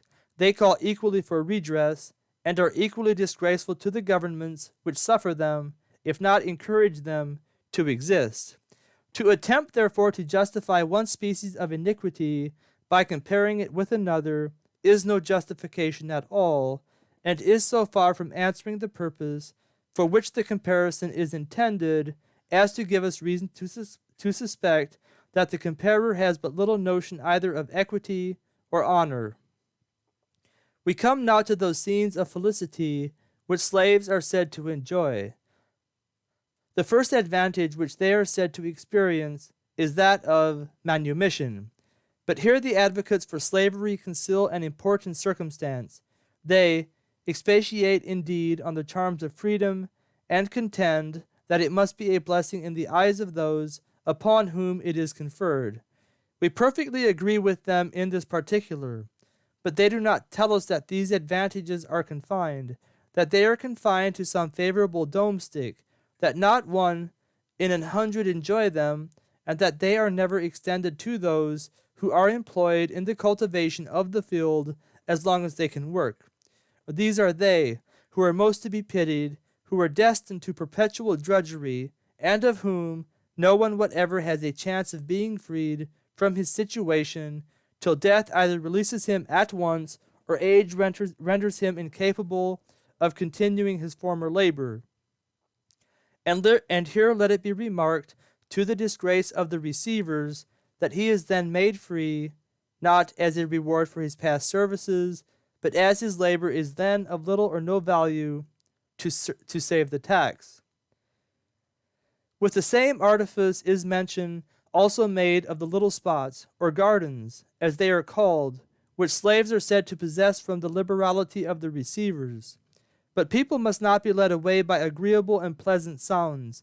They must not suppose that these gardens are made for flowers, or that they are places of amusement, in which they can spend their time in botanical researches and delights. Alas, they do not furnish them with a theme for such pleasing pursuits and speculations. They must be cultivated in those hours which ought to be appropriated to rest, and they must be cultivated not for an amusement, but to make up, if it be possible, the great deficiency in their weekly allowance of provisions. Hence it appears that the receivers have no merit whatever in such an appropriation of land to their unfortunate slaves, for they are either under the necessity of doing this, or of losing them by the jaws of famine. And it is a notorious fact that, with their weekly allowance and the produce of their spots together, it is often with the greatest difficulty that they preserve a wretched existence. The third advantage which they are said to experience is that of holy days, or days of respite from their usual discipline and fatigue. This is certainly a great indulgence, and ought to be recorded to the immortal honor of the receivers. We wish we could express their liberality in those handsome terms in which it deserves to be represented, or applaud them sufficiently for deviating for once from the rigors of servile discipline. But we confess that we are unequal to the task, and must therefore content ourselves with observing that while the horse has 1 day in 7 to refresh his limbs, the happy African has but 1 in 52 as a relaxation from his labors. With respect to their dances, on which such a particular stress has been generally laid, we fear that people may have been as shamefully deceived as in the former instances. For from the manner in which these are generally mentioned, we should almost be led to imagine that they had certain hours allowed them for the purpose of joining in the dance, and that they had every comfort and convenience that people are generally supposed to enjoy on such convivial occasions. But this is far from the case. Reason informs us that it can never be. If they wish for such innocent recreations, they must enjoy them in the time that is allotted them for sleep, and so far are these dances from proceeding from any uncommon degree of happiness which excites them to convivial society, that they proceed rather from an uncommon depression of spirits, which makes them even sacrifice their rest for the sake of experiencing for a moment a more joyful oblivion of their cares. For suppose any one of the receivers, in the middle of a dance, were to address his slaves in the following manner: Africans, I begin at last to feel for your situation, and my conscience is severely hurt, whenever I reflect that I have been reducing those to a state of misery and pain who have never given me offense. You seem to be fond of these exercises, but yet you are obliged to take them at such unseasonable hours that they impair your health, which is sufficiently broken by the intolerable share of labor which I have hitherto imposed upon you. I will therefore make you a proposal. Will you be content to live in the colonies, and you shall have the half of every week entirely to yourselves? Or will you choose to return to your miserable, wretched country? But what is that which strikes their ears, which makes them motionless in an instant, which interrupts the festive scene? Their country? Transporting sound. Behold, they are now flying from the dance. You may see them running to the shore, and frantic as it were with joy, demanding with open arms an instantaneous passage to their beloved native plains. Such are the colonial delights, by the representation of which the receivers would persuade us that the Africans are taken from their country to a region of conviviality and mirth, and that like those who leave their usual places of residence for a summer's amusement, they are conveyed to the colonies to bathe, to dance, to keep holy days, to be jovial. But there is something so truly ridiculous in the attempt to impose these scenes of felicity on the public as scenes which fall to the lot of slaves, that the receivers must have been driven to great extremities to hazard them to the eye of censure. The last point that remains to be considered is the shameful assertion that the Africans are much happier in the colonies than in their own country. But in what does this superior happiness consist? In those real scenes, it must be replied, which have been just mentioned, for these, by the confession of the receivers, constitute the happiness they enjoy. But it has been shown that these have been unfairly represented, and, were they realized in the most extensive latitude, they would not confirm the fact. For if, upon a recapitulation, it consists in the pleasure of manumission, they surely must have passed their lives in a much more comfortable manner who, like the Africans at home, have had no occasion for such a benefit at all. But the receivers, we presume, reason upon this principle, that we never know the value of a blessing but by its loss. This is generally true, but would any one of them make himself a slave for years, that he might run the chance of the pleasures of manumission, or that he might taste the charms of liberty with a greater relish? Nor is the assertion less false in every other consideration. For if their happiness consists in the few holy days which in the colonies they are permitted to enjoy, what must be their situation in their own country, where the whole year is but one continued holy day, or cessation from discipline and fatigue? If in the possession of a mean and contracted spot, what must be their situation, where a whole region is their own, producing almost spontaneously the comforts of life, and requiring for its cultivation none of those hours which should be appropriated to sleep? If in the pleasures of the colonial dance, what must it be in their own country, where they may dance forever, where there is no stated hour to interrupt their felicity, no intolerable labor immediately to succeed their recreations, and no overseer to receive them under the discipline of the lash? If these, therefore, are the only circumstances by which the assertion can be proved, we may venture to say, without fear of opposition, that it can never be proved at all. But these are not the only circumstances. It is said that they are barbarous at home. But do you receivers civilize them? Your unwillingness to convert them to Christianity, because you suppose you must use them more kindly when converted, is but a bad argument in favor of the fact. It is affirmed again that their manner of life and their situation is such in their own country that to say they are happy is a jest. But who are you, who pretend to judge of another man's happiness? That state which each man, under the guidance of his Maker, forms for himself, and not one man for another? To know what constitutes mine or your happiness is the sole prerogative of him who created us and cast us in so various and different molds. Do your slaves ever complain to you of their unhappiness amidst their native woods and deserts? Or, rather, let me ask, did they ever cease complaining of their condition under you, their lordly masters? Where they see, indeed, the accommodations of civil life, but see them all pass to others, themselves unbenefited by them.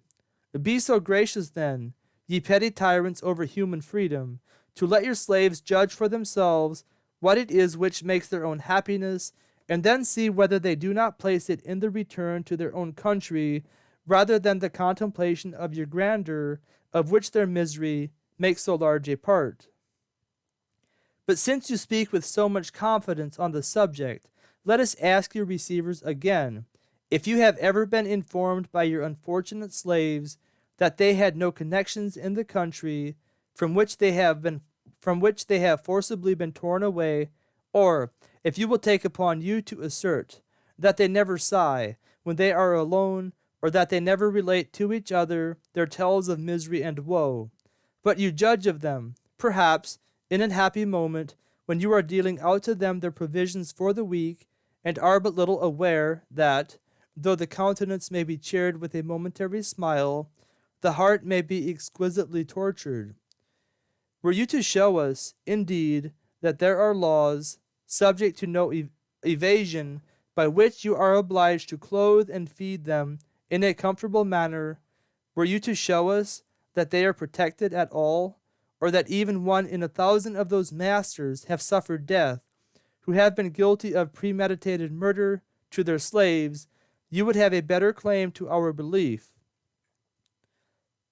But you can neither produce the instances nor the laws. The people of whom you speak are slaves, are your own property, are wholly at your own disposal, and this idea is sufficient to overturn your assertions of their happiness. But we shall now mention a circumstance which, in the present case, will have more weight than all the arguments which have hitherto been advanced. It is an opinion which the Africans universally entertain, that, as soon as death shall release them from the hands of their oppressors, and they shall immediately be wafted back to their native plains, there to exist again, to enjoy the sight of their beloved countrymen, and to spend the whole of their new existence in scenes of tranquillity and delight. And so powerfully does this notion operate upon them, as to drive them frequently to the horrid extremity of putting a period to their lives. Now if these suicides are frequent, which no person can deny, what are they but a proof that the situation of those who destroy themselves must have been insupportably wretched? And if the thought of returning to their country after death, when they have experienced the colonial joys, constitutes their supreme felicity, what are they but a proof that they think there is as much difference between the two situations as there is between misery and delight? Nor is the assertion of the receivers less liable to a refutation in the instance of those who terminate their own existence than of those whom nature releases from their persecutions. They die with a smile upon their faces, and their funerals are attended by a vast concourse of their countrymen with every possible demonstration of joy. But why this unusual mirth, if their departed brother has left an happy place, or if he has been taken from the care of an indulgent master who consulted his pleasures and administered to his wants? But alas, it arises from hence that he is gone to his happy country, a circumstance sufficient of itself to silence a myriad of those specious arguments which the imagination has been racked and will always be racked to produce in favor of a system of tyranny and oppression. It remains only that we should now conclude the chapter with a fact which will show that the account which we have given of the situation of slaves is strictly true, and will refute at the same time all the arguments which have hitherto been, and may yet be brought by the receivers, to prove that their treatment is humane. In one of the western colonies of the Europeans, 650,000 slaves were imported within 100 years, at the expiration of which time their whole prosperity were found to amount to 140,000. This fact will ascertain the treatment of itself. For how shamefully must these unfortunate people have been oppressed! What a dreadful havoc must famine, fatigue, and cruelty have made among them, when we consider that the descendants of 650,000 people in the prime of life, gradually imported within a century, are less numerous than those which only 10,000 would have produced in the same period, under common advantages and in a country congenial to their constitutions. But the receivers have probably great merit on the occasion. Let us therefore set it down to their humanity. Let us suppose for once that this incredible waste of the human species proceeds from a benevolent design, that, sensible of the miseries of a servile state, they resolve to wear out, as fast as they possibly can, their unfortunate slaves, that their miseries may the sooner end, and that a wretched posterity may be prevented from sharing their parental condition. Now, whether this is the plan of reasoning which the receivers adopt, we cannot take upon us to decide, but true it is that the effect produced is exactly the same as if they had reasoned wholly on this benevolent principle. Chapter 10. We have now taken a survey of the treatment which the unfortunate Africans undergo when they are put into the hands of the receivers. This treatment, by the 4 first chapters of the present part of this essay, appears to be wholly insupportable, and to be such as no human being can apply to another without the imputation of such crimes as should make him tremble. But as many arguments are usually advanced by those who have any interest in the practice, by which they would either exculpate the treatment or diminish its severity, we allotted the remaining chapters for their discussion. In these we consider the probability of such a treatment against the motives of interest, the credit that was to be given to those disinterested writers on the subject who have recorded particular instances of barbarity, the inferiority of the Africans to the human species, the comparisons that are generally made with respect to their situation, the positive scenes of felicity which they are said to enjoy, and every other argument, in short, that we have found to have ever been advanced in the defense of slavery. These have been all considered, and we may venture to pronounce that, instead of answering the purpose for which they were intended, they serve only to bring such circumstances to light as clearly show that if ingenuity were racked to invent a situation that would be the most distressing and insupportable to the human race, it could never invent one that would suit the description better than the colonial slavery. If this then be the case, and if slaves, notwithstanding all the arguments to the contrary, are exquisitely miserable, we ask you receivers, by what right you reduce them to so wretched a situation? Your reply, that you buy them, that your money constitutes your right, and that, like all other things which you purchase, they are wholly at your disposal. Upon this principle alone it was that we professed to view your treatment or examine your right when we said that the question resolved itself into 2 separate parts for discussion, into the African commerce, as explained in the history of slavery, and the subsequent slavery in the colonies, as founded on the equity of the commerce. Now, since it appears that this commerce, upon the fullest investigation, is contrary to the principles of law and government, the dictates of reason, the common maxims of equity, the laws of nature, the admonitions of conscience, and, in short, the whole doctrine of natural religion, it is evident that the right which is founded upon it must be the same, and that if those things only are lawful in the sight of God, which are either virtuous in themselves or proceed from virtuous principles, you have no right over them at all.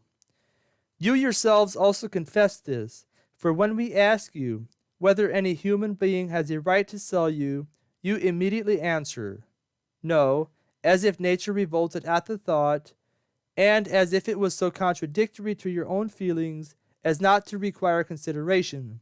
But who are you, that have this exclusive charter of trading in the liberties of mankind? When did nature, or rather the author of nature, make so partial a distinction between you and them? When did he say that you should have the privilege of selling others, and that others should not have the privilege of selling you? Now, since you confess that no person whatever has a right to dispose of you in this manner, you must confess also that those things are unlawful to be done to you, which are usually done in consequence of the sale. Let us suppose, then, that in consequence of the commerce you were forced into a ship, that you were conveyed to another country, that you were sold there, that you were confined to incessant labor, that you were pinched by continual hunger and thirst, and subject to be whipped, cut, and mangled at discretion, and all this at the hands of those whom you had never offended.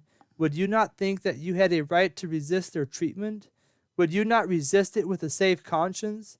And would you not be surprised if your resistance should be termed rebellion? By the former premises you must answer, yes. Such then is the case with the wretched Africans. They have a right to resist your proceedings. They can resist them, and yet they cannot justly be considered as rebellious.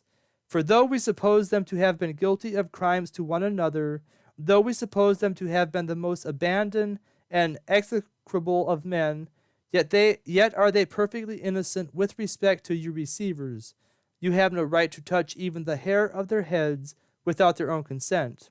It is not your money that can invest you with a right.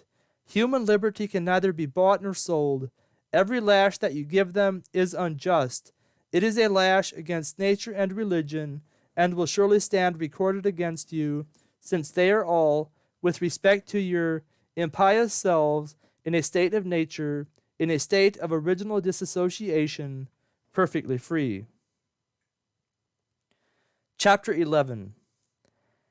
Having now considered both the commerce and slavery, it remains only to collect such arguments as are scattered in different parts of the work, and to make such additional remarks as present themselves on the subject. And first, let us ask you, who have studied the law of nature, and you, who are learned in the law of the land, if all property must not be inferior in its nature to its possessor, or, in other words, for it is a case which every person must bring home to his own breast, if you suppose that any human being can have a property in yourselves. Let us ask you appraisers, who scientifically know the value of things, if any human creature is equivalent only to any one of the trinkets that you wear, or at most, to any of the horses that you ride, or in other words, if you have ever considered the most costly things that you have valued as equivalent to yourselves? Let us ask you, rationalists, if man, as a reasonable being, is not accountable for his actions, and let us put the same question to you, who have studied the divine writings. Let us ask you, parents, if ever you thought that you possessed an authority as such, or if ever you expected a duty from your sons. And let us ask you, sons, if ever you felt an impulse in your own breast to obey your parents. Now, if you should all answer as we could wish, if you should all answer consistently with reason, nature, and the revealed voice of God, what a dreadful argument will present itself against the commerce and slavery of the human species, when we reflect that no man whatever can be bought or reduced to the situation of a slave, but he must instantly become a brute. He must instantly be reduced to the value of those things which were made for his own use and convenience. He must instantly cease to be accountable for his actions, and his authority as a parent, and his duty as a son, must be instantly no more. Neither does it escape our notice when we are speaking of the fatal wound which every social duty must receive, how considerably Christianity suffers by the conduct of your receivers. For by prosecuting this impious commerce, you keep the Africans in a state of perpetual ferocity and barbarism, and by prosecuting it in such a manner as must represent your religion as a system of robbery and oppression, you not only oppose the propagation of the gospel as far as you are able yourselves, but throw the most certain impediments in the way of others who might attempt the glorious and important task. Such also is the effect which the subsequent slavery in the colonies must produce, for by your inhuman treatment of the unfortunate Africans there, you create the same insuperable impediments to a conversion. For how must they detest the very name of Christians, when you Christians are deformed by so many and dreadful vices? How must they detest that system of religion which appears to resist the natural rights of men and to give a sanction to brutality and murder? But, as we are now mentioning Christianity, we must pause for a little time to make a few remarks on the arguments which are usually deduced from thence by the receivers in defense of their system of oppression. For the reader may readily suppose that, if they did not hesitate to bring the Old Testament in support of their barbarities, they would hardly let the New escape them. St. Paul, having converted Onesimus to the Christian faith, who was a fugitive slave of Philemon, sent him back to his master. This circumstance has furnished the receivers with the plea that Christianity encourages slavery, but they have not only strained the passages which they produce in support of their assertions, but are ignorant of historical facts. The benevolent apostle, in the letter which he wrote to Philemon, the master of Onesimus, addresses him to the following effect: I send him back to you, but not in his former capacity, not now as a servant, but above a servant, a brother beloved. In this manner I beseech you to receive him, for though I could enjoin you to do it, yet I had rather it should be a matter of your own will than of necessity. It appears that the same Onesimus, when he was sent back, was no longer a slave, that he was a minister of the gospel, that he was joined with Tychicus in ecclesiastical commission to the church of the Colossians, and was afterwards bishop of Ephesus. If language therefore has any meaning, and if history has recorded a fact which may be believed, there is no case more opposite to the doctrine of the receivers than this which they produce in its support. It is said again that Christianity, among the many important precepts which it contains, does not furnish us with one for the abolition of slavery, but the reason is obvious. Slavery at the time of the introduction of the gospel was universally prevalent, and if Christianity had abruptly declared that the millions of slaves should have been made free who were then in the world, it would have been universally rejected as containing doctrines that were dangerous, if not destructive, to society. In order, therefore, that it might be universally received, it never meddled, by any positive precept, with the civil institutions of the times. But though it does not expressly say that you shall neither buy nor sell, nor possess a slave, it is evident that, in its general tenor, it sufficiently militates against the custom. The first doctrine which it inculcates is that of brotherly love. It commands goodwill towards men. It enjoins us to love our neighbors as ourselves, and to do unto all men as we would that they should do unto us. And how can any man fulfill this scheme of universal benevolence who reduces an unfortunate person against his will to the most insupportable of all human conditions, who considers him as his private property, and treats him not as a brother, nor as one of the same parentage with himself, but as an animal of the brute creation? But the most important doctrine is that, by which we are assured that mankind are to exist in a future state, and to give an account of those actions which they have severally done in the flesh. This strikes at the very root of slavery, for how can any man be justly called to an account for his actions, whose actions are not at his own disposal? This is the case with the proper slave. His liberty is absolutely bought and appropriated, and if the purchase is just and equitable, he is under the necessity of perpetrating any crime which the purchaser may order him to commit, or, in other words, of ceasing to be accountable for his actions. These doctrines, therefore, are sufficient to show that slavery is incompatible with the Christian system. The Europeans considered them as such when, at the close of the 12th century, they resisted the hereditary prejudices and occasioned its abolition. Hence one, among many other proofs, that Christianity was the production of infinite wisdom, that though it did not take such express cognizance of the wicked national institutions of the times, as should hinder its reception, it should yet contain such doctrines as, when it should be fully established, would be sufficient for the abolition of them all. Thus, then, is the argument of your receivers ineffectual, and your conduct impious. For, by the prosecution of this wicked slavery and commerce, you not only oppose the propagation of that gospel which was ordered to be preached unto every creature, and bring it into contempt, but you oppose its tenets also. First, because you violate that law of universal benevolence, which was to take away those hateful distinctions of Jew and Gentile, Greek and barbarian, bond and free, which prevailed when the gospel was introduced. And secondly, because, as every man is to give an account of his actions hereafter, it is necessary that he should be free. Another argument yet remains, which, though nature will absolutely turn pale at the recital, cannot possibly be omitted. In those wars which are made for the sake of procuring slaves, it is evident that the contest must be generally obstinate, and that great numbers must be slain on both sides before the event can be determined.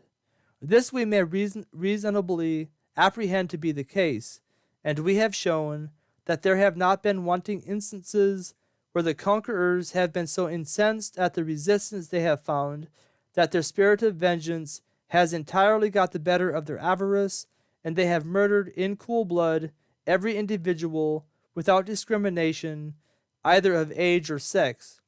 From these and other circumstances, we thought we had sufficient reason to conclude that, where 10 were supposed to be taken, an 100, including the victors and vanquished, might be supposed to perish. Now, as the annual exportation from Africa consists of 100,000 men, and as the two orders of those who are privately kidnapped by individuals, and of those who are publicly seized by virtue of the authority of their prince, compose together at least 9/10 of the African slaves, it follows that about 10,000 consist of convicts and prisoners of war. The last order is the most numerous. Let us suppose, then, that only 6,000 of this order are annually sent into servitude, and it will immediately appear that no less than 60,000 people annually perish in those wars, which are made only for the purpose of procuring slaves. But that this number, which we believe to be by no means exaggerated, may be free from all objection, we will include those in the estimate who die as they are traveling to the ships. Many of these unfortunate people have a journey of 1,000 miles to perform on foot, and are driven like sheep through inhospitable woods and deserts, where they frequently die in great numbers from fatigue and want. Now, if to those who thus perish on the African continent by war and traveling, we subjoin those who afterwards perish on the voyage and in the seasoning together, it will appear that, in every yearly attempt to supply the colonies, 100,000 must perish even before one useful individual can be obtained. Gracious God! How wicked, how beyond all example impious must be that servitude, which cannot be carried on without the continual murder of so many and innocent persons. What punishment is not to be expected for such monstrous and unparalleled barbarities? For if the blood of one man, unjustly shed, cries with so loud a voice for the divine vengeance, how shall the cries and groans of 100,000 men annually murdered ascend the celestial mansions and bring down that punishment which such enormities deserve? But do we mention punishment? Do we allude to that punishment which shall be inflicted on men as individuals in a future life? Do we allude to that awful day which shall surely come, when the master shall behold his murdered Negro face to face, when a train of mutilated slaves shall be brought against him, when he shall stand confounded and abashed? Or do we allude to that punishment which may be inflicted on them here, as members of a wicked community? For as a body politic, if its members are ever so numerous, may be considered as an whole, acting of itself and by itself in all affairs in which it is concerned, so it is accountable as such for its conduct, and as these kinds of polities have only their existence here, so it is only in this world that, as such, they can be punished. Now, whether we consider the crime with respect to the individuals immediately concerned in this most barbarous and cruel traffic, or whether we consider it as patronized and encouraged by the laws of the land, it presents to our view an equal degree of enormity, a crime founded on a dreadful preeminence in wickedness, a crime which, being both of individuals and the nation, must sometime draw down upon us the heaviest judgment of Almighty God, who made of one blood all the sons of men, and who gave to all equally a natural right to liberty, and who, ruling all the kingdoms of the earth with equal providential justice, cannot suffer such deliberate, such monstrous iniquity to pass long unpunished. But alas, he seems already to have interfered on the occasion. The violent and supernatural agitations of all the elements which, for a series of years, have prevailed in those European settlements where the unfortunate Africans are retained in a state of slavery, and which have brought unspeakable calamities on the inhabitants, and public losses on the states to which they severally belong, are so many awful visitations of God for this inhuman violation of his laws. And it is not perhaps unworthy of remark that as the subjects of Great Britain have 2/3 of this impious commerce in their hands, so they have suffered in the same proportion, or more severely, than the rest.